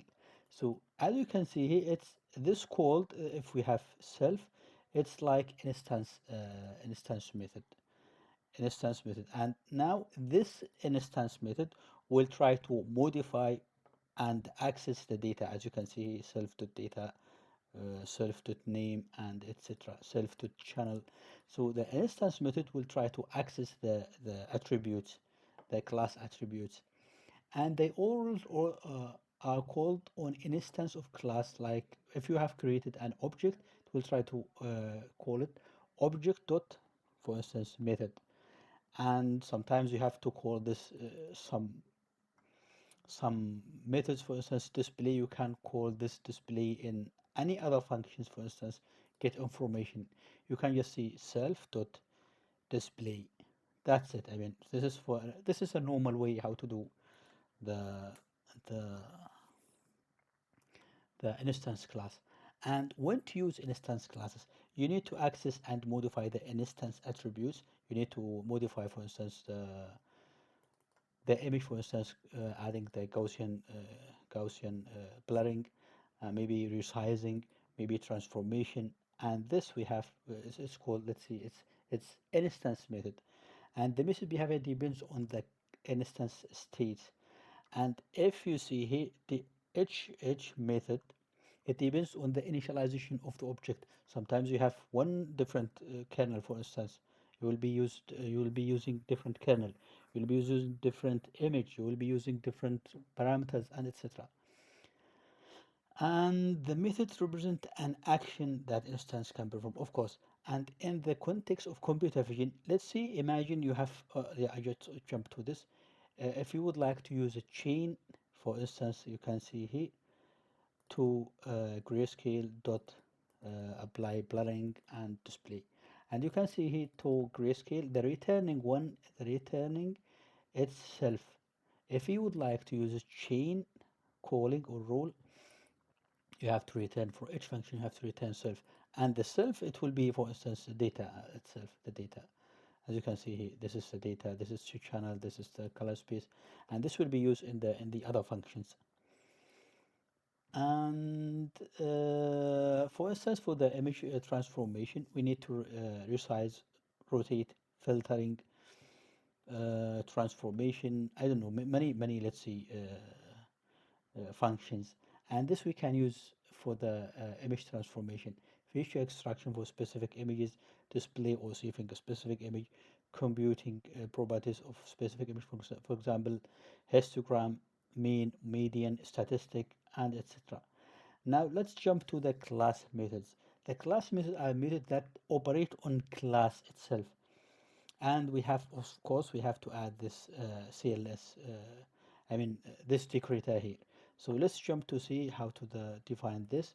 As you can see here, this is instance method, and in here we have class method, for example, from files. Now from files, as you can see here, it's access, it's let's see, the parameters is the the class itself, and also the file path. And as you can see, if we just jump to see how is the calling, so I'm not just let's see explaining everything here, because some function, I mean the main basic of this object oriented is already explained in a very details in the previous videos. But now I'm just focusing on the class method, and also static method, and etc. But of course, if you have any question on these functions, just drop comment in the a question in the comment below. So let me just see, for instance, from file, and as you can see here, if you see the class itself, the class is called image. This is the class image, and if you would like to use the class method, you can use it, the class name dot the file, for example, the class method, for instance, say image dot class method, and also the image file. Now it will try to get information of this get information of this instance. And let me just, I have just skipped something here. Yeah, and yeah, you can see here they can access and modify class attribute. Only these class attributes here can be accessed and modified, and the instance attribute, it will not be able to change it. You can see access and modify class attribute, which is any attributes that defined before the initialize function. They can't access the instance attribute directly unless instance is passed as an argument. And you can see it's if you would like to use the class instance, it's you have to use class dot method, or maybe creating this, as you can see here, creating this object here as an instance, and you can now call the functions of the other functions, the instance method. And the next one, let's see, this is name only refactoring. So the next one, I mean, why we need to use a class method? We need to create, let's say, a factory methods that return instance of the classes. So this one here is refactoring the class, and you can see it's providing the descriptive name of a different ways of creating instance. They are performing validation and pre-processing before creating an the instance. For instance, let's see from file here. So let's check if the file format is supported. I mean, this is, let's see, it's a normal methods, but it's a big. I just copied from the project. And now let's see what is the static methods. The third one is a static method. It's a method that don't operate on instance or data class data. So let's just review the first one. The instance method, it's access the data of the class. For the class data, it's access only the class attributes. For the static, it won't access anything. It just access the static method. And you can see it. We have to add this static method. They are defining using this, and it doesn't take, let's say, self or CLS as the first parameter. They can't access an instance or class attribute directly. They can be called on the class itself, for instance, class.method, of course, and we will see here. For instance, let's say this is our image class, and this is class method, and we have static, of course, yes. And as you can see here, we have is valid image data. For example, you have to have a data. Let's see here is this we are using the this is in the same class. Let's see. Let's have a look on the main image. Let's see. So this is creating image. Now you can see here I have creating the image, right? And now I have to use, if I would like to use the static, I just use the class name dot valid image data. And as you can see, if let's see, just jump to the first class, the beginning of the class, you can see data name and creation. And if you go to static, the static, you can see it's only has access only to the data. So there's no self here. So it has no access to any of these class attributes or instance attributes. For example, for the static method, it has no access to these attributes or these. Just please keep in mind. So now let's see when to use the static. You need to have, let's see, utility functions that is logically related to the class, but doesn't depends on the instance or class state. Let's see, for example, here is valid image. You just need to check if the image is valid, but it somehow, let's see, logically is related to the class, but it's not, it's just logically, because it will try to check the image of the class of the content of the image.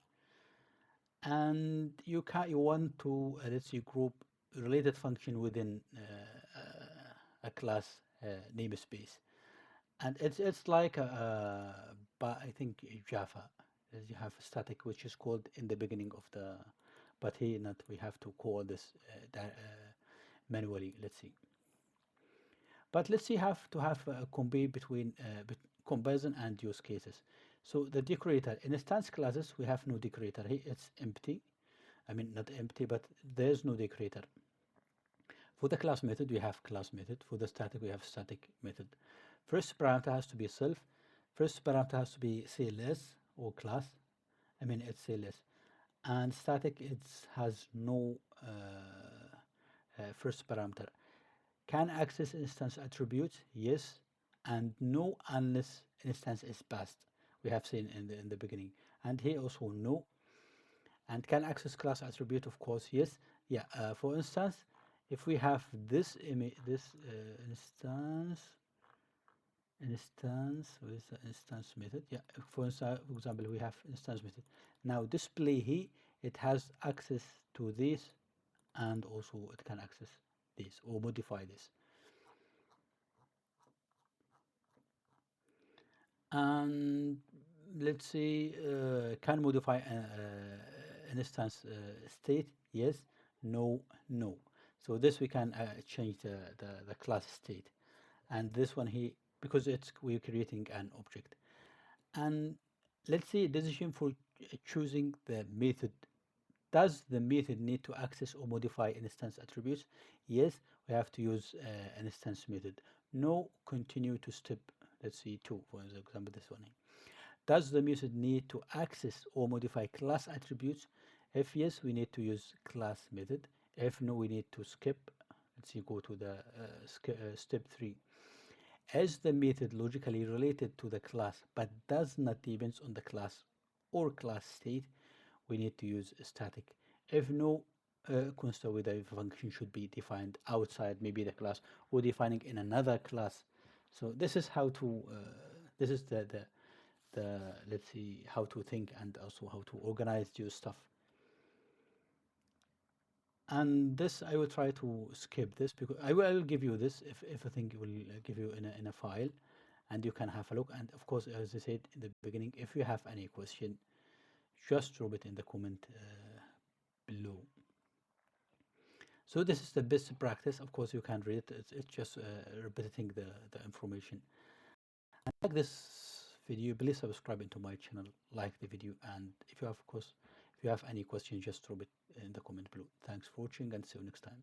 Written a class in Python and where someone might mess up your data, like for instance setting the image dimension with minus or maybe salary to 0. So in this video we are going to fix this cleanly, safely and professionally using encapsulation magic of the property decorator. And let's make our Python code smarter, cleaner, and more secure without making it, let's see, harder to read. So, what is the encapsulation indeed? Encapsulation means hiding the internal details of the class and only exposing what's necessary. So imagine you are opening the TV. You would like to open the TV. So what you should do is just open pressing the button of the in the remote, and it will open, change the channels, reduce or maybe increase that sound. You didn't open it up and check the circles, the circuits in the TV boards. You just only use this remote to interact with this TV. So this is somehow called encapsulation. And as you can see here, it's the goal of the encapsulation is prevent external access to sensitive parts of your data and provide control access through these methods. And let's say, for instance, in Python, which is I will see it's not, let's say, like restricted like in any other language. Let's say, for instance, C++ or Java. And here we can see public. If you name it like this without any, just self dot account number, for instance, and this will be accessible with the class and even with the inherited one. And you can also access this in the outside the class after creating the object. And if you see, for instance, if you add this underscore one underscore, it's this one is protected internal use and for the subclasses. And if you add two underscores, it's a private. But as I said in the beginning, these are not, let's say, restricted. Even if after you see naming this self dot underscore pen, this will be accessible even in the main, which is I will say it's a weakness of the Python. In C++, it's not allowed to access any private members. But this is I already showed this in the previous in one of the videos. I think in the introduction of the uh, classes and object-oriented programming. So let's see here basic classes without encapsulation. As you can see here, I have this class person. It has a name and also age. And during the initialization, I have say this is the name of Ali, and it has, I mean, his name, his age is 20. But now, if I change this to -5, it shouldn't be allowed, right? But in this case here, for instance, in this example, it will change the age into 5. Let's just double check, which is, let's say, not logic. You can see it's -5. Now let's see, try to see encapsulation using getter and setter with the old style. It's like, let's see, C++ and Java. For instance, for each for each in a C++, for each variable, you have to define two functions: set, I mean get, and set, or set and get. It's the same. And the set it will set the value into the variable, for instance, name or age, and for instance here in age, because this one here is protected. And the get value, it will return the value in the get. So it's like I'm interacting with just only set and get the value of the member of the variable class, of the class of variables. And as you can see here, it's like now the C++, or let's see Java, if you have set and get. But in the Python, for the Python, we can use property decorator, which is modern and clean. And let's see here, for instance, I have age, just adding this property before the function itself. And let's say I call this age. And this age will try to get to set, let's say get age, it's only a property, it will just only read only. And for the setter, we have to add the age itself, and I mean the property name, and dot setter. This will set the value, and this will set the this will get the value. And let's just compare between this and this. Here I have two different classes, two different functions, get and set. But here I have only function. You can see the same function, age and age. But this one property is read only. It will return the value, and this will set the value. And in here, I have added the, let's see, the validation, which is, if you see now, a dot page dot age, sorry, let's see 25 minus 25, which has to give you an error. You can see age can't be negative. Why? Because we have this value error here in this setter function. And you can see here, if I see object.age, it will return the value of age. And if I see, sorry, if I see p or the object.age is equal any value, this will call directly the setter function. For instance, this one here. And the read-only property is just adding a read-only property like this without any setter or deleter. There's also a deleter. And sorry. And you can see here radius. I have the radius and here area. So if I define the circle with 5, it will see the radius is 5. And now when I see radius, let's see, just object c dot radius, it will give you the radius or area. But here now, let's see if I change this and try to change the value of setter, I mean to the area, it will give you this error here. You can see area of circle object has no setter. So because we have only read only. And for that, you will save your variables. For instance, if you already initialize an image size, and for any reason, someone will change the size of the image in the I mean after the initialization. For instance, here you can just change it whatever you want, but the area and also the radius, it hasn't to be changed because already let's see radius and area here. We have, let's see if we can change the radius.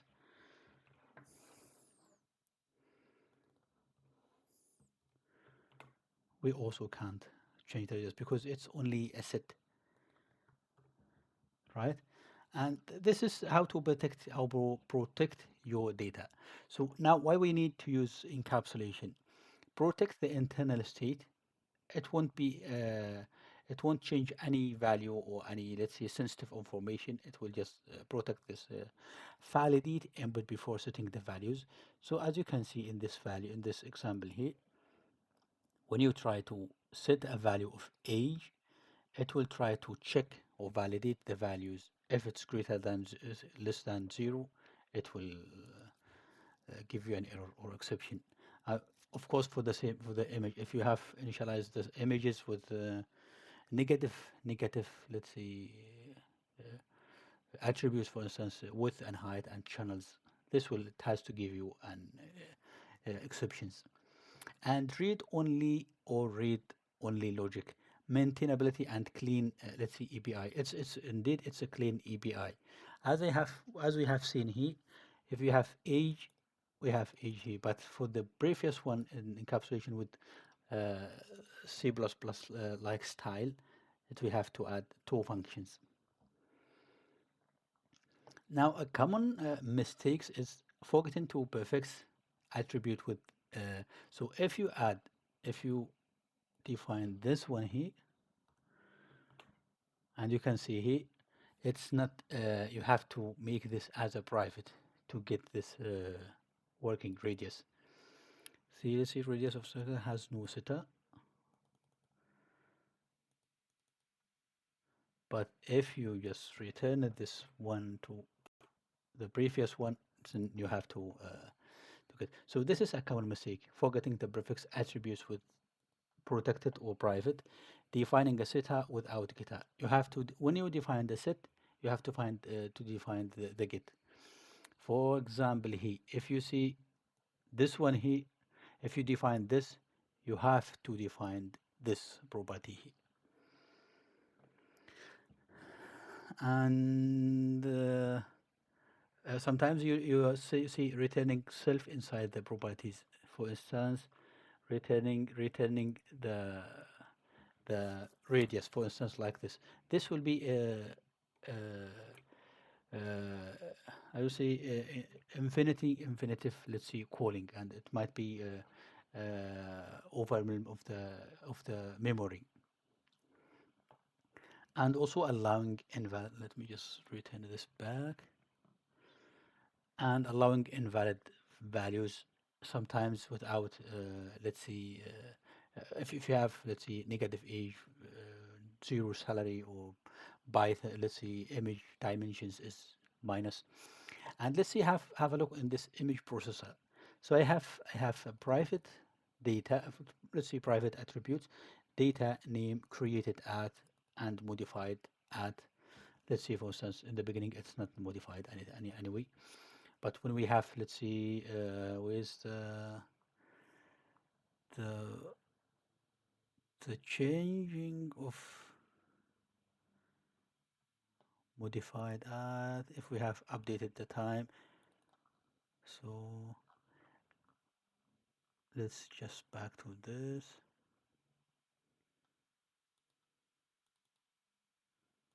modified.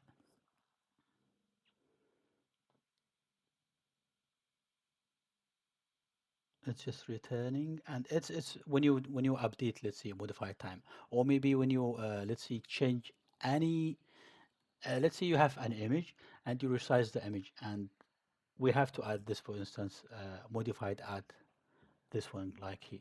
but I haven't. I just forgot to add this function.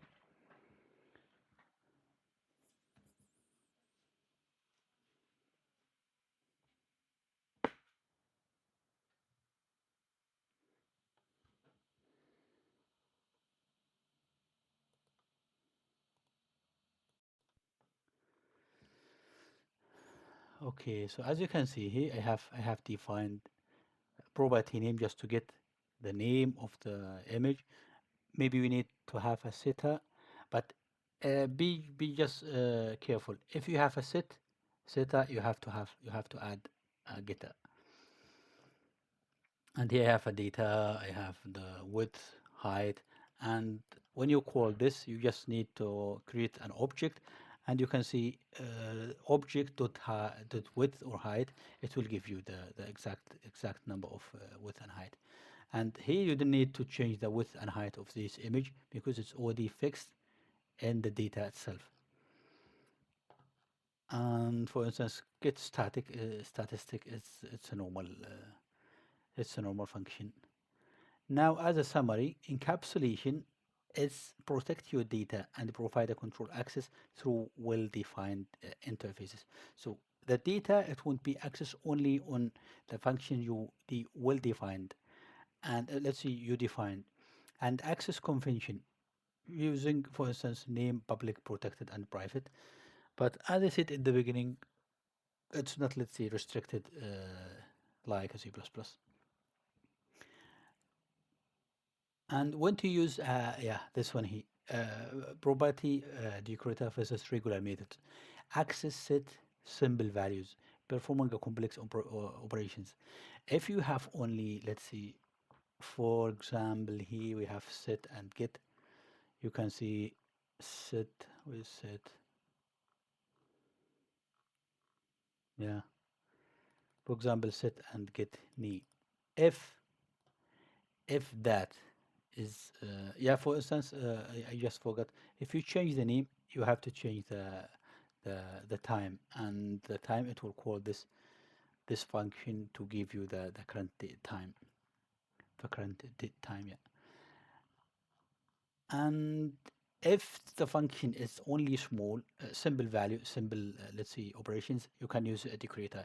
If it's a complex and you have, let's say, optimize algorithm, or I don't know, any, let's say, big function, you have to use normal methods. Computing derived values, taking multiple parameters. This only taking one value, and this the methods, the normal methods, it has several parameters. Validating a single input have side effects, having side effects. I mean, you can let's see, validating multiple inputs, but if you validate multiple inputs, it will the function will be increasing, and maybe let's see, hard to read or understand. And let's see the final tips. Sing start simple, begin with a simple basic operations, and add complex as you need. Document, use the doc string, because here sometimes I just forgot to add some doc string. No, it's here, you can see you have to use this to just show you what is the function is doing. And let's see, you have to also consider the performance caching expensive computation when appropriate. So sometimes the caching itself, for example here, it's like a caching, and maybe you have in this function here as a big data, let's say, and 10 images or maybe more than 10 images. So in this case you will have extensive memory. And I think that's it for today. But and here's to test yourself. For instance, what does the property in Python? It's turn methods into an attribute. And yeah, that's it. And if you have any question, just drop it down in the comment below. I will answer it, of course. Thanks for watching. Bye bye. I'm quite sure you already heard about polymorphism in Python or any different languages. But let's see what is the polymorphism in Python, of course, with examples and why it's useful. and how to use a polymorphism, and also real world examples and practical exercise. So what is the polymorphism? A polymorphism means many forms, let's see, many functions with the same, let's see, name but different functionality. So it's in Python, it's allow the same method or function name to behave differently based on the object calling it. It's a way of to use one interface for multiple in implementation. So let's say real life example here. If you have, let's say, start button. So you have a start button in a different, for example, in different machines. For example, in a TV, in washing machine, and microwave. And start button, it's start. For instance, in a TV, it's turn it off, turn it on. In a washing machine, it's begin the wash cycle. In a microwave, it's starting to heat, and many other examples. So the same action, but different behavior on the on depends on the object. So why we need the polymorphism? So polymorphism, it's let's see, prompt code reuse by allowing the same interface to be used with different implementation. Also make your code flexible and cleaner, and also simplicity, and also support abstraction. So let's see here we have polymorphism using functions. We have, I'm just trying to make it clear, so that's why I just take this simple examples. So once you have understand everything, let's see here, you can apply it with any complex classes. And here let's see we have a dog, and it should, let's see, it has a function speak. And the cat, the next class is a cat, and it's also speak. Now we have used this function here, which is also receive let's see, an object of any class, and here we have the object dot, for example, called the speak. Now you can see we have created two different, let's see, objects, dog and cat, and here we have call the function that will receive an object, which is, for example, here dog. And if you can see here, it will be animal, it will be dog.speak. And if we call a tag cat, it will be cat.speak. This is polymorphism using function. And polymorphism in methods, you have, for example, bird and his fly, eagle is fly, and penguin is fly, for instance. And in here you have birds, and let's see, this one here is as well, but it's the same, but no. So you can see here, this is our class, and in here we have inherited this eagle from bird, from this class here, and penguin from this class here. And if we see here, I have created eagle, and it's inherited from here. When I see a fly, it will call this eagle source high, for instance. So let's try.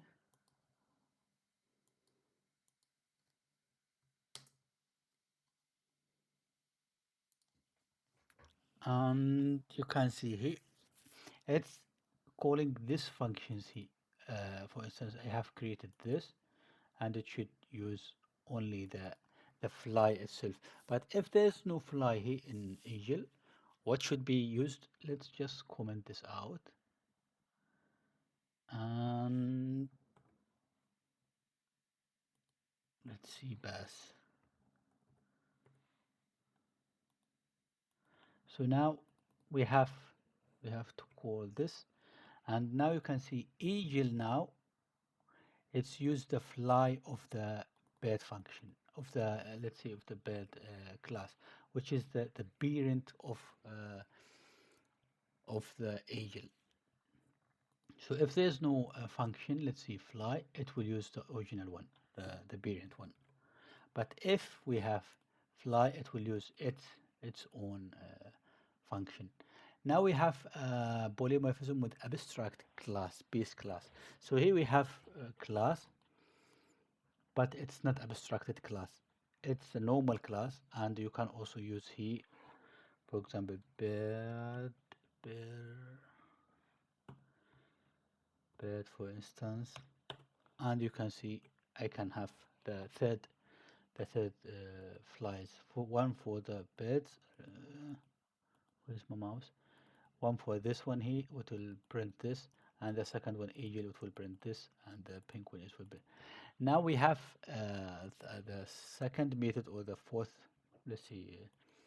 The next scenario is with abstract class. Abstract class is defining a class inherited from this ABC. Why it's ABC? It's this is a Python. I don't know. So it's class. You have, for example, shape, and it's inherited from ABC. Now you can see here I have this area here. It's abstracted method. Abstracted method means this method area here has to be implemented in the sub, let's say, derived class. For instance, see here circle, it's inherited from shape. It's inherited this shape. Now we have the same area here has to be implemented. This function has to be the same, exactly the same. So if you see, for instance, if I just change the name and run, it should give you an error. Why? Because they can't instantiate abstract class cycle. So I will just tell you in a moment why. So this has to be implemented area here because it's abstracted method. It has to be implemented in the derived class. So here we have implemented our stuff. So if you now try to, for example, here we have also creating an object from this bed, right? Now, if we try to create an object from the shape, it will give you an error. Why? Because this abstract class, it's not able to, let's see, instantiate an object from this class. So that's why we have to remove this.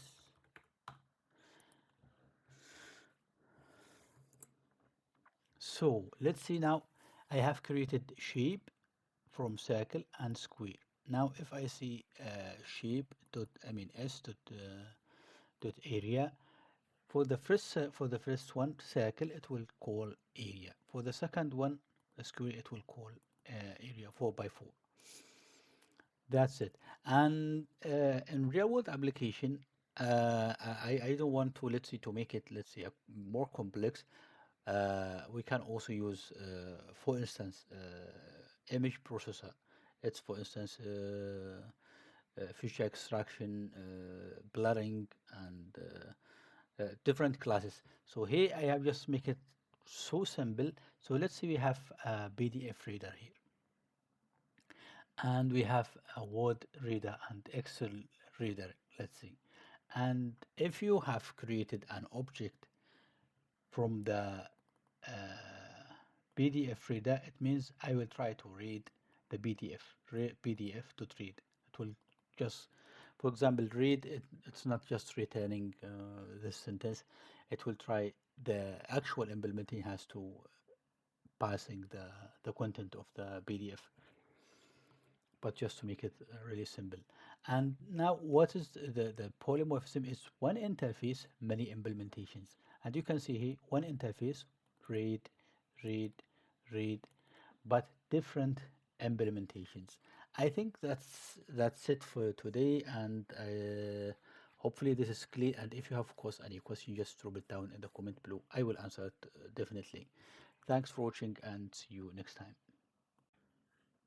We already discussed the abstract based classes in, let's say, in the previous videos, but now we will just focusing on abstract class, and we will give everything related to the abstract class. And the abstract class, as you can see, it's inherited from ABC class. So it's defined in a Python ABC class, for example, this one here. And if you would like to define a method as abstract method, you can use this one here. But we will see. So the abstract class, it's It's a class that cannot be instantiated and is used to define a blueprint of other classes. What does that mean? So imagine you have let's see a big system. Let's say just for instance in our case, image processor. And for example, you have a image processor, and or maybe let's see just make it more clear. If you have a prediction system and you have different algorithms you would like to use, for example, support vector machine, decision tree, neural network, CNN, and etc. Now, the abstract class it will define the behavior of all these classes. So, for instance, it will define in the abstract class, it will define, for example, training. The second function is predict. The third function, for instance, is evaluation. Now, all the classes of each, all the other classes, let's see for each algorithm we have a class, and the each algorithm has to define all of these, let's see, three or four functions. This called, let's see, enforce consistent API. So it's like a contract between you and let's say the company. It's just, you see, this is my abstract class. If you would like to use this abstract class, you have to define or re-implement all of these methods. We will see in a moment. And provide a common interface, prevent and implement class instantiation. Let's say, for instance, we have here, if you would like to create abstract class, you have to import this from EB, which is already installed by Python, and import EBC and abstract class. So here we have animal and inherited from EBC. Now speak is defined as abstract method. And now for the abstract class, we will not be able to create an object. For instance, let's see. For example, here I would like to create an object from this. Let's see. So I have this class. I would like to create an object, but because it's abstract class, it will not be possible because he animal is not defined. Oh no, so I have to. My bad. So here we have defined the class. Now I would like to instantiate a class. So you can see cannot instantiate abstract class animal with abstract method speak. So for that we will see it's like as I said it's like a contract. So now if you have an animal you would like to inherit it from this class, it has to redefine or re-implement this speak. For example here subclasses dog, it inherited from animal, and it has to implement this speak, and you can just use it as a normal one. So the speak, the d dot speak, it will use the subclass method. Now if you let's see you have inherited this animal, you just use this animal inherited from this animal here, but without implementing the speak. For example, let's just change the name speaks. So the function here, the abstract method, it's speak, but here I just add speaks, or let's see speaked. Now if I try now to create an object from dog, it will see it's an abstract class. It's not able to create an object. So that means we have to implement each abstract method in this animal. So you can see also if you see here I have let's see inherited the animal. It's the same stuff. I have inherited a cat, but without implementing the speak, which is abstract method here. It will give you the same error as the before. It's cannot instantiate abstract class. So for that you have to re-implement the abstract class. So let's see here for the payment. For the payment, you can see credit card. or PayPal or any other, let's say, payment. But in the main class, in the, let's choose the main class, of course, and the payment method, it's the abstract class, and the abstract class inherited also in these two classes. Now, if you create now object from this, it will, let's say, uh, for example, if you see here,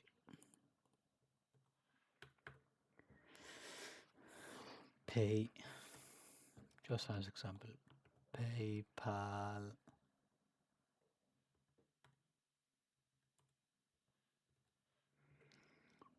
and now you see, not pay, but just pay, pay. Now you can see what is it here. Pay has okay amount of money. Pay 100, for instance, and it will pay 100 with PayPal. And if you change the div, the character, the object here, the class here, it will just give you pay with credit card. It will call this function related function. So this is, you can see the advantage of payment for the abstract class. You can see I can use the same functions, and someone will ask why I need this abstract class while I'm just defining the full functions here, pay and pay. As I said in the beginning, it's like abstract, and to make it more efficient, and if you would like, let's see, to add another class, let's see, I don't know which payment is method is already there.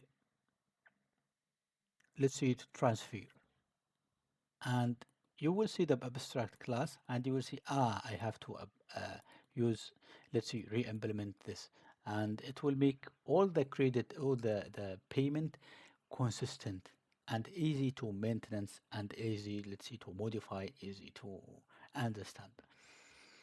And sometimes you have multiple abstract methods, for example, cycle, and they have start and stop. And for that, if you have inherited this, if you have inherited from cycle, you have to implement every abstract method. So if you, let's see, you have here, it's not here, but it's the same. But as I said, this one here, if now you create a class, I wanted to make it a big video, class car.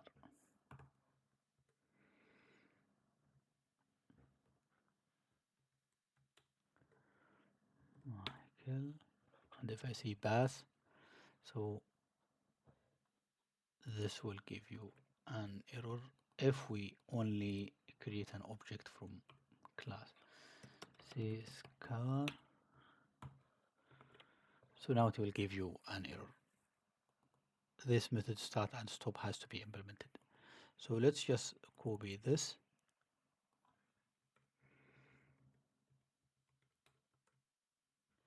Can we have like this? Of course we can, but we need also the stop.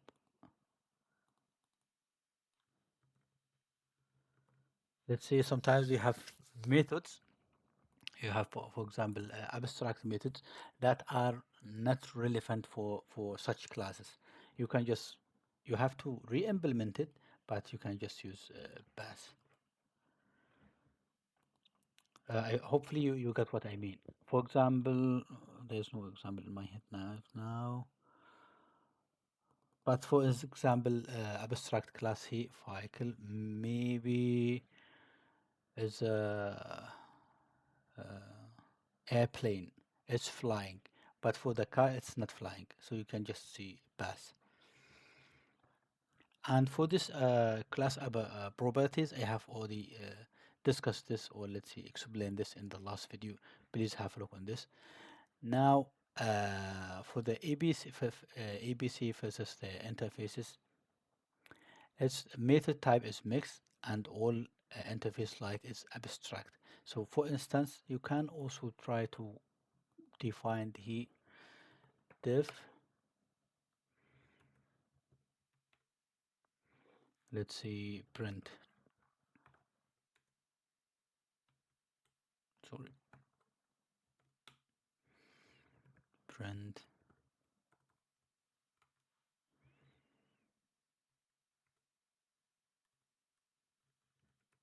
I don't know, just like this.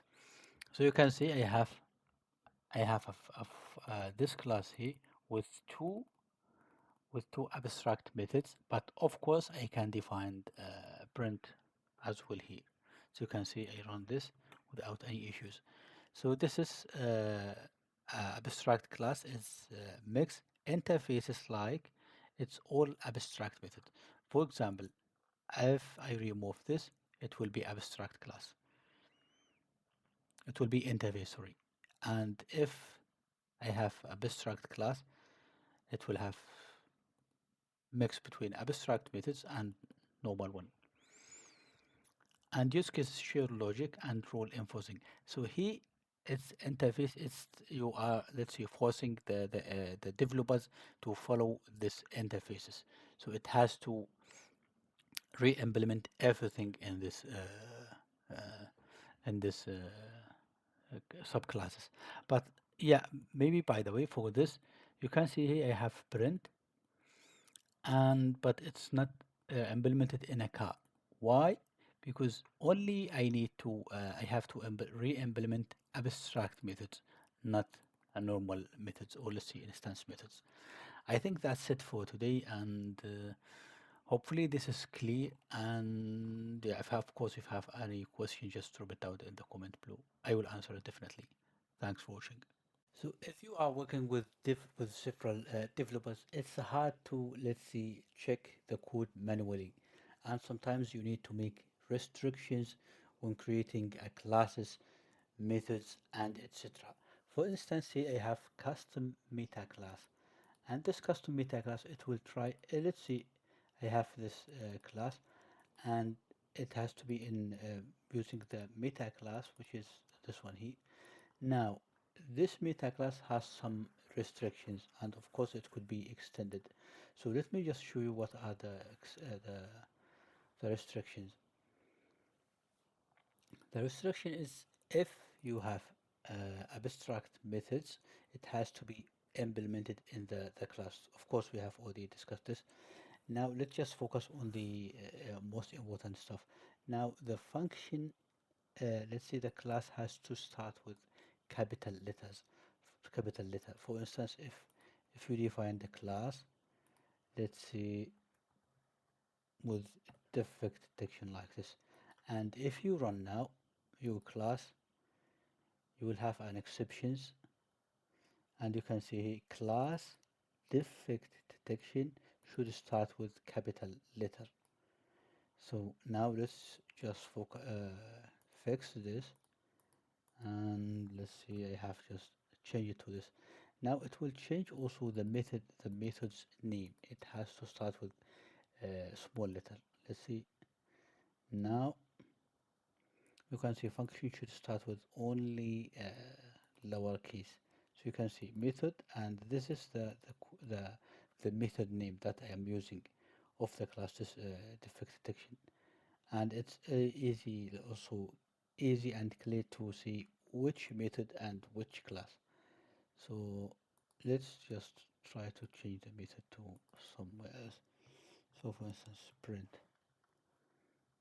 If I see now run, you can see method print of class defect detection has to be lowercase. Now let's just start make change this to print, I mean small letter. Now let's start again. And you can see here, it's make sure that you have provide a documentation for method print of the defect detection class. So now you have to add a documentation for this. Let's see like this. And now if I run, now it should run without any issues.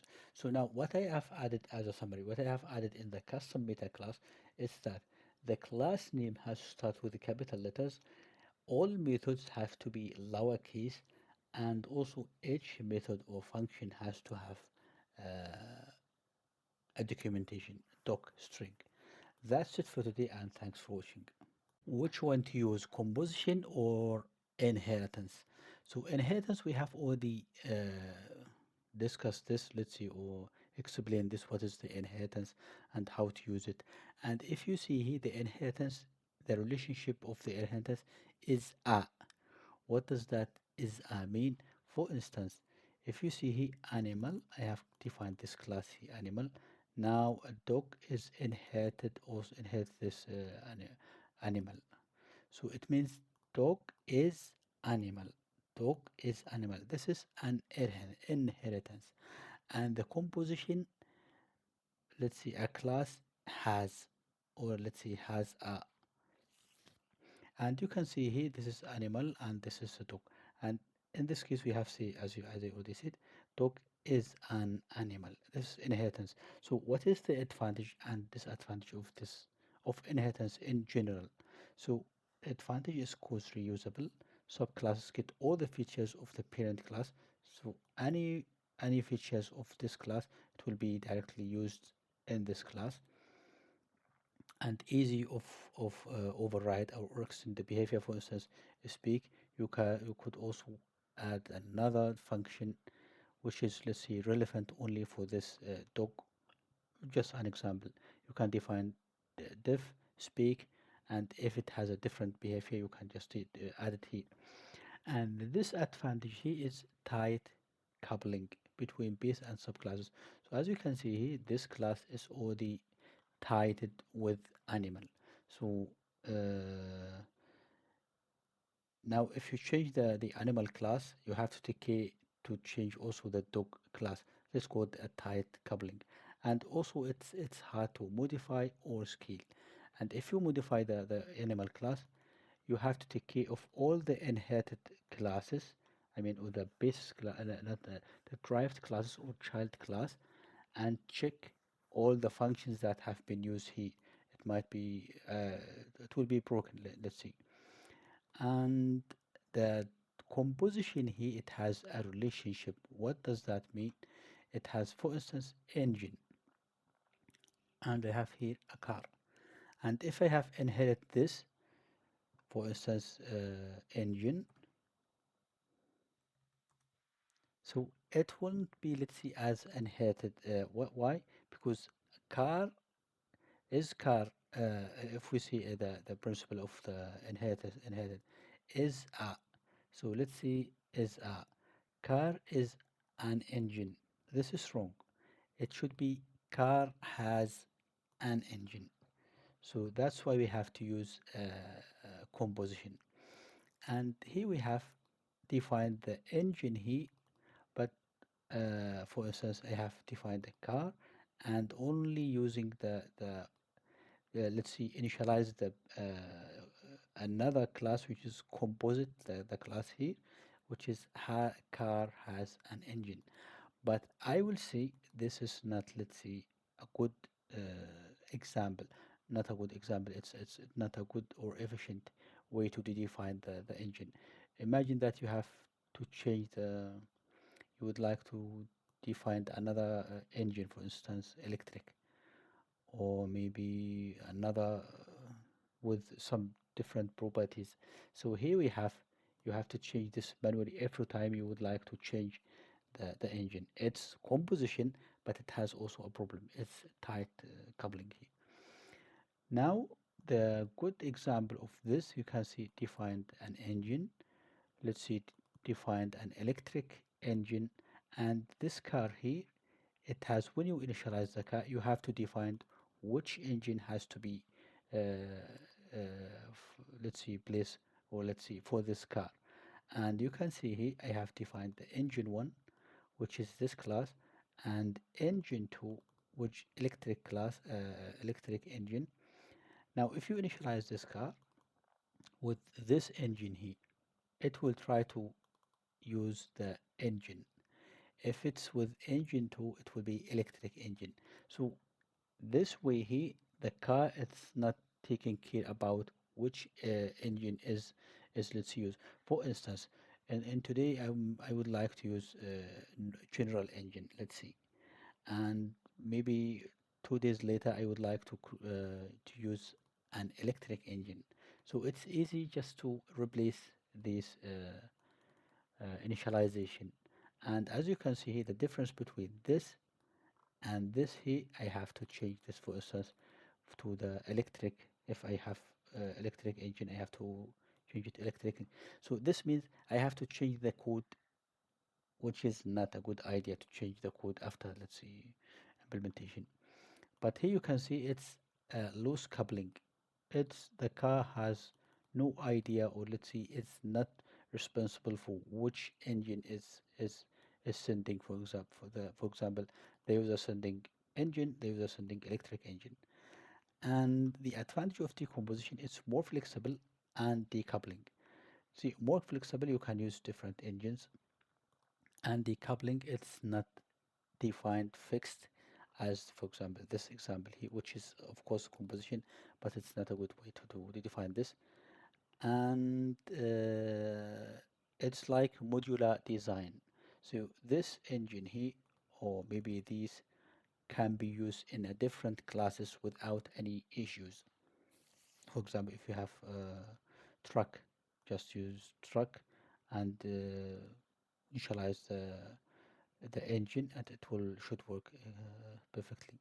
And now this advantage, it's need more initialize component. If you see, I have to initialize the other classes, and also this one here, and slightly more complex. It's really complex, but when you let's say used to use this composition, it will be somehow easy for you. So let's just compare between this and this. I mean, inheritance and composition. As we said, is a, and the composition has a. So code reuse, you can use, of course, inheritance. For example, if you have one class, you can use it in any different class, just import and inherit it from this. For example, car, truck, airplane, I don't know, and anything. And the composition as well, you can use composition. Flexibility is rigid.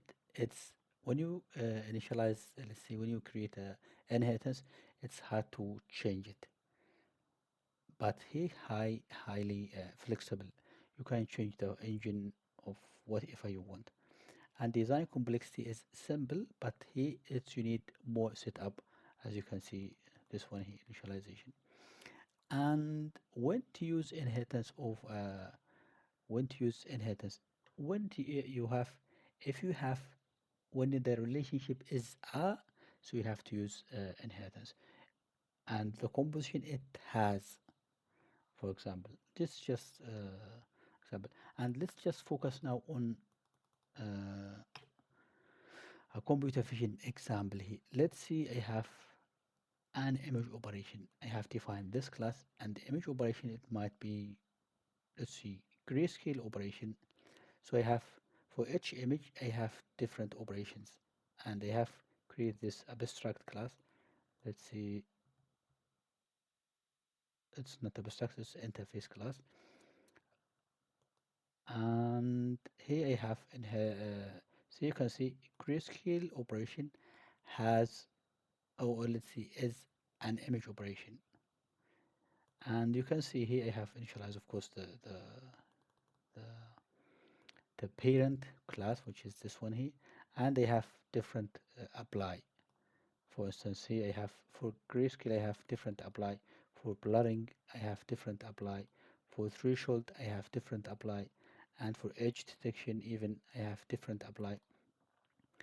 For the morphological operation, I have different apply.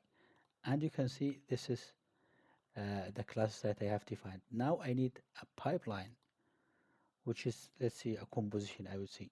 So you can see image pipeline, it has operations. And what is the operations? It might be edge detection operation, it might be threshold operation, it might be blurring operation, and etc. Now, if you see here, I have to add the operation that I would like to apply to this image, and it will just adding as in a list. Let's see. And if I would like to process, I will just go through one by one, and giving the, let's see, the result, the result of the first operation, it will be as an input to the next operation. Let's just like this. And if we would like to visualize this, you also need to have the same operations, which is already defined in this self operation. Now let's just jump to this. Let's say I have to create a pipeline. I have to create a pipeline which is called edge detection pipeline. For the edge detection pipeline, you have to add operation, grayscale operation, blurring with a filter kernel size, this one here for instance, and the next one is edge detection. And this is the pipeline of edge detection. Of course, we will discuss this in a few more details with numerical examples of the edge detection, canny algorithms and others. And the next pipeline is threshold pipeline. You have to make a grayscale operation, blurring, and threshold operation. And for this one, it's as well. So it's, as you can see, I can apply whatever I need for this, for each image. And here I have three different let's see, operations on the same image. And here you can see I have to visualize this, which is this one has to be an image indeed. As you can see, visualize steps, it will receive an image, and here I have the copy the image, for instance, just to keep the original image from the different make a copy of the image. So the image itself, this one here, it won't be changed if I have something, let's see, applying some operations. And this operations, it is just taking the operations that I have added in this pipeline here, for instance. I think this should be okay. And of course, if you have any question, just drop a comment below. I will answer it definitely. And this is some questions: is a book is a library, or a library has a books, and etc. Just to understand the inheritance and composition. That's it, and see you next time.